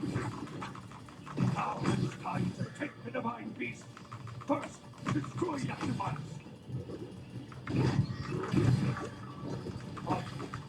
At a time like this, stop them. Takže není problém s tými extrakčnými stónami. Takže treba zarobiť, koľko sa dá. Treba zarábať. Dropnúť či skôr zbraň a tradenúť to a predať ten trade za najviac, koľko môžeme. Čím viac zarobíme, tým viac to môžeme utratiť na nejaký skin alebo niečo potom. Keby som chcel. Alebo nejaký skin, keby dali.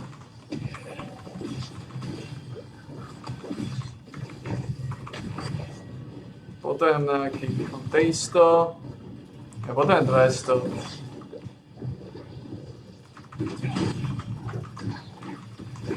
Zatiaľ sme ďaleko od tých 200.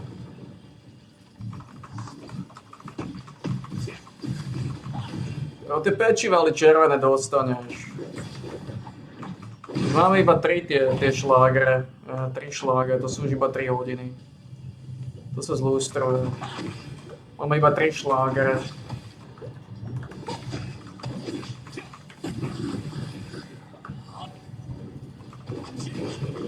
Takže máme prvú stovku plus minus, ne? Že iba 1 stovka. Sme tam.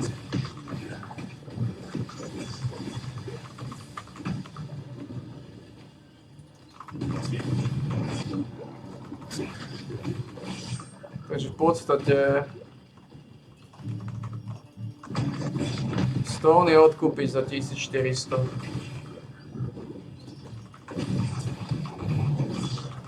Dilemu by som mal, keby som zohnal Greatsword, keby padol, alebo topánky, lebo ja chcem používať topánky. To znamená, ak by mi dropol Greatsword alebo topánky, tak podľa toho, aký Greatsword by to bol. Keby mal tučný trade, ktorý sa dá zinkasovať, tak by som ho asi aj tak rozšrotoval.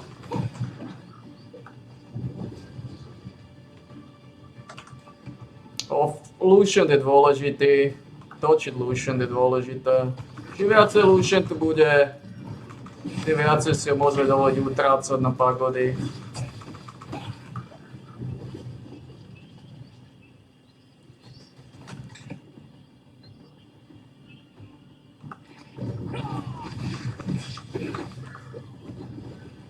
Potom je 200. Takže už máme na prvú várku.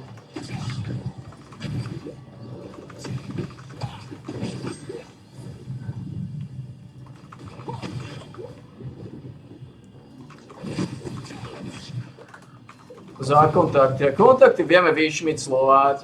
Ako ja som zabudol, že keď nemám oné, tak je ideálne robiť kontakty. Jasné. To sa dá robiť.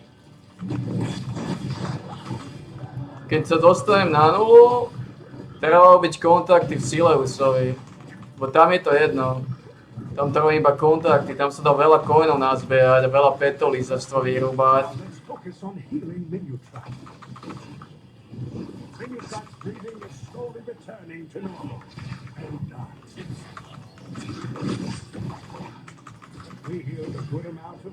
Kde sú, kde?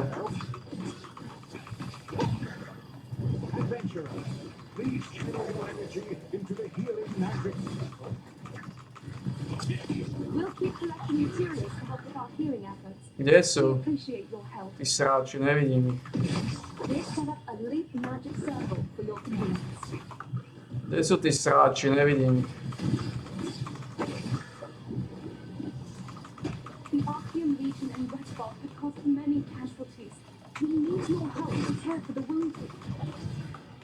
Nevidím ich, kde sú.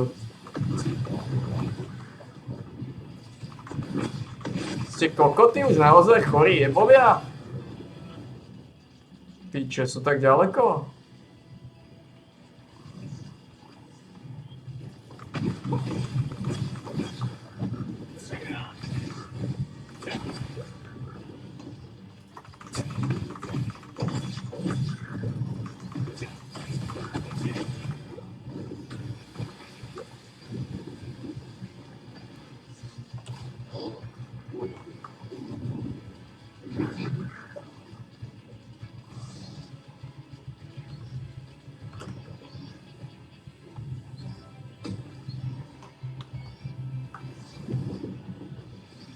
Pokiaľ nevedia, kde sú skutočné body. Skutočné body sú tu. 20, 40, 60.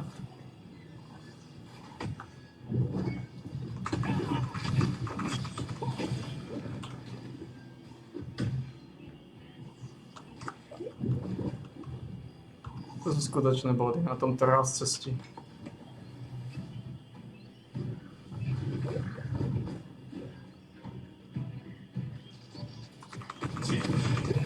To sú skutočné body, jebovia.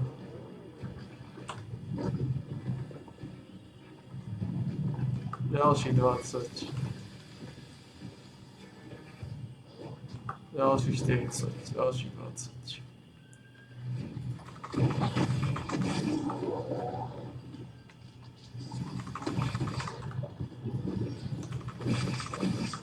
A teraz treba ísť.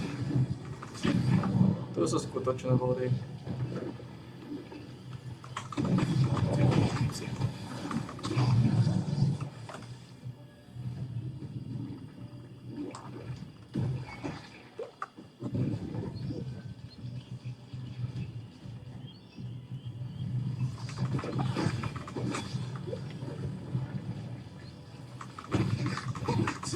Skutočné body sa točia niekde inde, ako si vymyslíte.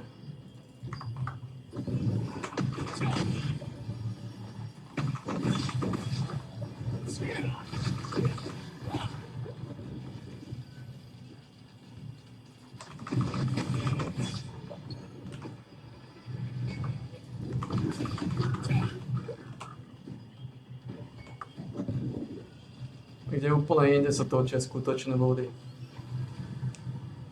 Na tom raz cestí. Nie je zabíjaním týchto hoje. Skutočné body sú na raz cestí. Wizardi.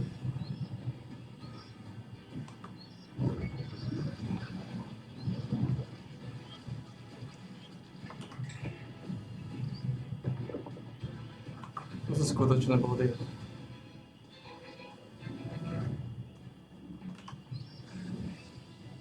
Двадцать.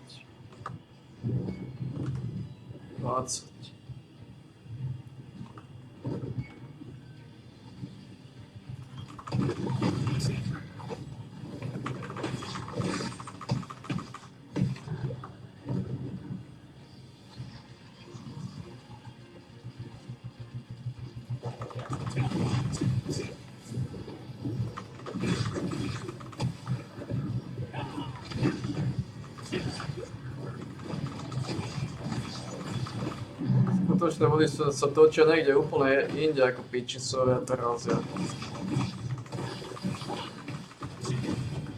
Skutočné body sa točia v závetri.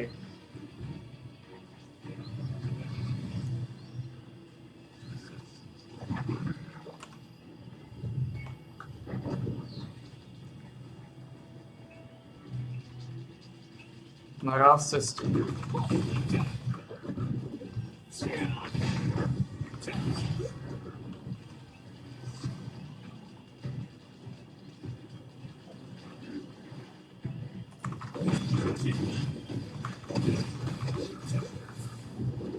Na raz cestí píčisovia, na raz cestí.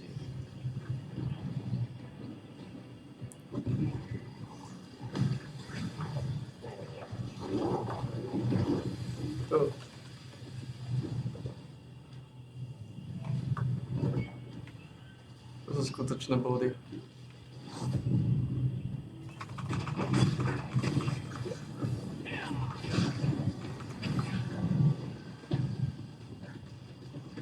To sú skutočné body pičesové.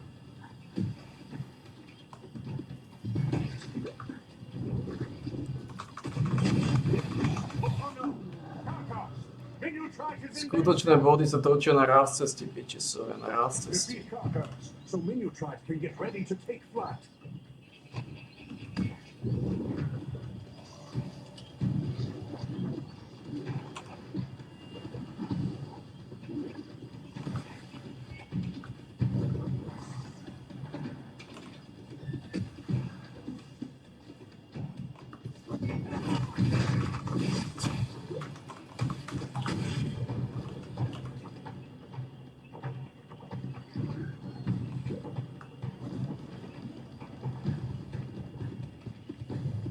Na raz cestí.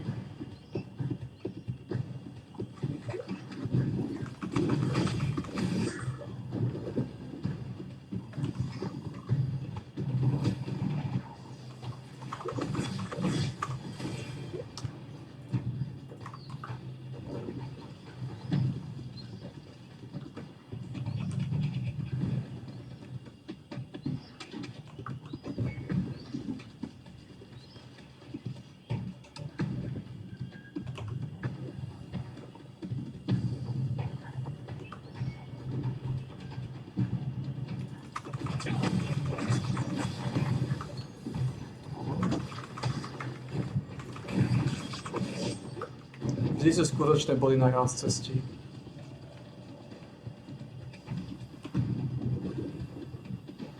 Oh no! Karkas! Minutrite is in danger! Na 70? Defeat Karkas, so Minutrite can get ready to take flight.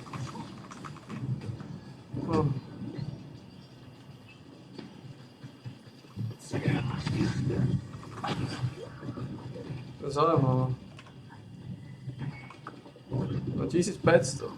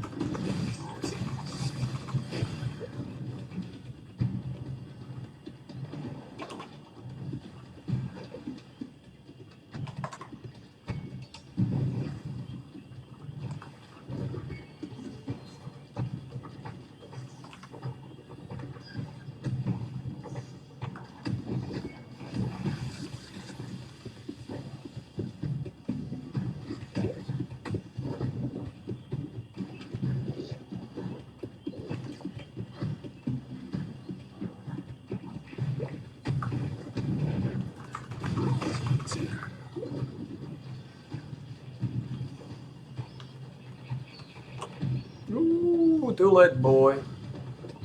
Too late. It was a close shave, close shave.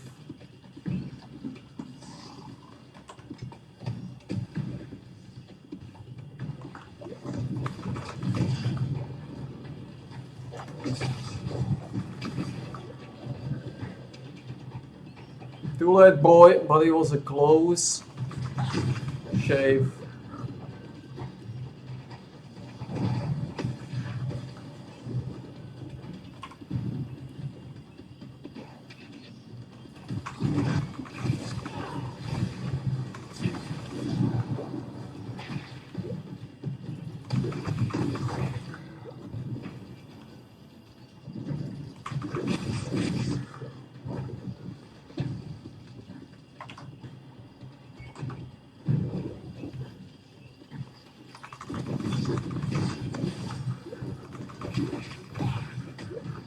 Už nemám, idem tam dozadu. Dozadu je mal byť respawnutý. Už je to iba o tých wizardoch, už naspäť som nejdem. Takže už je to iba o wizardoch. Tu je.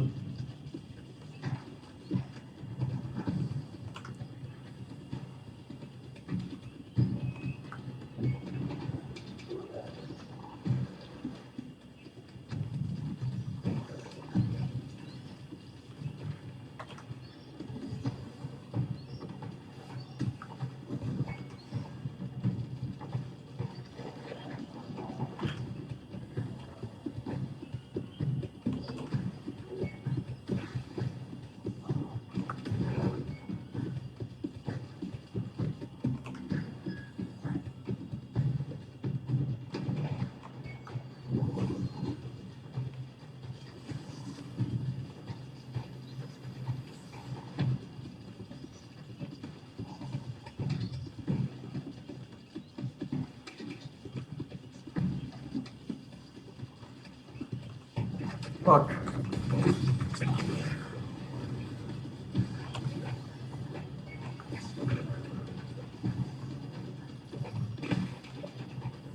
Oh. Well done, everyone. Inutrad's wounds look much better. Ty dostaneš kokotiny. Sa neoplatí obi, no. Tu dostaneš kokotiny. To keep our distance. It's dangerous to get too close when it takes. Tu nedostaneš dobré odmeny už, no. To je o ničom.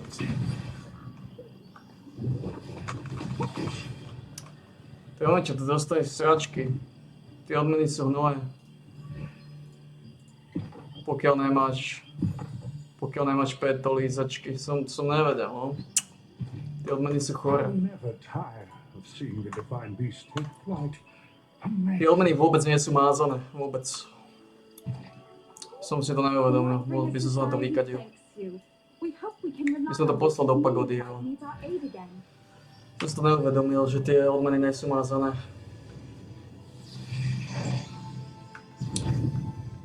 Odmeny sú katastrofálne, pokiaľ nemáš certifikáty.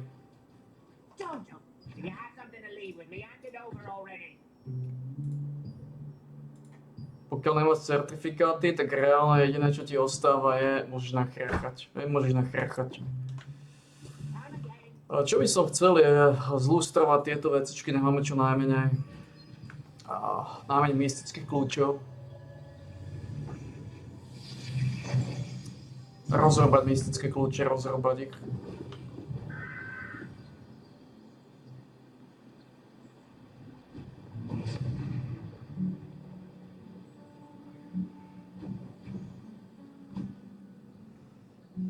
Vôbec som na to zabudol, že tam nie sú túčené odmeny, pokiaľ nemáš certifikáty. Bez certifikátu sa vôbec neoplatí robiť tie sračky, ako kvôli guild levelovaniu, môžeš osať. Nestojí za ten fás.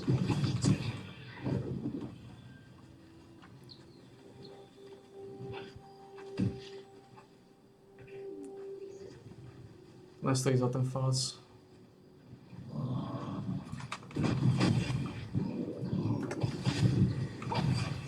Môžem ukadiť tú pagodu.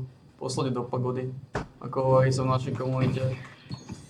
Poslať to do pagody.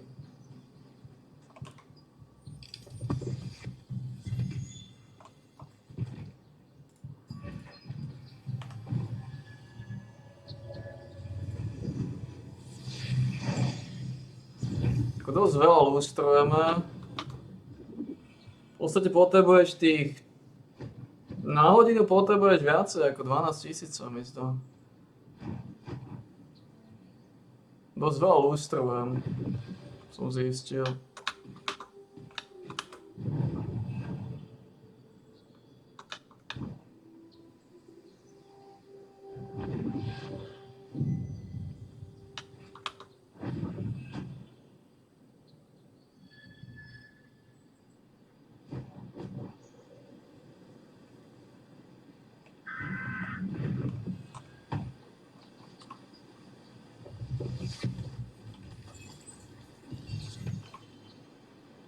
Zistil, že dosť veľa lustrujeme.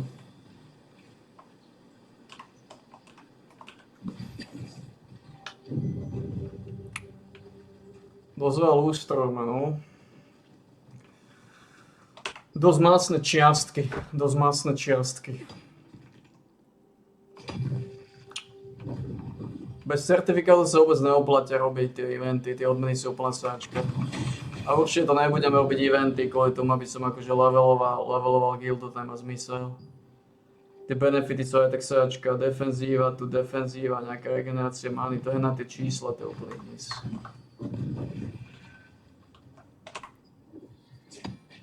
To je úplný hnis. Pagoda chorá.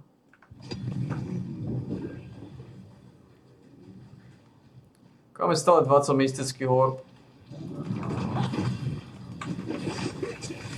Čo je stále slušný počet. Je pravda, že aké si môžeme dať emblémy?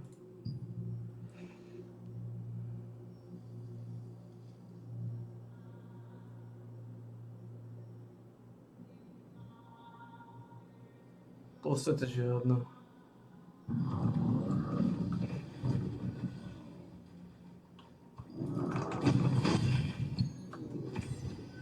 A to zase som si to neuvedal. Som si myslel, že tie odmeny, že sú dobré. Ale sú to srakory,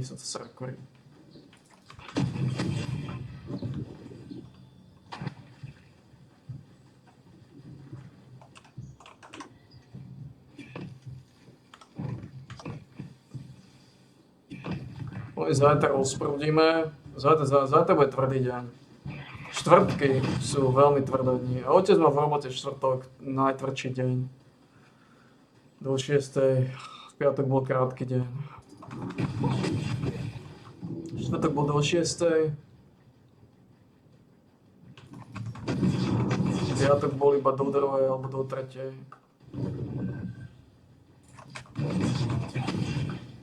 Si nepamätám presne.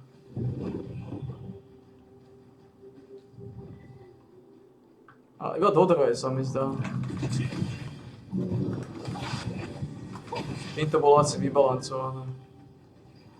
Bo normálne bol do 4. a štvrtok bol do 6. tak typujem, že 2 hodiny bol návrh, tak typujem, že v piatok bol o 2 hodiny krátšie tým pádom do 2.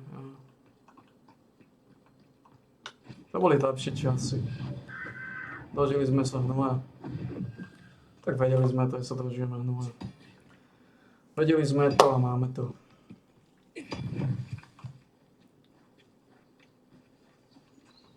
Mám 20. Čo slušný počet. Mal som ísť zobiť tie žaby, no len tie žaby.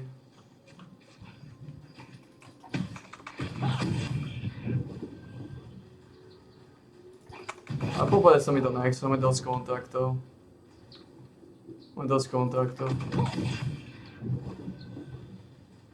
Vždy budem mať dosť kontaktov, ono to rastie. Ak budem potrebovať 200, to je aj tak iba raz týždenne v podstate. Iba raz týždenne potrebuješ tých 200. Stačí ti 200.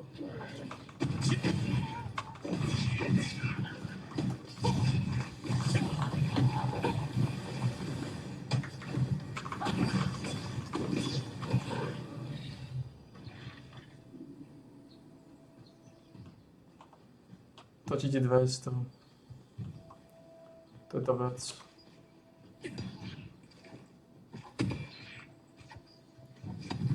Dosť veľa sme utratili, takže...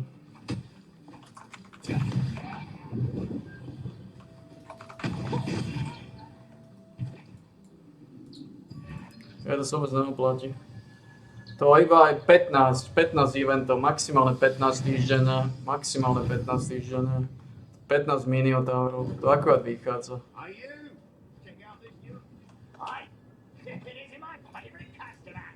To vychádza akurát. 15 krát lízneš tú ženu. A keď ti nejaké ostanú, môžeš líznúť viacej na niečo iné, ale to sú šračka odmeny. To ti dá strašne veľa, to ti dá 60, to ti dá 60. 15 eventov za týždeň, ti dáš 60 týchto krokošov, ak tu robíš na tej žene. 60 krokošov, si úplne v závetri.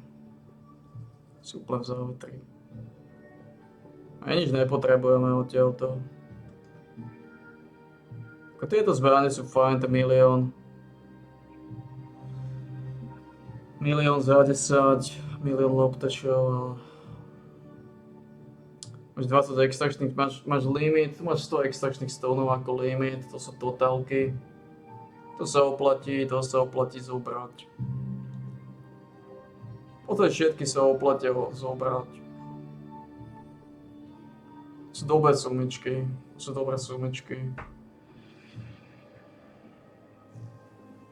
A nepotrebujeme zatiaľ ako to rozoberať. Extrakčných sónov je dosť, áno, ich bude, to sa lustruje.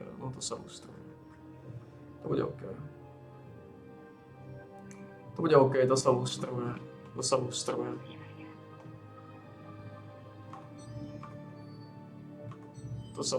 Áno, to sa lustruje. Aj, o 11. Peaches. Chorý jedinec. Ples Maňo zabudol na to chorého jedinca.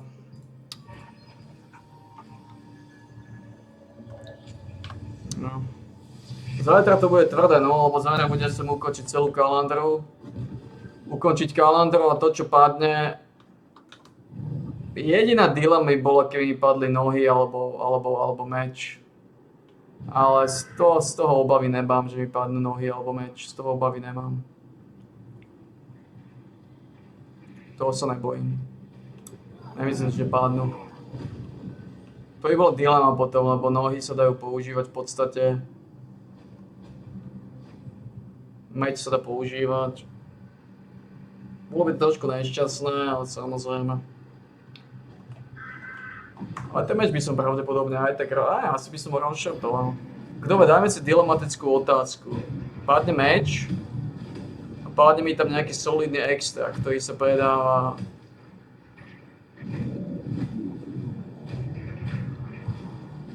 za 2000, povedzme, priemer. To je jedno, aký extra mi tam padne. Heavy attack šanca. Tak to rozbijem. Čo ako rozbijem, môžem 8. Kedy by som nerozbil ten meč? Kedy by som ho nerozbil? Heavy attack šancu mám uriti. Ten meč by som nerozbil v prípade, že im mal silu. Keby mi padol meč so silou, dovidopo. A vidíš, že to sú lacné hnoje. To sa predáva za 300. Toto je hnoj.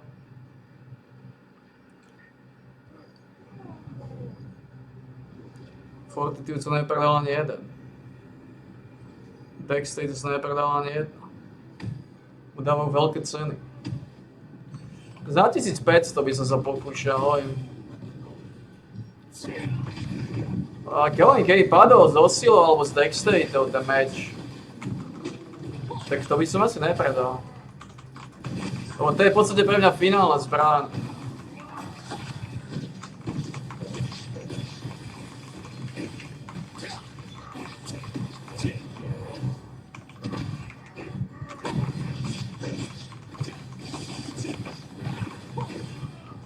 To je pre mňa finálna zbraň.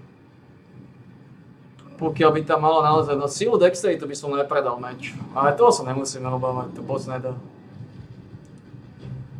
A čokoľvek iné by som asi rozbil. Pokiaľ by tam boli normálne sumy na to.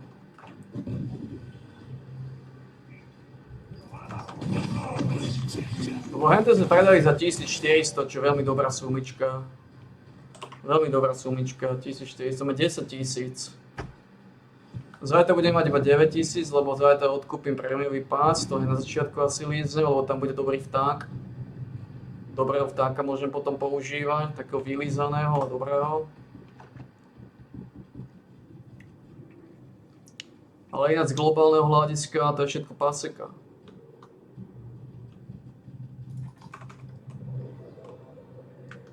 No to je všetko paseka. Tu mám chýba nejakých 108 000.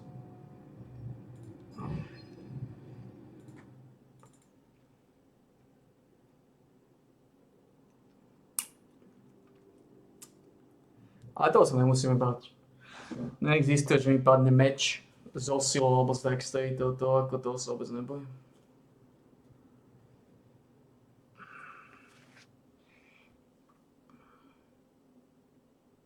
To naozaj musí byť meč s dexteritou alebo s osilou.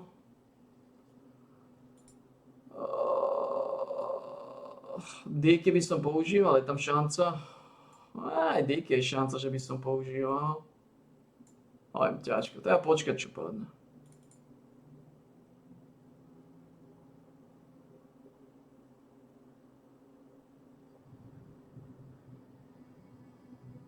Teda počkať, čo padne, ale... Nemyslím, že padne niečo, kde bude mať dilemu.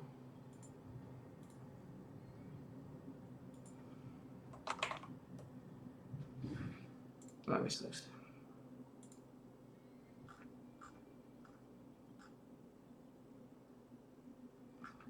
Žiadne informácie. Nemá žiadne informácie.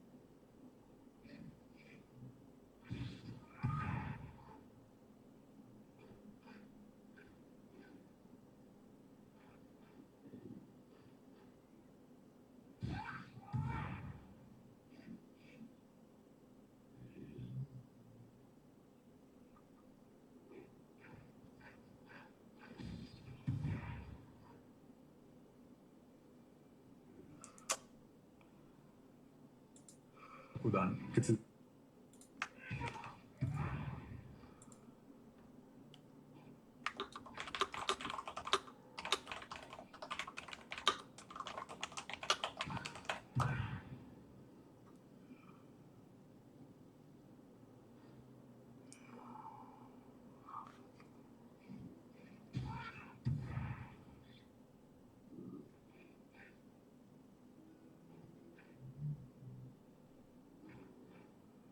I should have a drink with Tujen later.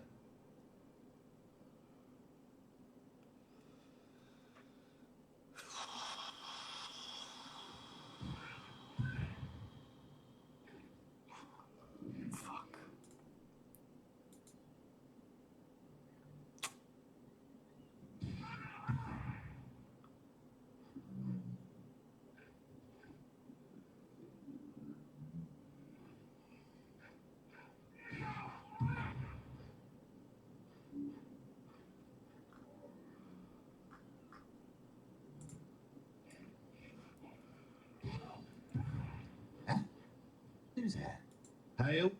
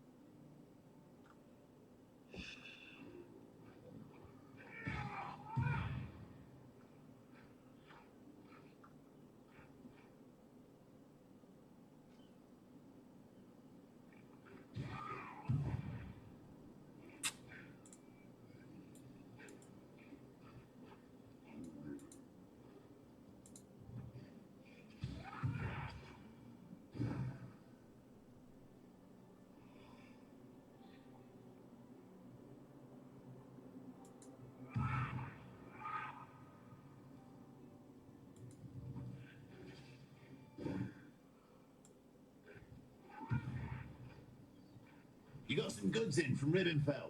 Aye. Oh, the smell of the sea salt on the wind.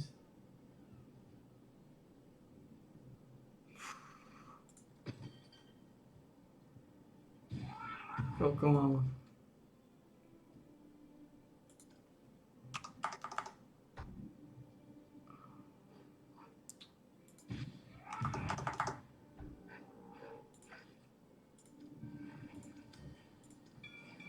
I'll give him the word. Koľko ťažím za tie 2 hodiny? Just a little Musíme ťažiť dosť. 1500. 1800. 3300 za hodinu, ja. To znamená, preto mám vždy 6000 na jednu marku bosnu.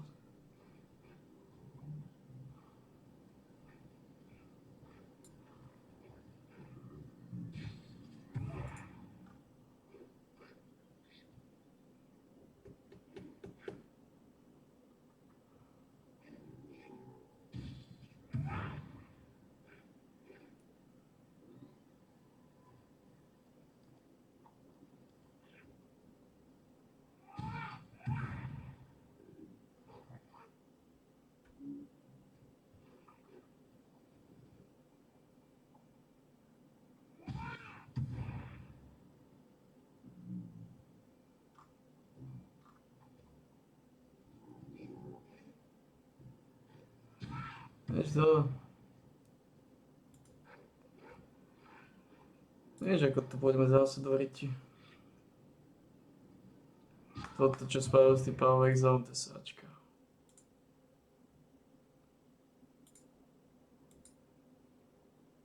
Teraz je to brosky. Čo nahlasím sa. To dorazí tie brosky.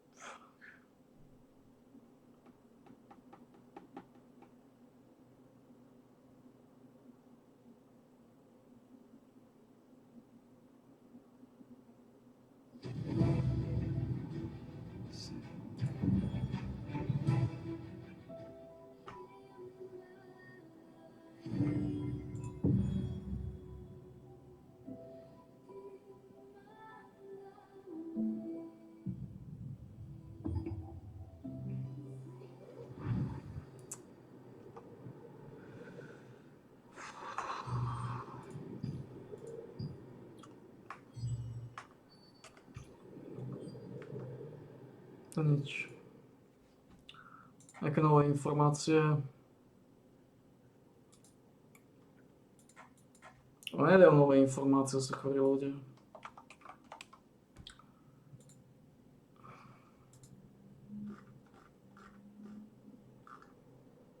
Chorí ľudia.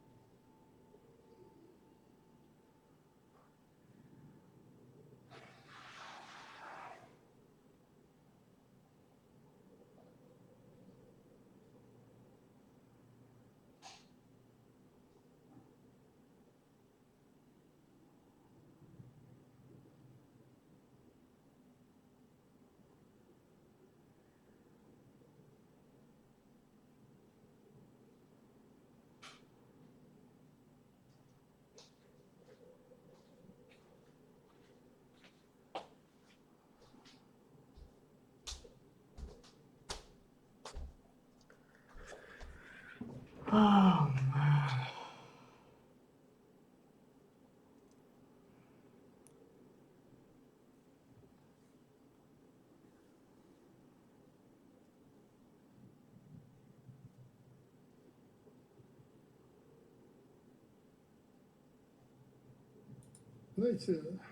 You know, I understand some people who say that since nuclear weapons have been placed in Belarus, we're putting ourselves under threat. That's where the idea came from. Can you name a case in history or even now where someone dreams of attacking a country that possesses nuclear weapons? And it's not for fun or to amuse you. I don't want anyone to attack you and my country. I, as president and the commander-in-chief, am responsible for this. I don't want someone to attack us like in the past. I told the U.S. representatives directly and literally to their faces. Nuclear weapons are where they should be, existing quietly, peacefully, protected, as they should be in the world. But God forbid you step onto our land without our consent. God forbid. The response will be immediate, lightning fast, with the very weapon you fear the most.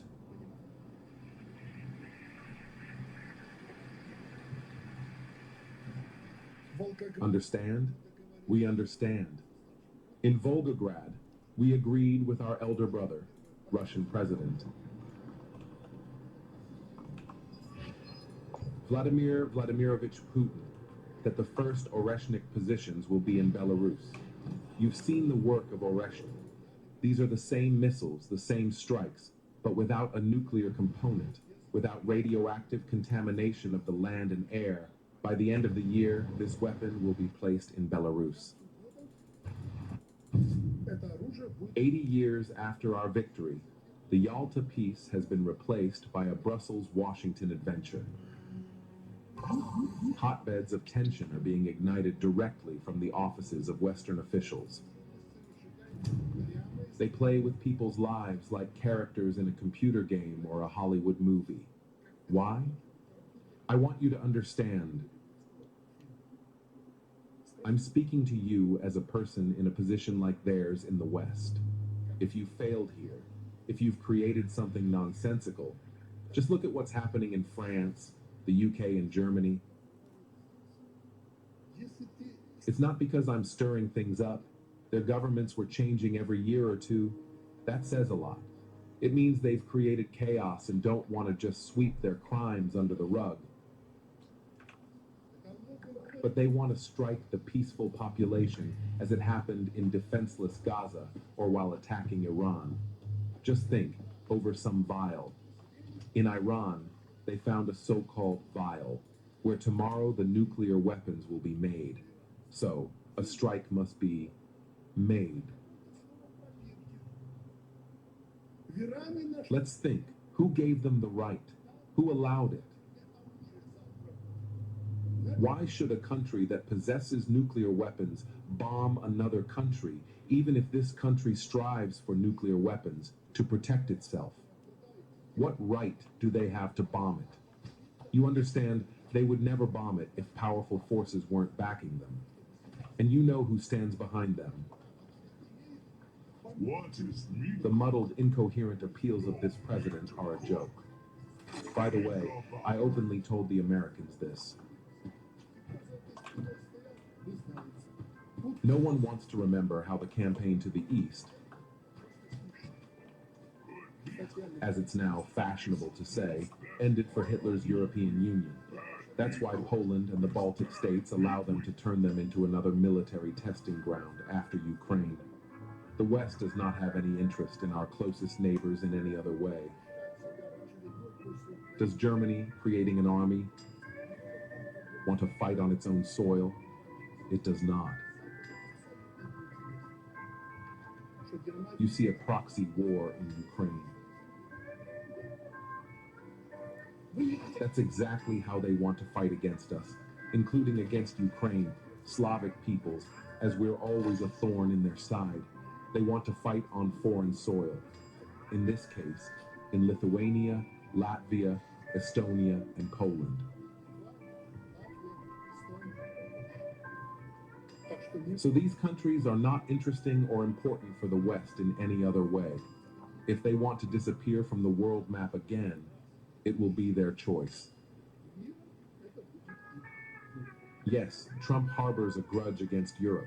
They backed Biden, stood by him, but Trump won. Yes, he harbors a grudge. He's a person who couldn't come to terms with this grudge, though any politician should have left the past in the past and started building the present. So, they're still together. But they're playing different roles in this play, so don't relax and think that too much has changed. Iran showed this. On one hand, Donald is a peacemaker. He says, people die. He wants to stop the war in Ukraine and so on. And then he illegally strikes Iran.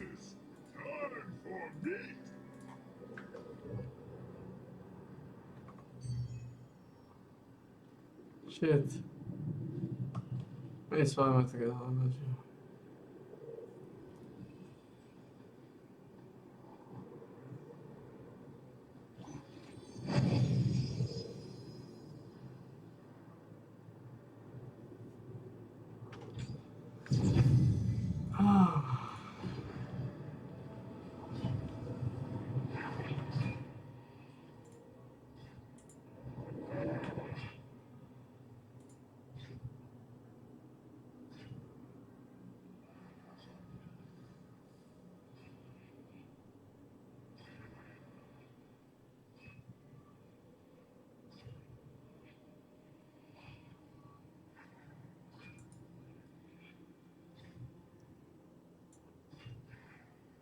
I warmly welcome you to another meeting of the government. I don't want to take up too much time. This morning, there was a meeting and briefing with my participation, as well as Prime Minister Kosiak Kavish and Minister Shinoga, along with the leadership of the Border Guard, the commander of the British Army, and the police. The topic was the situation at Poland's borders, particularly the complex situation at the German border, and the consideration of the Border Guard's request to temporarily restore control of the Polish-German and Polish-Lithuanian border. Based on the request of the Border Guard, the Ministry of Interior and Administration is preparing the appropriate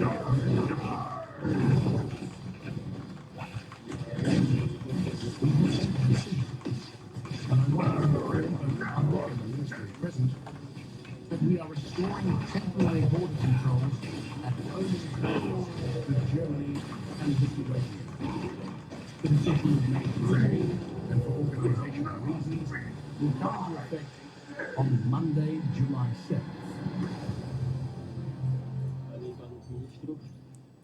Until then, the relevant services, especially the Border Guard, have been tasked with preparing the logistics for this operation.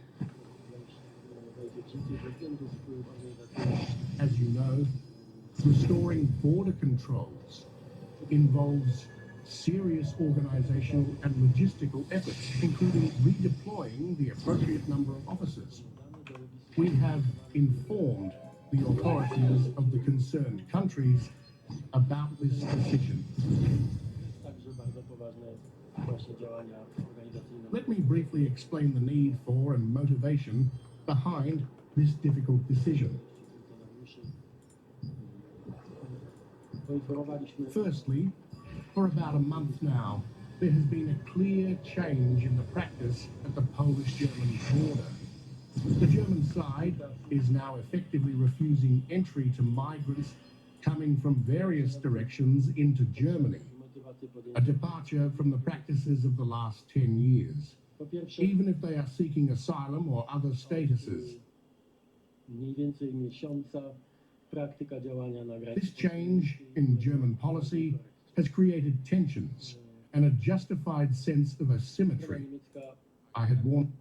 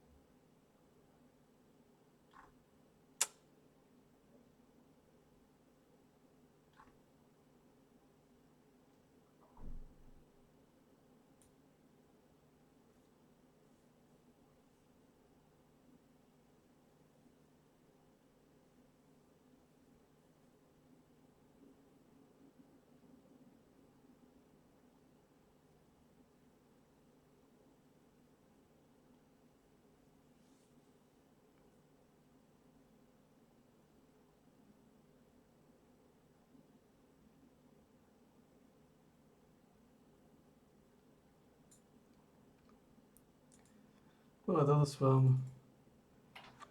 A dáme si toto.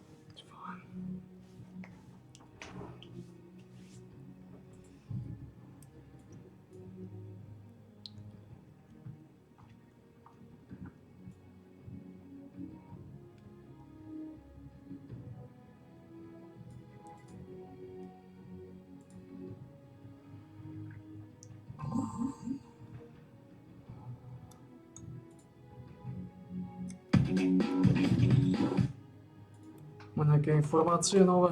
Nejaké informácie, ale ty pičocové konečne. Hovno mákové, skurvysy.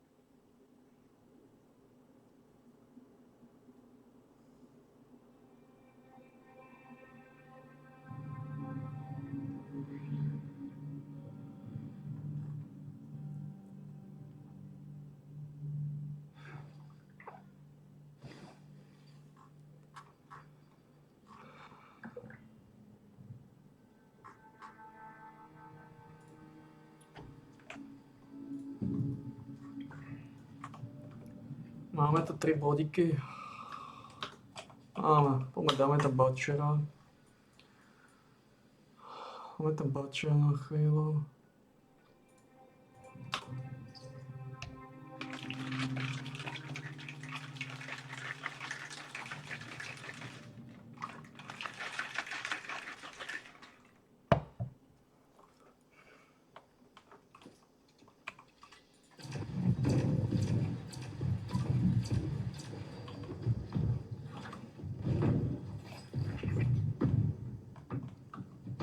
Prečo z neho už nebolo?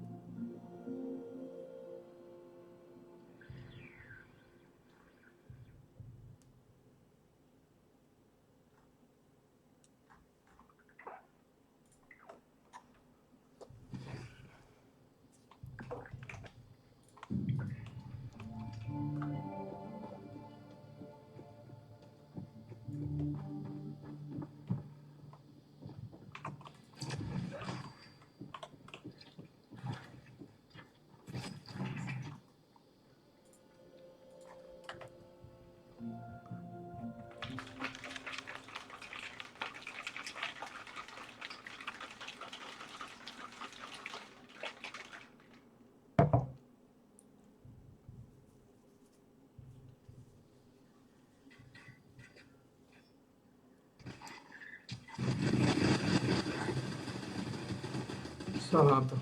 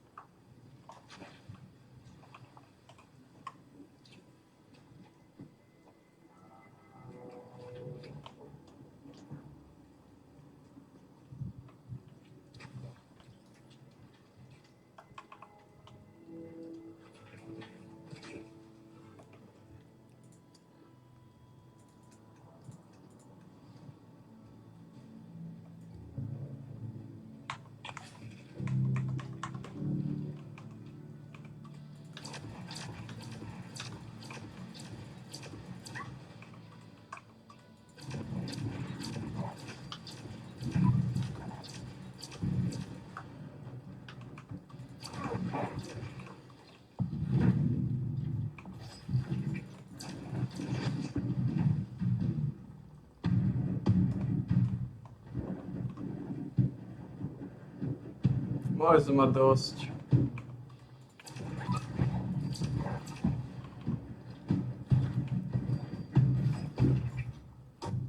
Už len rostnúť tam mierovú meso.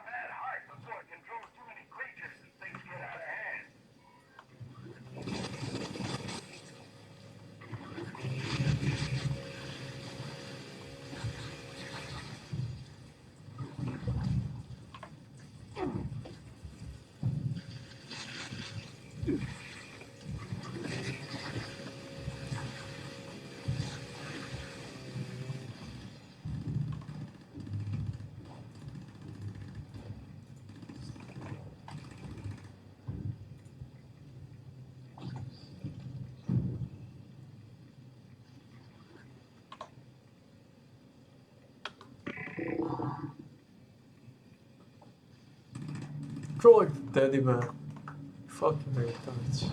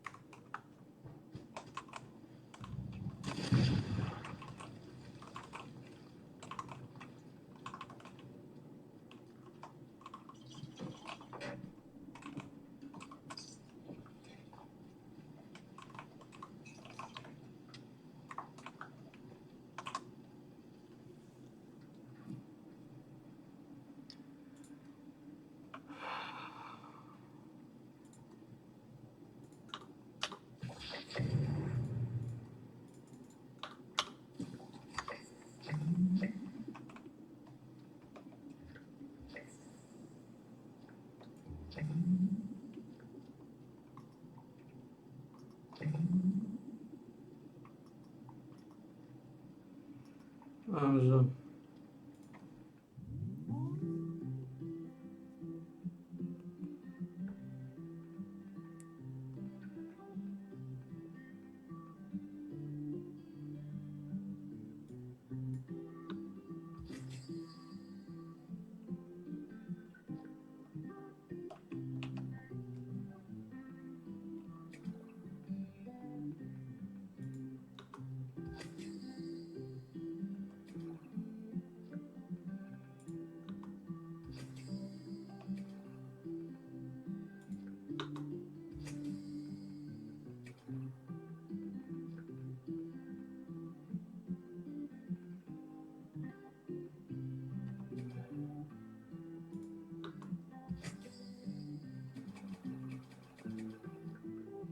Also has more season rewards. Well, 80 more, boys, 80 more. We got this butcher.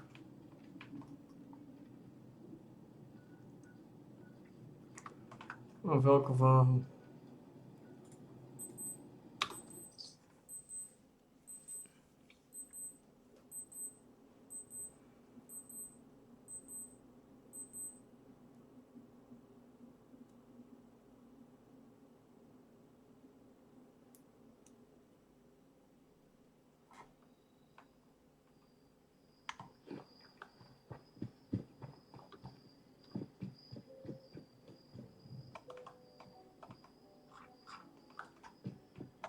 Serve and protect.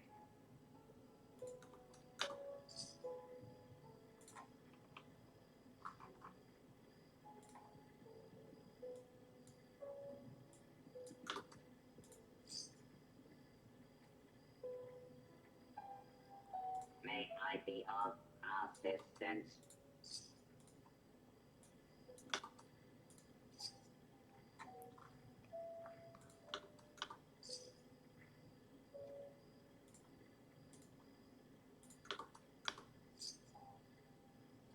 At your service, sir.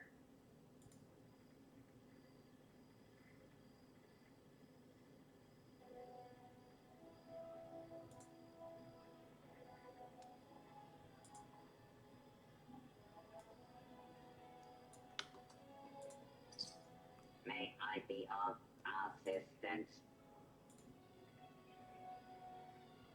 5 kg.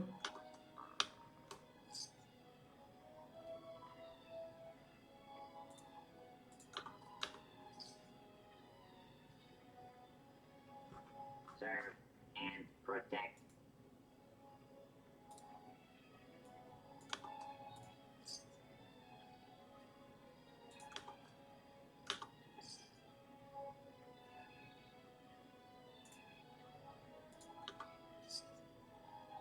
At your service, sir. Huh.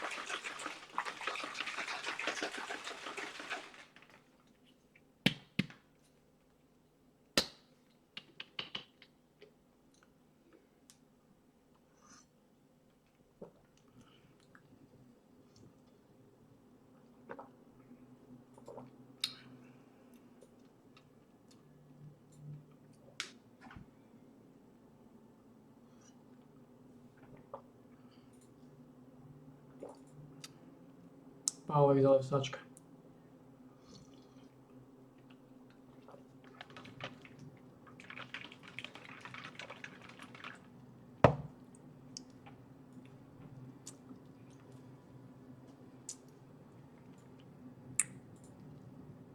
Máme nejaké nové informácie?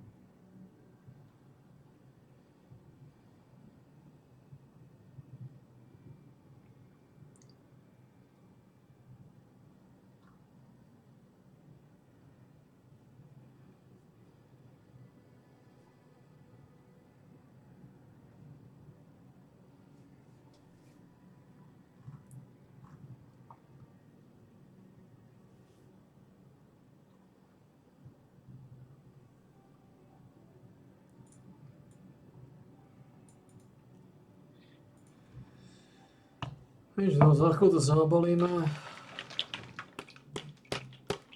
Pojedeme sa oficiálne balífach.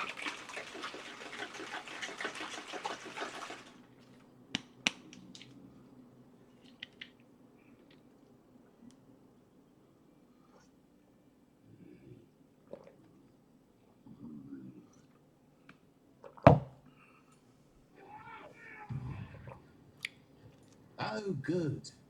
More work. I see ya. Pojedeme sa oficiálne balí škôrica. A časy sú strašné.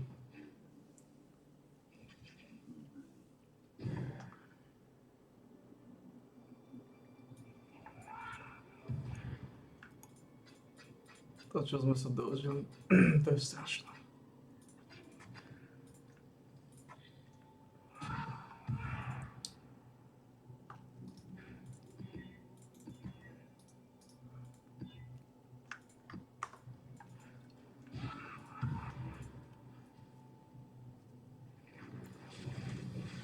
Niečo spravili s týmto. Vôbec mi neodchytával lode. Zoser, čo sa dá tu.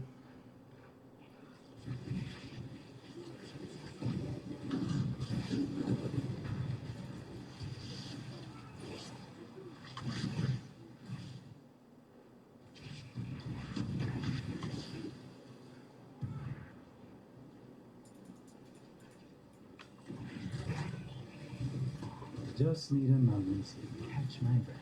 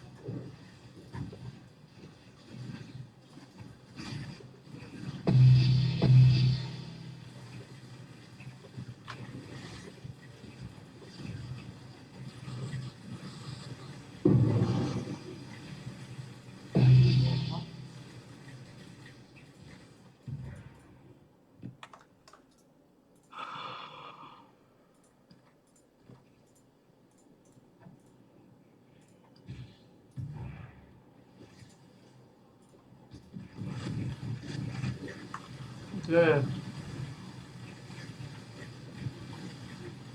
Jeden Patriots.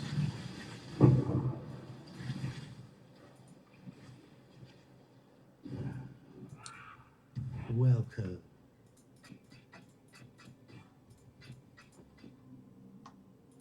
Stay in the light. Musel byť o niečo masívne. Avoid bleeding a regenerácia. Šovinizmus. Be careful, Exile. Niečo to otočiť.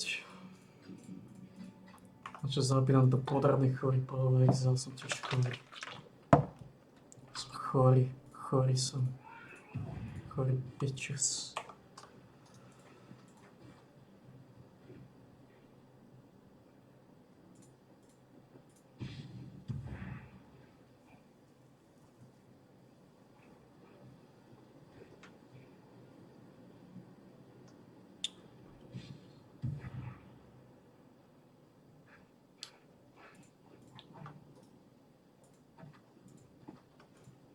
Some chorý bitches.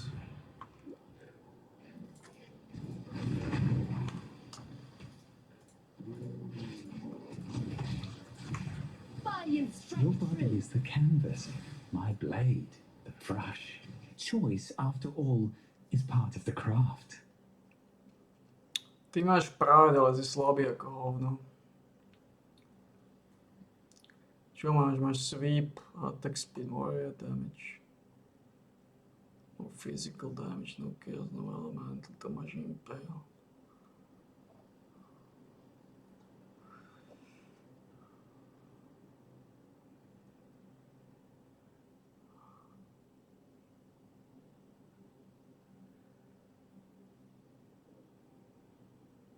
Ty si jeden z mála tých piečisov,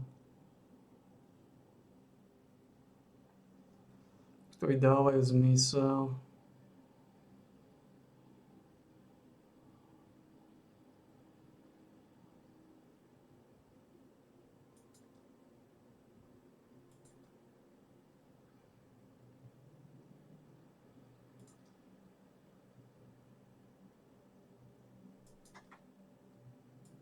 You'll make my finest piece yet. Oh, this is just me a moment to catch my breath.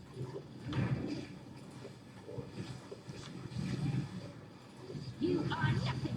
All right, I'll join you, but I keep the bodies.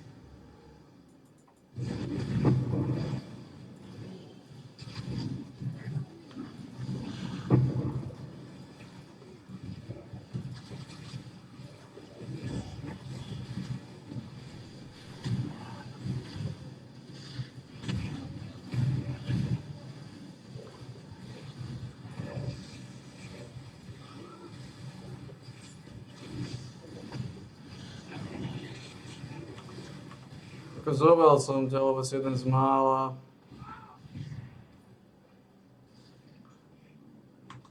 Ktorý má pride, ale...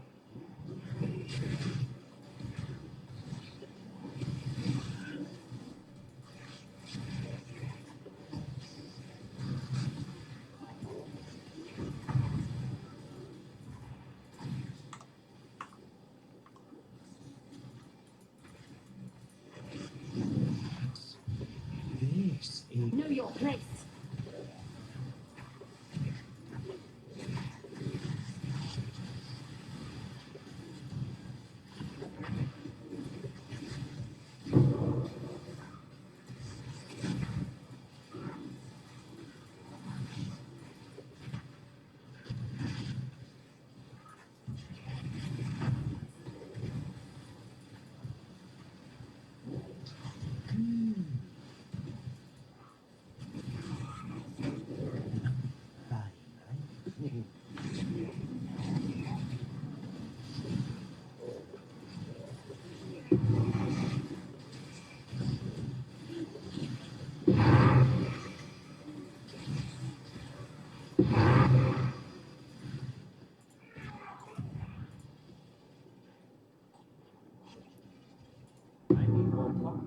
Či Gadaper má zmysel.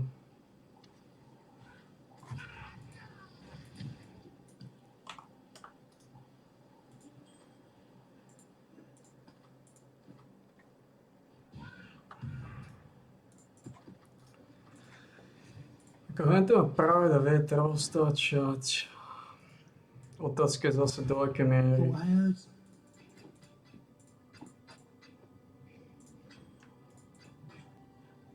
Tieto nie sú zlé, to sú šovinizmy. Počkaj, ja som... Hello?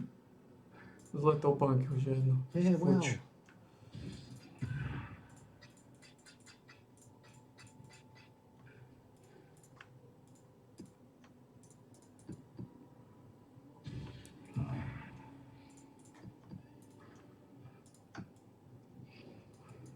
To není dobrý. Ale čo s ním spáš?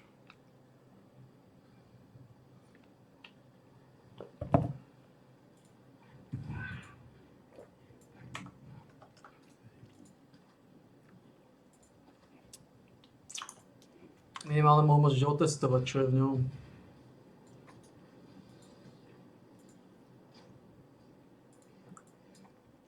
No.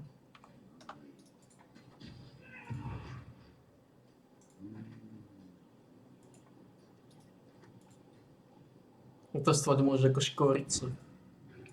Škorica bola tiež naša obľúbená šmiclárka. Škorica.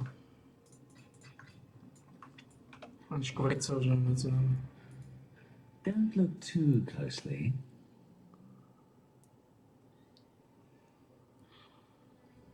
A greater multi-strike. More physical damage. More area damage, increase attack speed. More area damage, impale.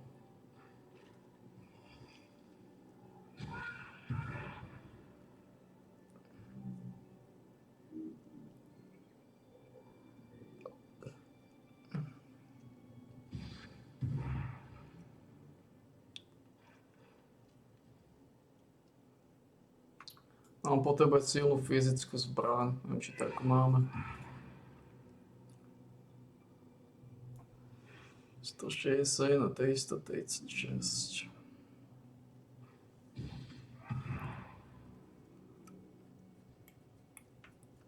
Máme, ale to vieme získať teoreticky.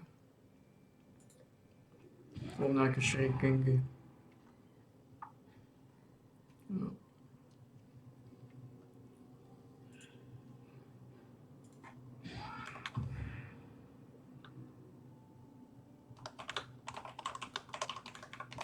Poď zohnať.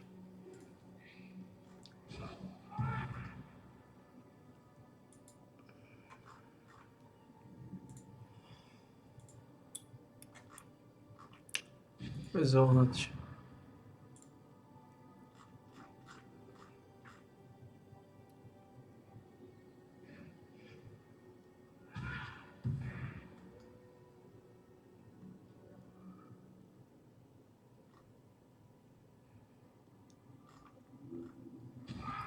Čo môžeš používať?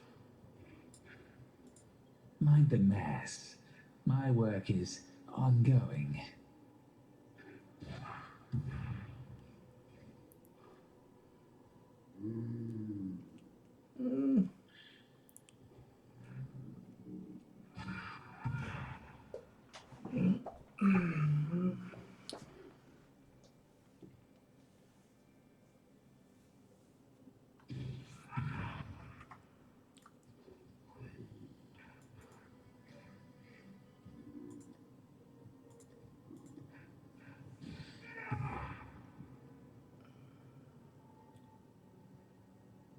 Bude používať sekeru, sa mi zdá.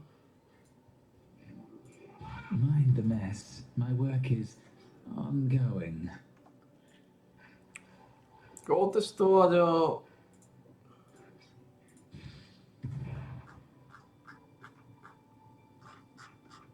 Ne, najhoršie.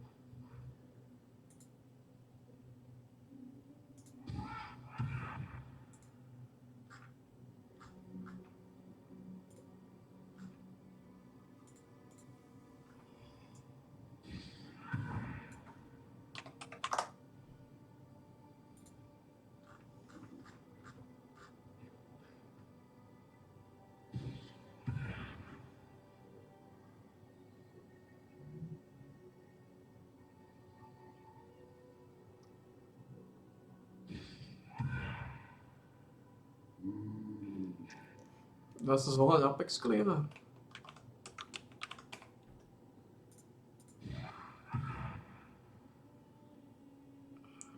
Dá se. No jestli dá.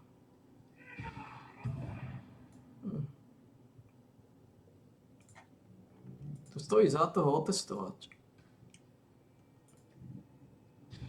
Může být extrémně silný.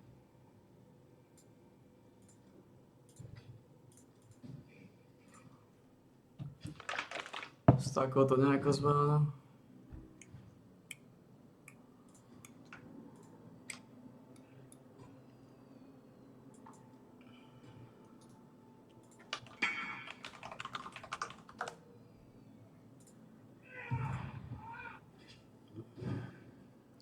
On môže byť extrémne silný. Mind the mess. My work is ongoing. Z takového to zvládá.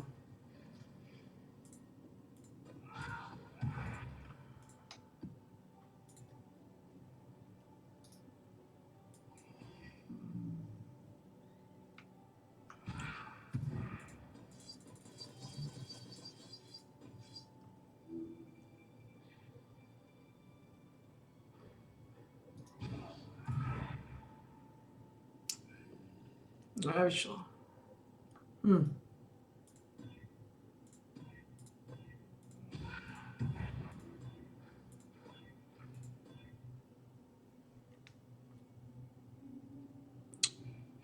Fuck.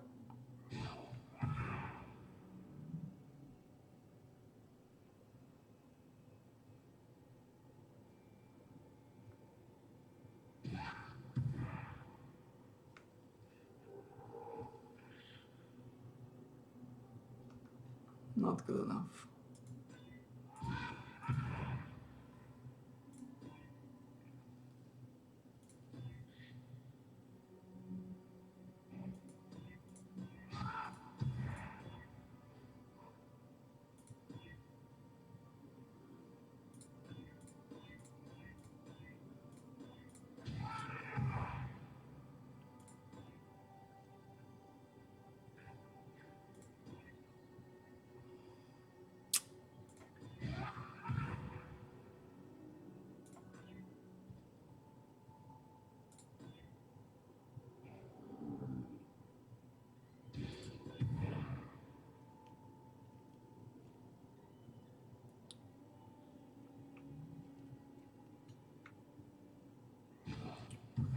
Also, obviously that person adds fire damage.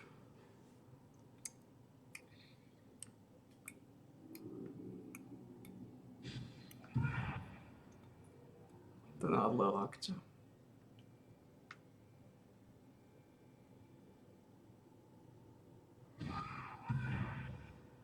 No a to je dobré.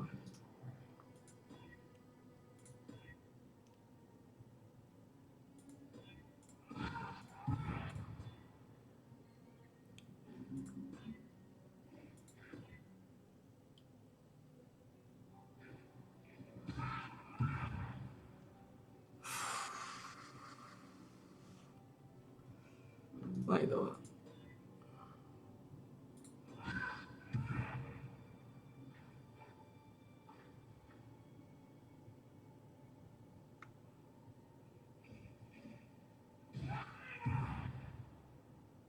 Okay.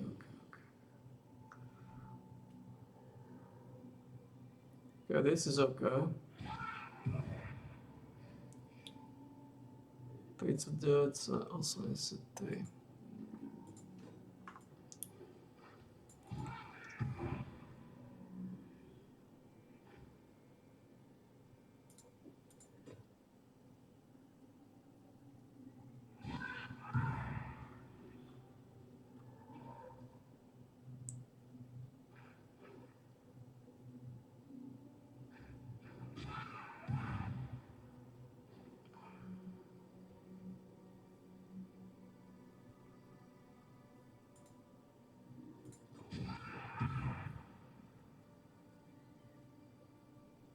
No. 104%. 20% šance na Impel.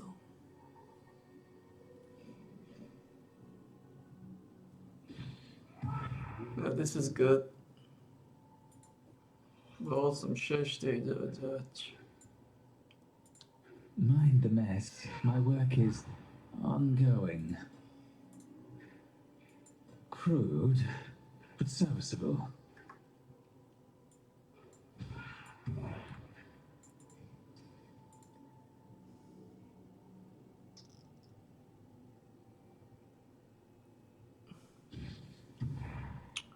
No, teraz je otázka, čo potrebuješ.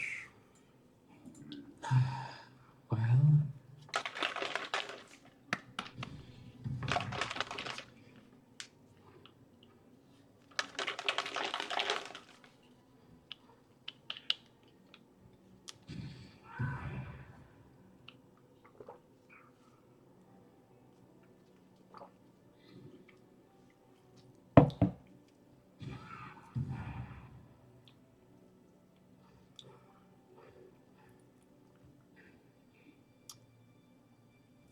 Awesome 6, 4, 9, 9.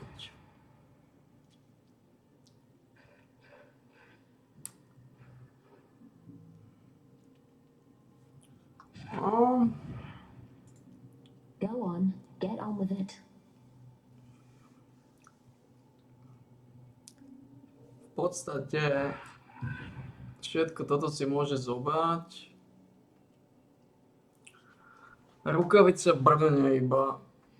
Rukavice brnenie. Rukavice brnenie.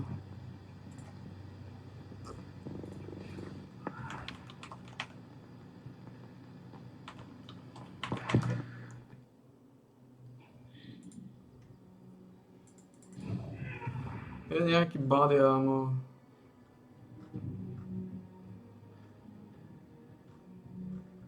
To je mu blísol.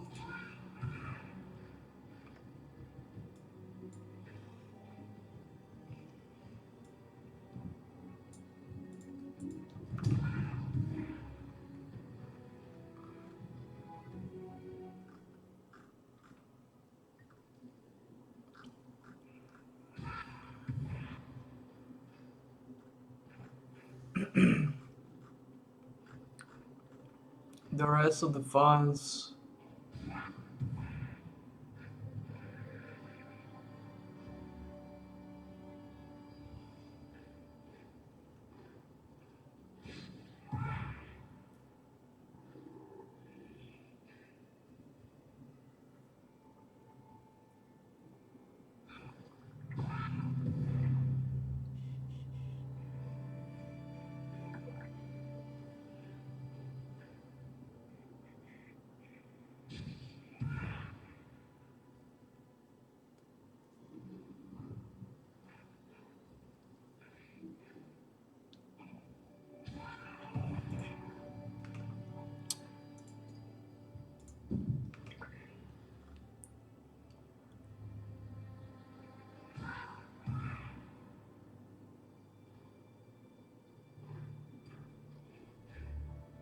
Endurance charge, endurance charge.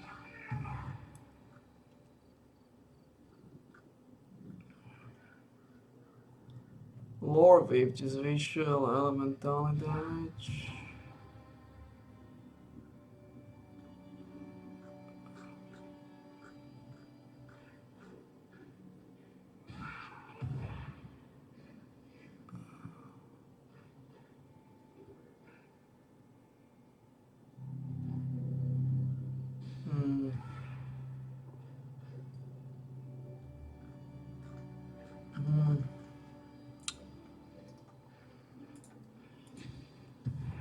Otestujeme ho. Asi the rest of the files, jo?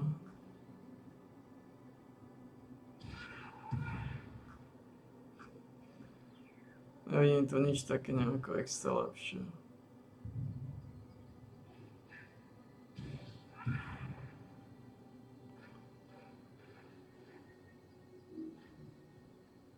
Hej, to moc dole.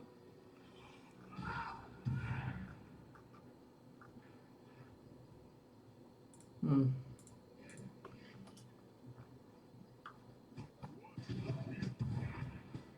no meat to cook.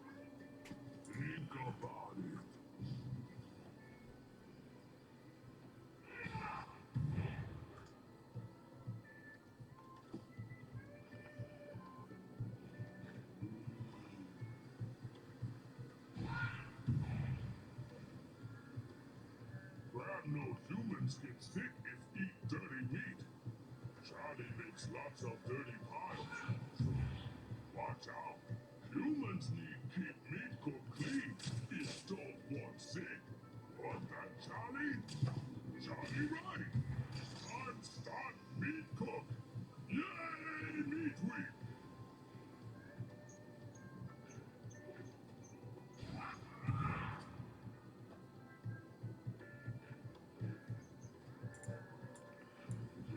On má veľa síly. Well, 247, neviem koľko bude mať. Čo mu všetko dáva sílu?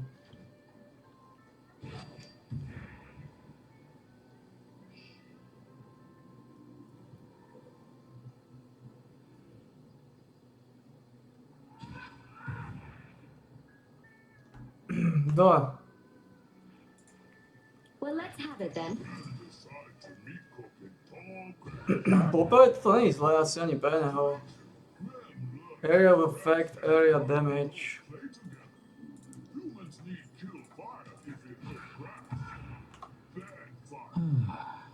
well, for me, you shouldn't have.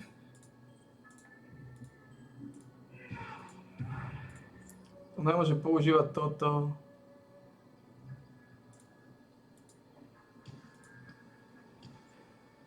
Prečo? What is meat cook with no meat to cook? Think about it. Prečo? A to evasion rating, to dexterity. Why he can use it?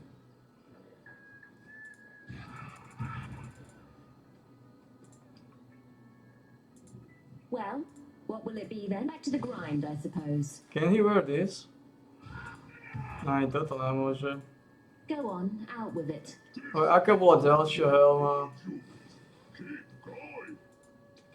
No tak to bolo len to im dosť dá dole.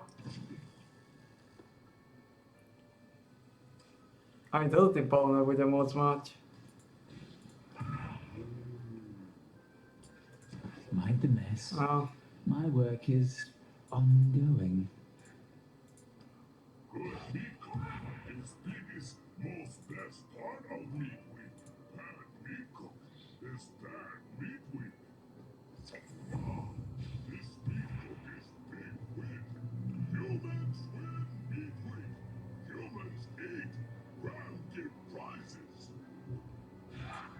Tak teraz ťažko povedať, čo mu dať, ale podľa toho teda, že nemôže boostovať ten damage tam. Tak to s ním vyzerá zle, ale ignoruje fyzickú rezistenciu.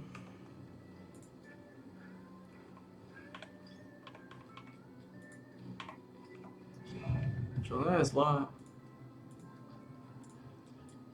Postavil som mu celkom solidný ony. Well, celkom solidný šmak.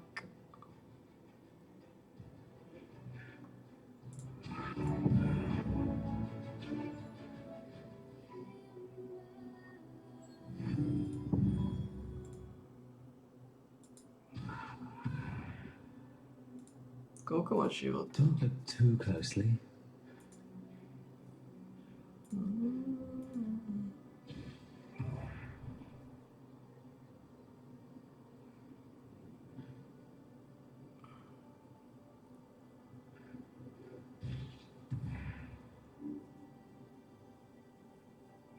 Sweep.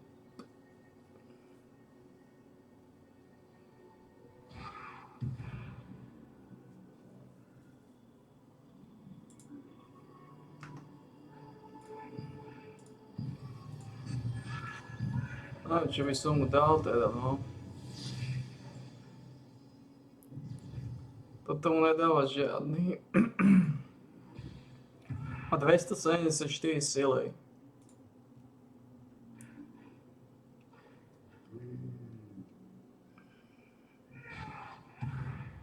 Za 10 síly, má 274 síly.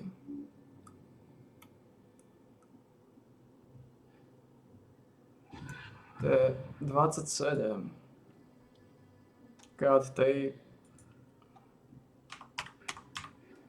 To je 81 increasnutý melee physical damage. A toto mu dá aj silu. Dá sa to kúpiť Iron Fortress?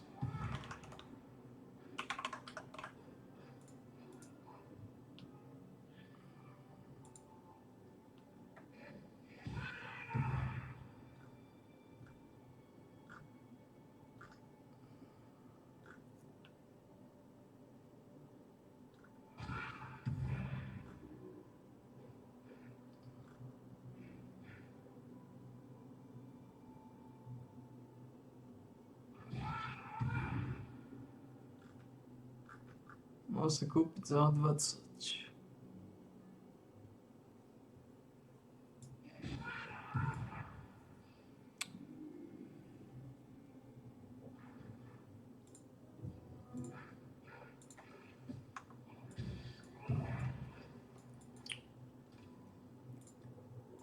Otestujeme ho. Dáme Iron Fortress. Uvidíme, čo z neho dokážeme vyšmiclovať.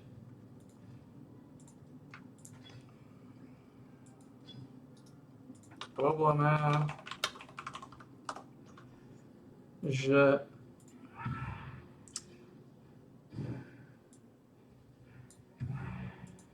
Don't look too closely. For me, you shouldn't have.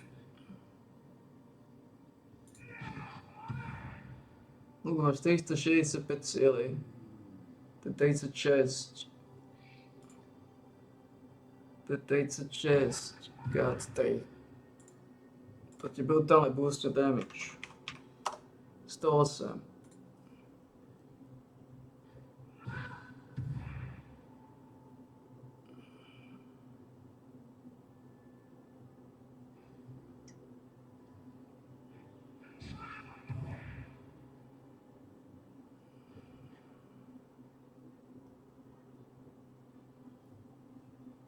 Takže posledné, čo potrebuje, aj fixnutý sú rukavice.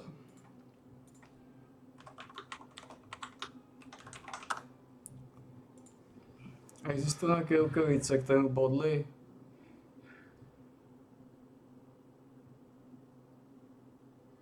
A helma.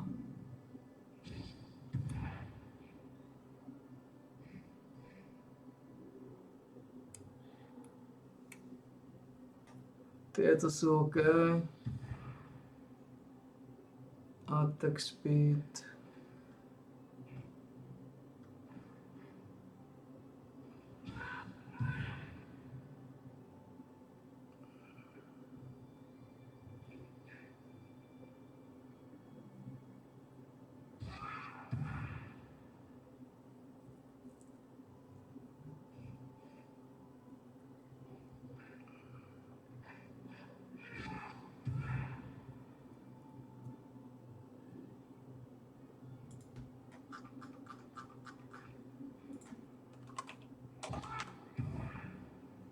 Treba to otestovať, na to sme tu.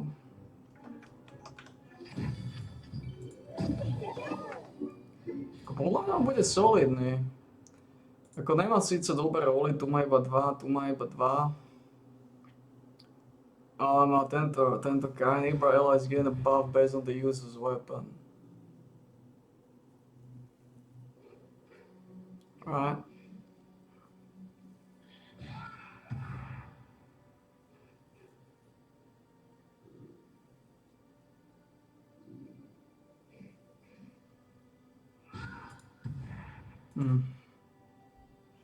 Tieto sú a nie sú ani tá. Ty až 26.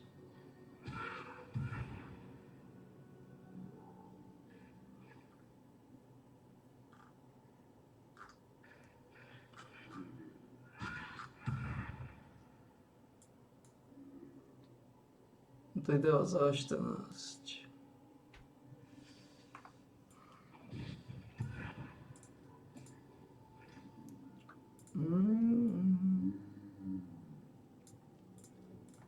Takže to by sme fixli rukavica, teraz helma.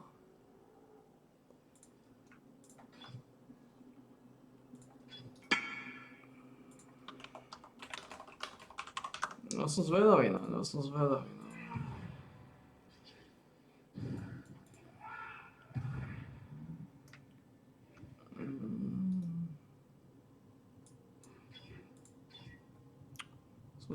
no.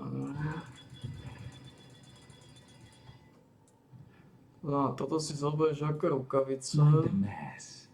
My work is ongoing. Crude, but serviceable.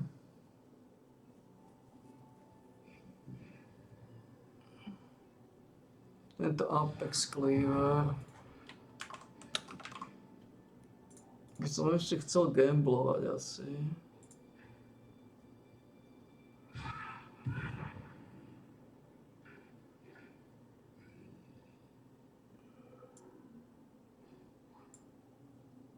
$20 zhruba.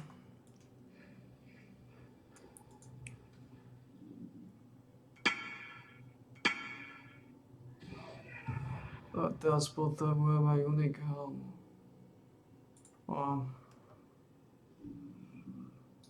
OK.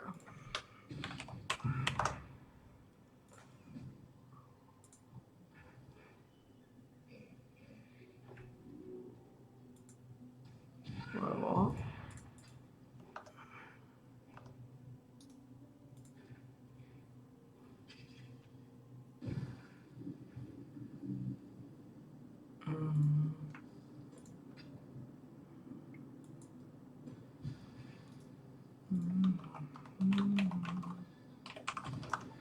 Ešte jedný by som chcel vyskúšať. To je Contempt.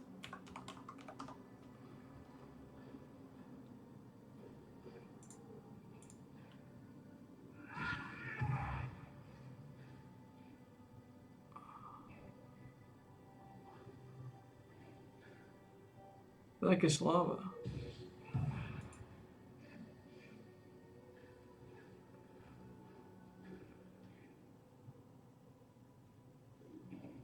Really? Sú také slabé čísla?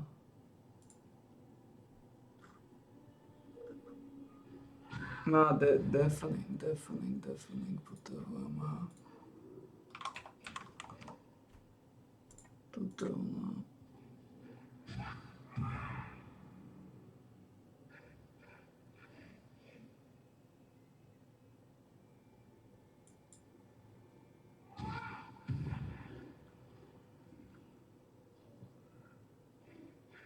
$42,75.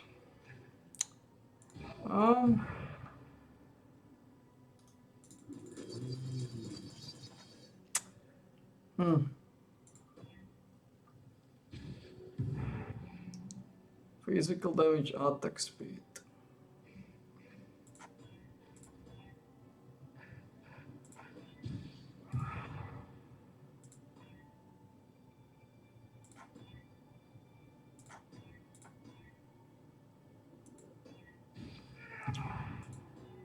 To si nezaženieme lepšie.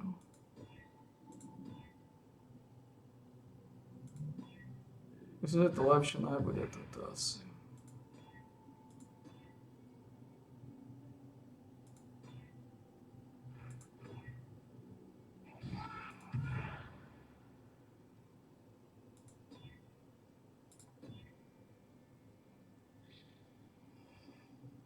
Seal of fire damage, physical damage.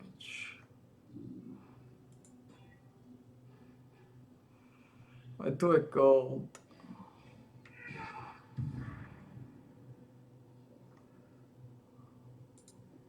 A najlepšie aj náhodou v podstate.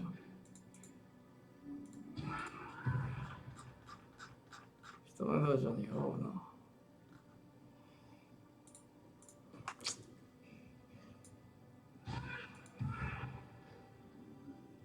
Lepšie to asi nebude, no.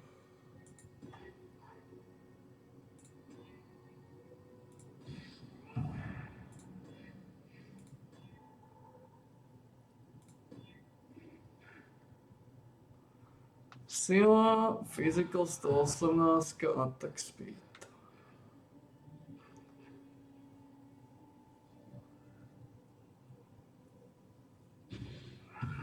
108.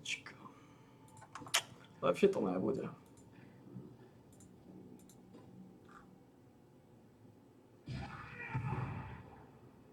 Ale to lepšie nebude ako henta. No síce attack speed, ale to je OK, henta multista nepotrebuje attack speed.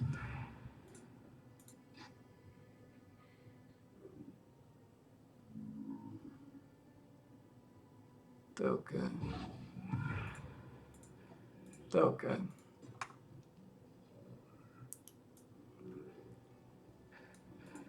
Don't look too close. Lepšie to nebude. 39,80. To je v podstate rank 1, veľmi solidný rank 1. 499.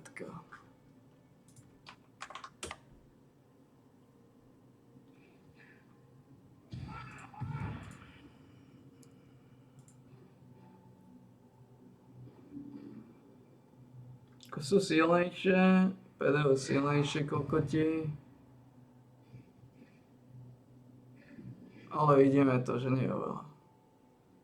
2 PT 414, 5 PT 600 najsilnejšia. 2 499.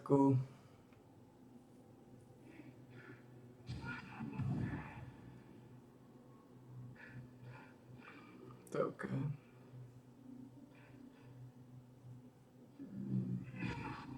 To je OK. A teraz helma.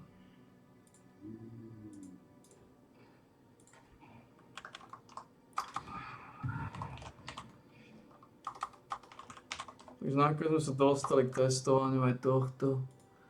Ťažko povedať, či bude lepší, pochybujem. On tu má tento 3 styl, ktorý mu dá onslaught.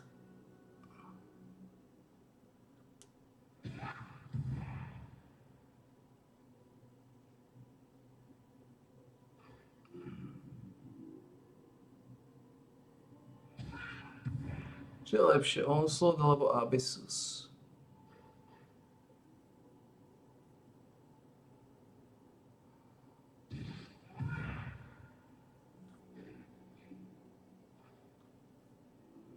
Hlavne abyssus. Onslaught. Onslaught nie je zlý.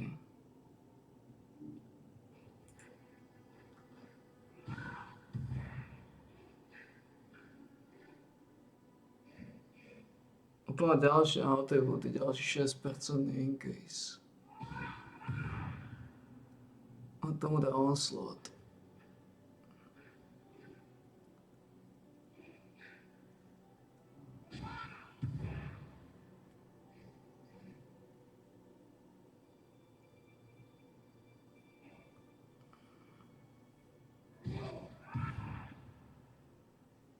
Alebo ten trail style na začiatok.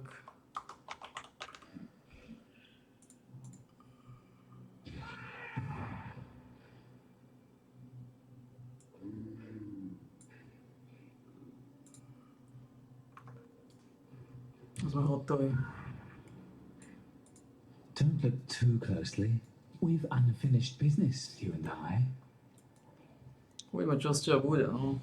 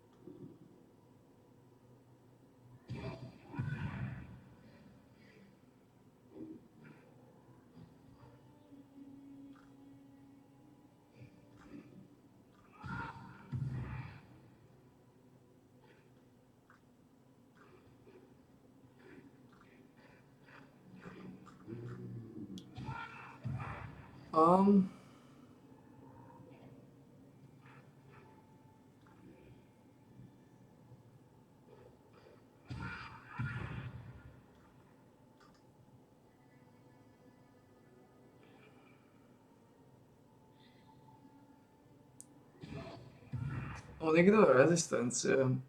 On by mal dávať reálne bomby.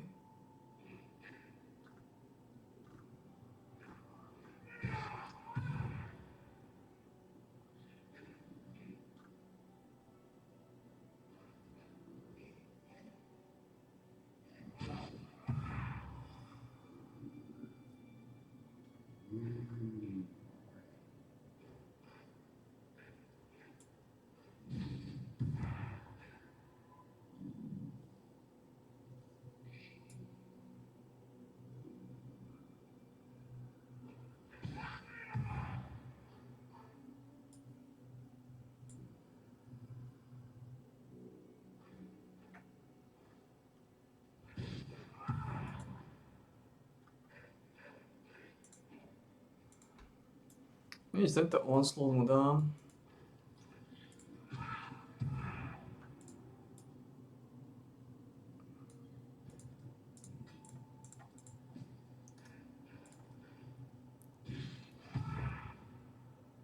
Ak tá helma prežije skorumpované.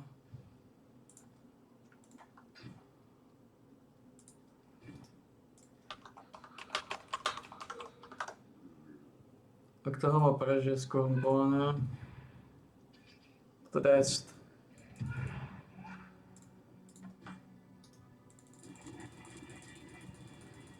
Prežije skorumpované?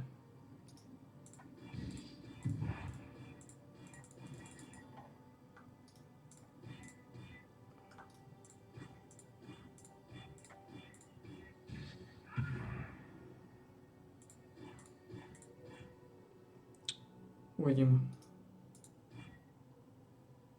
Prežil. Dobre, dostaneš toto, tu máš onslaught. Well, a poor craftsman blames his tools. A som zvedavý, čo z teba bude. Don't look too closely.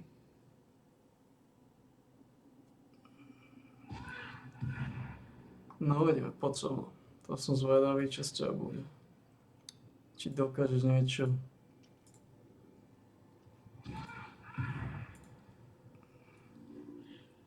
Či dokážeš niečo prebudiť.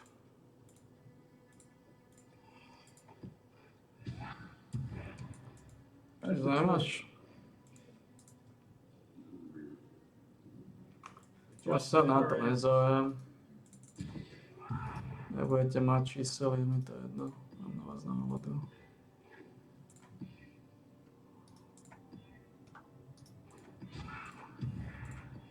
To neexistuje, že bude silnejší.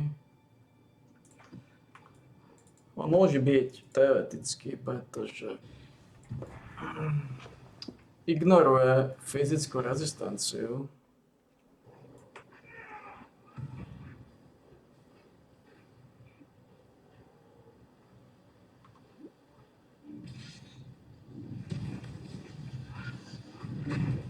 Not all murders are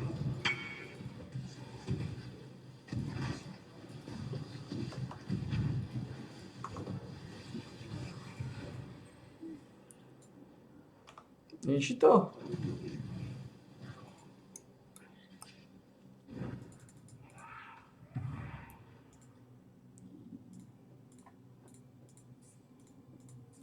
Vyzerá, že to ničí, ja?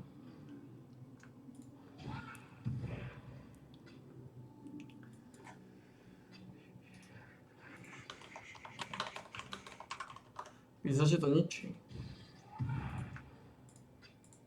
Vyzerá, že to ničí solidne, ne? Kde?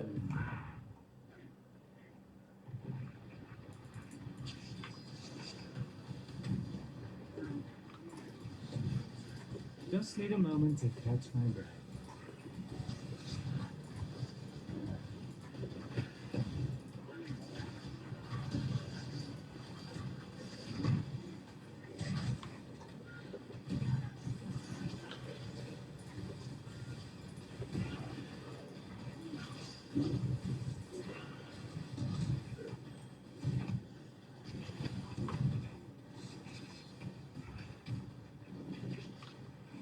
Pure ecstasy.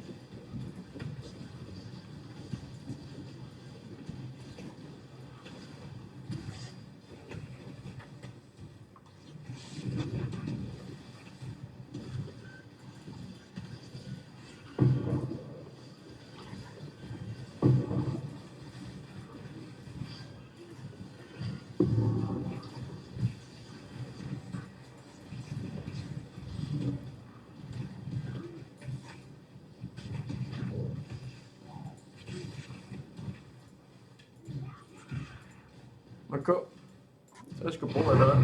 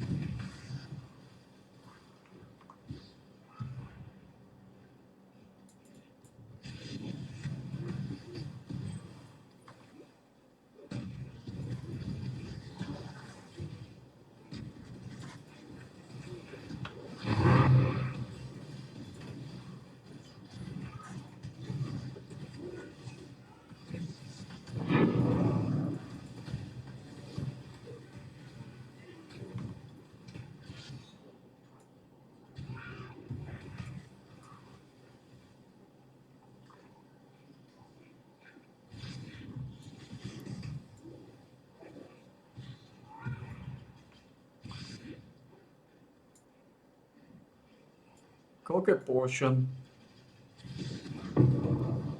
294.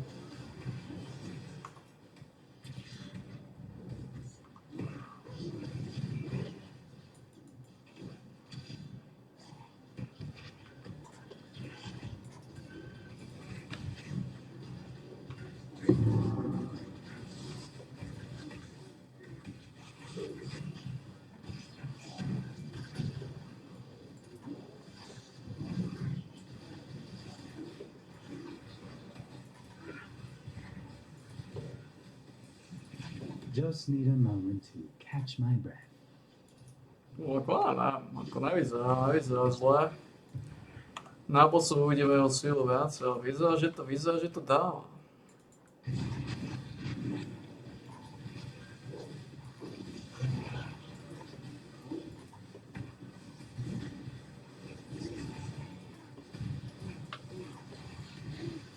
Such sweet suffering.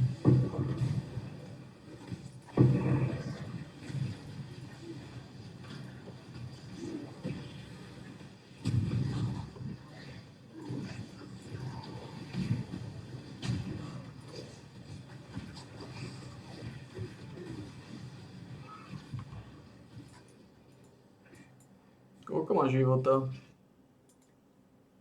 7000.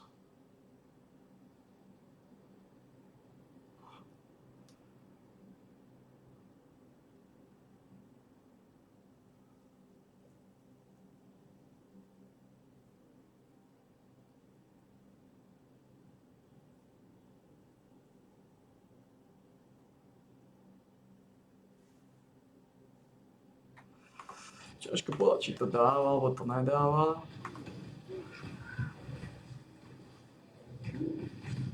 I'll never wear chains again, Caton or otherwise.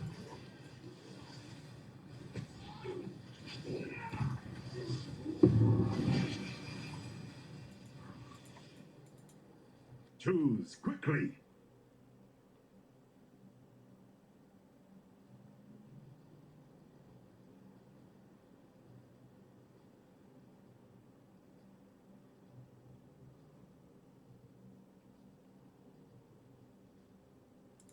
You die here. I'll tear you apart. Blessed blood.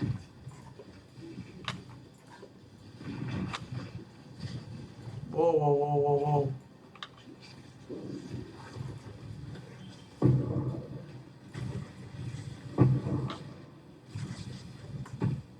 From the pits to the grave.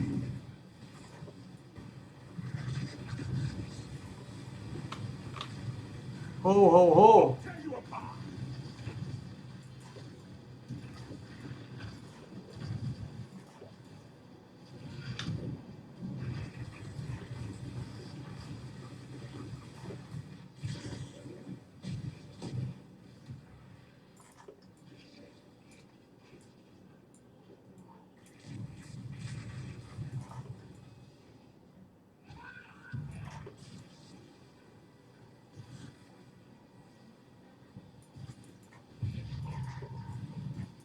just need a moment to catch my breath.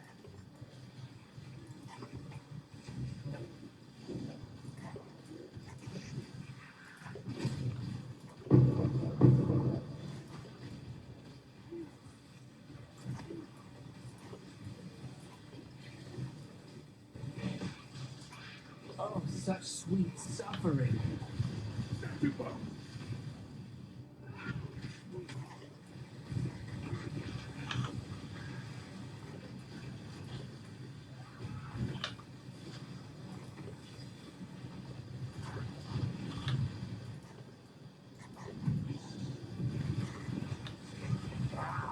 want me gone?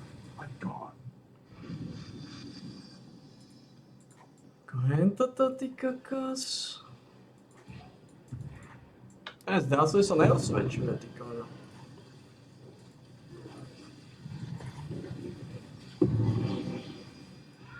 Ukáž nábosov?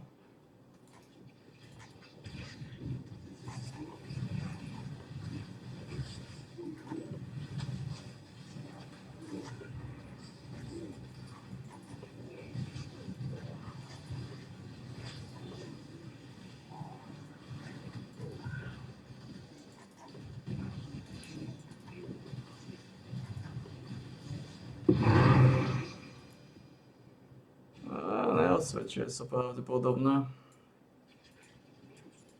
Pravdepodobne najlepšie ako žena. Ten problém bude asi v tom,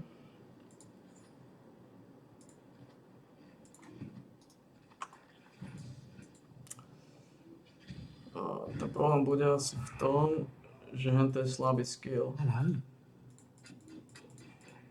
No má slabé skilly, v tom bude problém.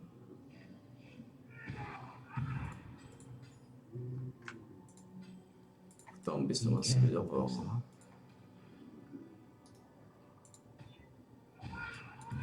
Thought I heard some. V tom bude problém. Be careful, Exile. Ona to nemá. On má... Mind the mess. My work is... V podstate toto je jeho hlavný, a okrem toho nemá nič. Má Sweep, má Cyclone of the Empire.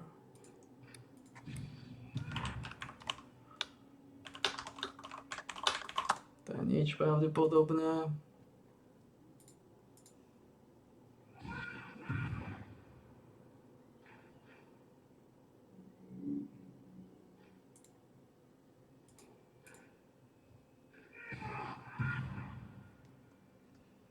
Sweep. On nemá. Nemá. Sweep bude hovno. Attack speed sa nezobe, attack damage.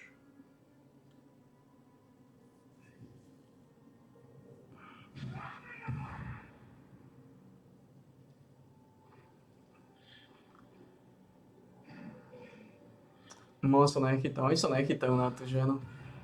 To sú slabé čísla. Ta žena...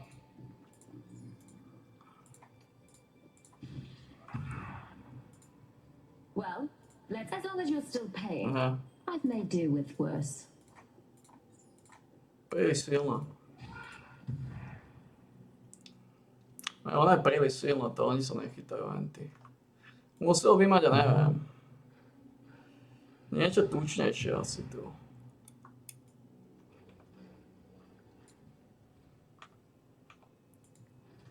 Tá žena to dáva oveľa mazanejšie. Tak lebo tam je tá vec, že ona boostuje zombie o tých 50%. Čo je masívne veľa. Plus toto extrémne zvyšuje damage. Ona má extrémne damageové čísla. Plus má silný tento hnoj. Extrémne silný, ja. To netrúfnu.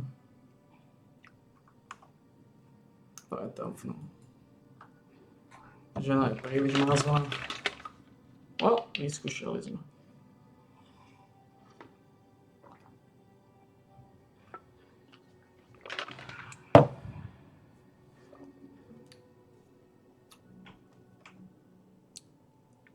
No, žena je príliš silná. More physical damage. More damage over time, tak to ona je extrémne silná. Tak keď si ju teraz porovnáme, ona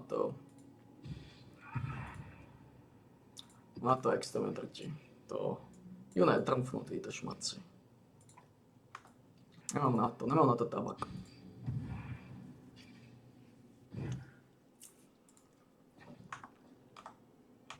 Už 10 000, no. Mám na to. You should check out what came in from Ivanfell. Hail!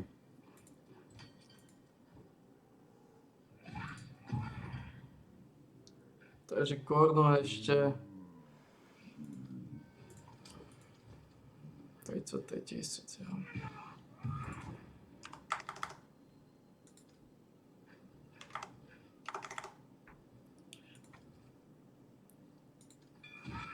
Sail is luck.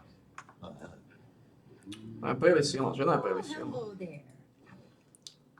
Tie damage over time, ten spell damage. To sú všetko extrémne tučné veci.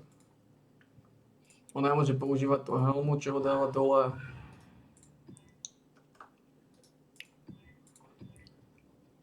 On má strašne slabé čísla damageové. A on strašne slabé spely má, no a ani táto žena je netrafná žena aj náhoda. Tie damageové čísla, ktoré žena dokáže zapotiť, sú extrémne vysoké. To dá porovnať. A na to. A ten AOE damage, ktorý má, sa dá porovnať s jeho. A na to. Žena dojde, pustí svoj hneď, spadnú všetci instant.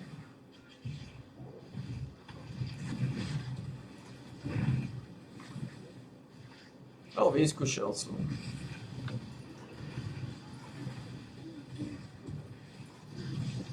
A swift end.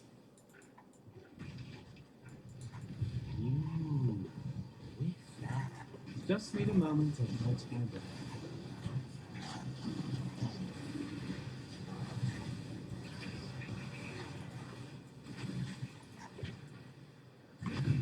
Vidíme ten damage, to je...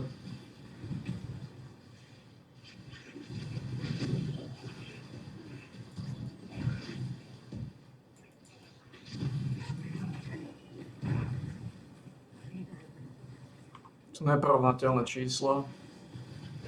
Ale tak vyskúšali sme.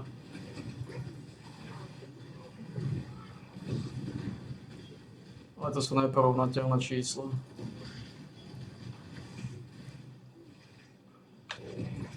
Keď niekto trúfne ženu,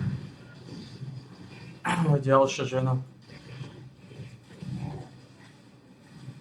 You stain the ground with your presence. The judgment is yours to make.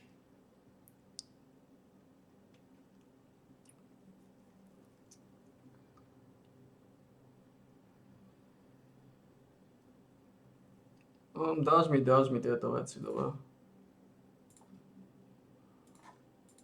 Prove your worth. You are nothing. Let his power be known. I require only faith.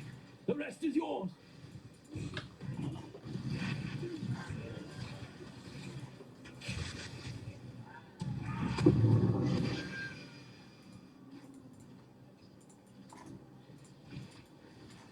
Toto zvyklo mať cenu.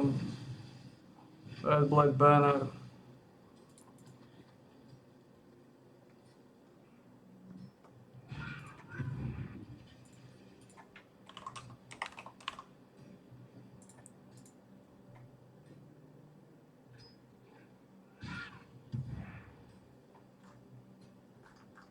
No, za 20 to môžem skúsiť líznúť.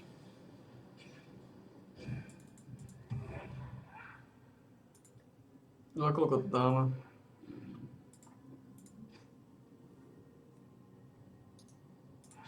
Za 40.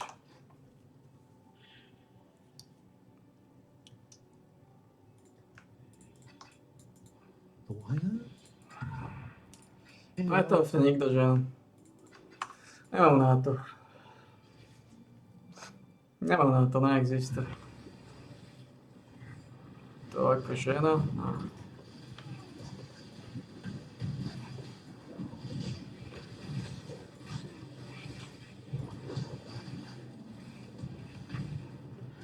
Príliš tučno. Just need a moment to catch my breath.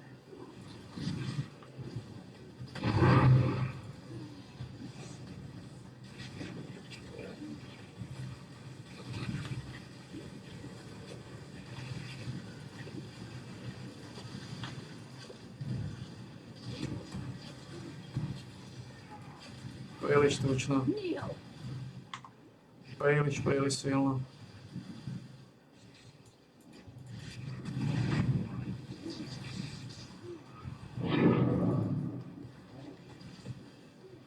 Príliš silno.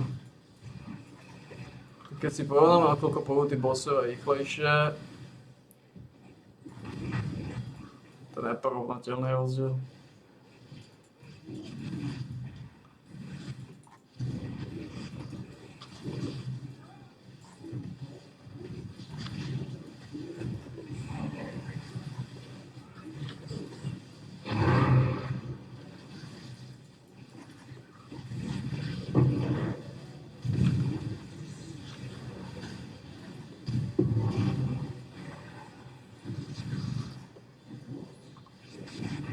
To je neporovnateľný rozdiel.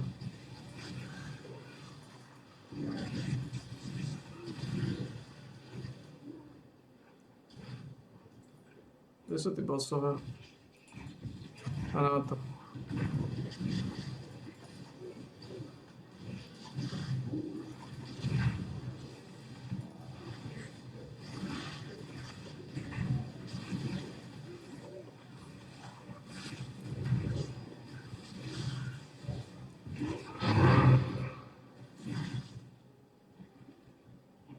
Znova?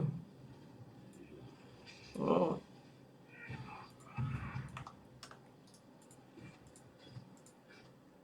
No. No, žena je príliš silná. To... Príliš tučná. Príliš tučná.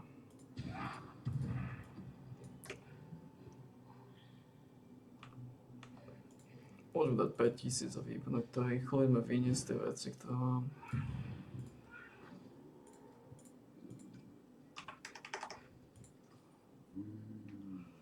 $4500 platíme na výživné. No, ideme rýchlo tie veci sprásiť.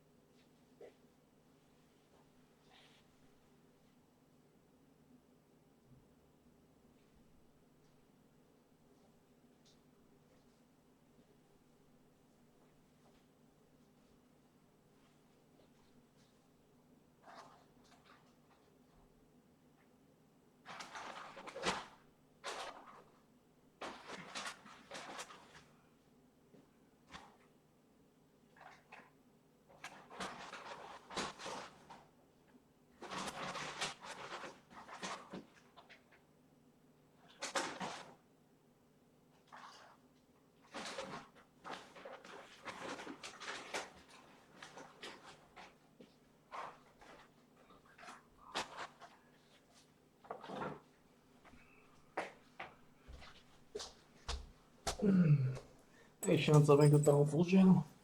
Presne.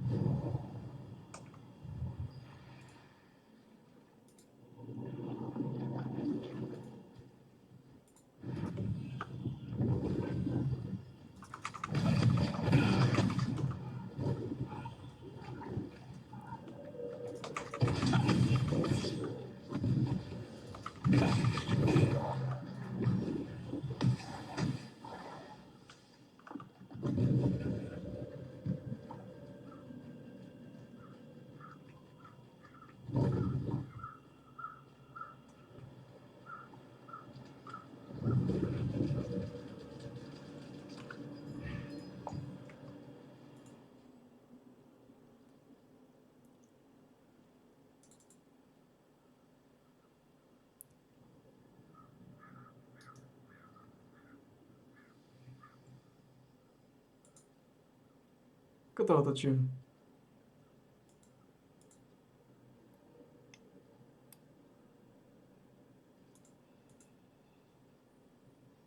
Sa nejako dá točiť tieto veci. Takto.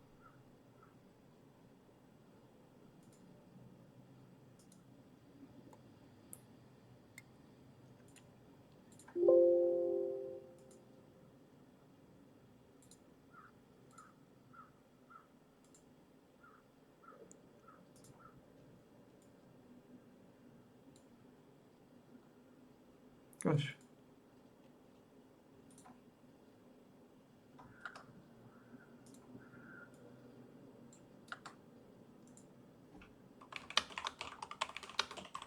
Toto sú mikrovašiny.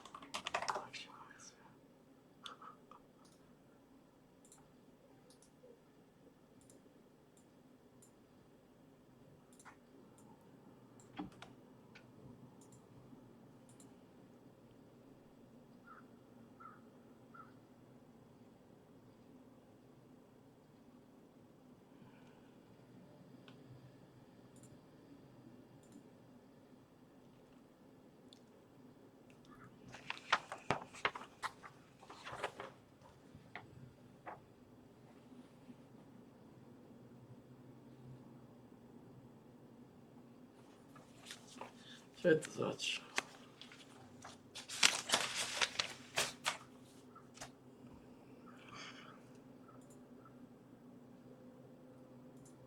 Viem ich nájsť? Čo je to zač?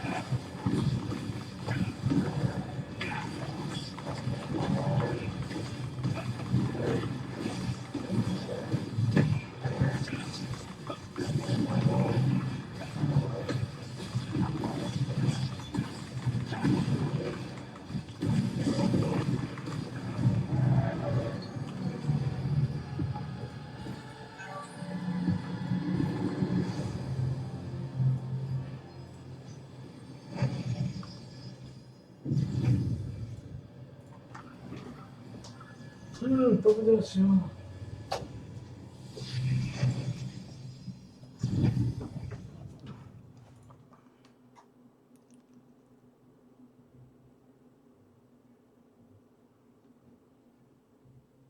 Povedal si ho.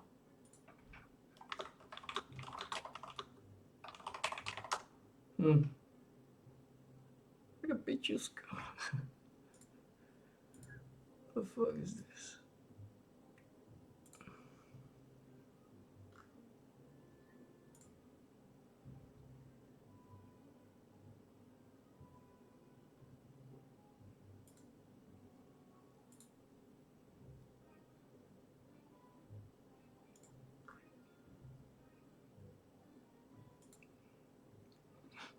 Máte fotku?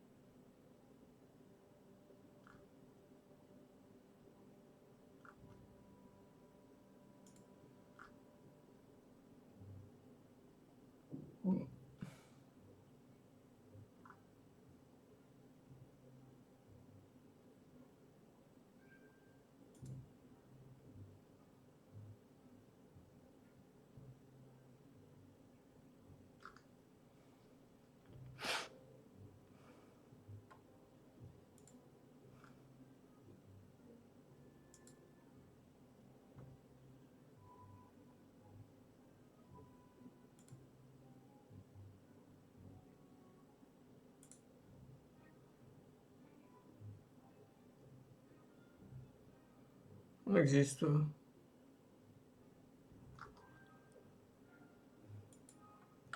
Neexistuje, že nájdem fotku.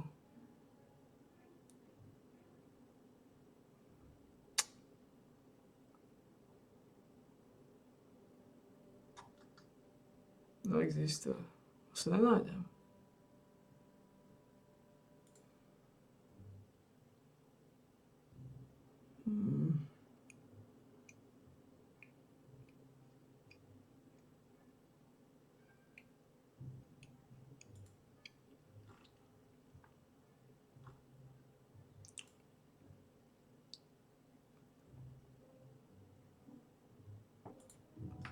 O nič.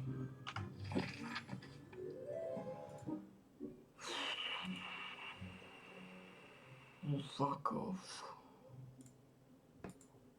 No, skúsime takto.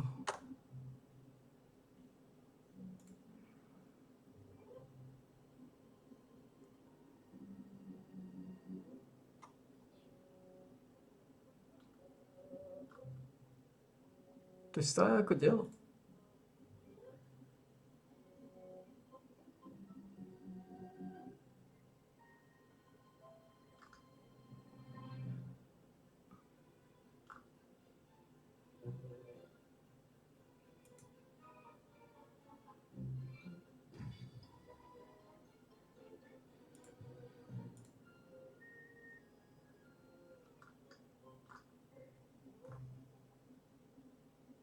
What the fuck is going on?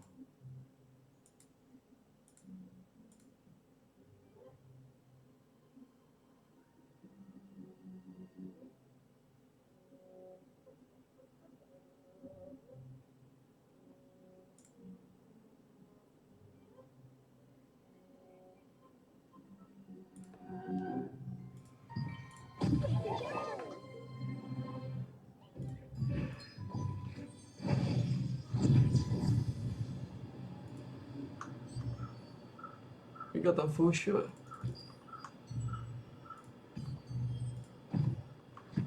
Fica fušuje z servátky.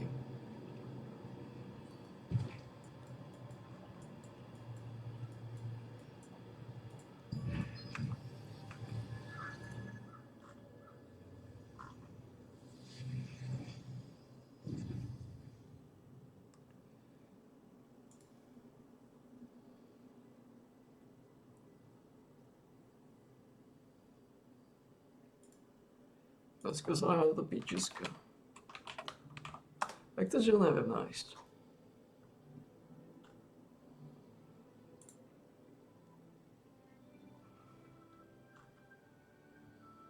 Nájsť fotku, no.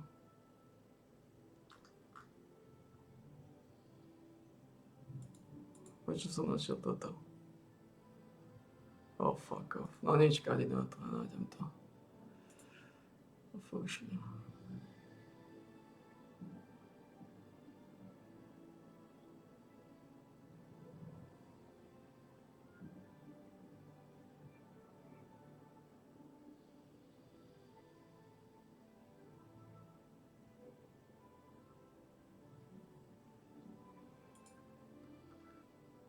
FFL.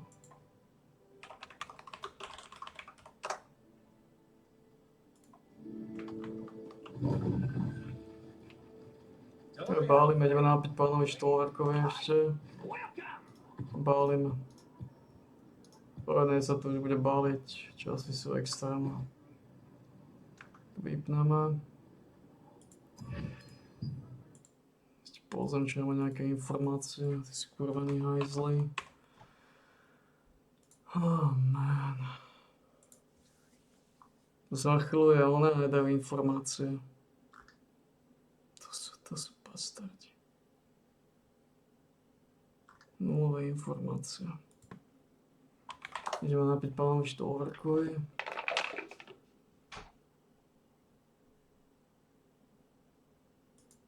Vážení priatelia, dnes sme mali výjazdovú vládu v Puchove, kedy sme sa z časti venovali aj rozvoju obranného priemyslu na Slovensku. A viete, že Považie je takou centrálnou časťou, centrálnou chrbticou celého obranného priemyslu na Slovensku.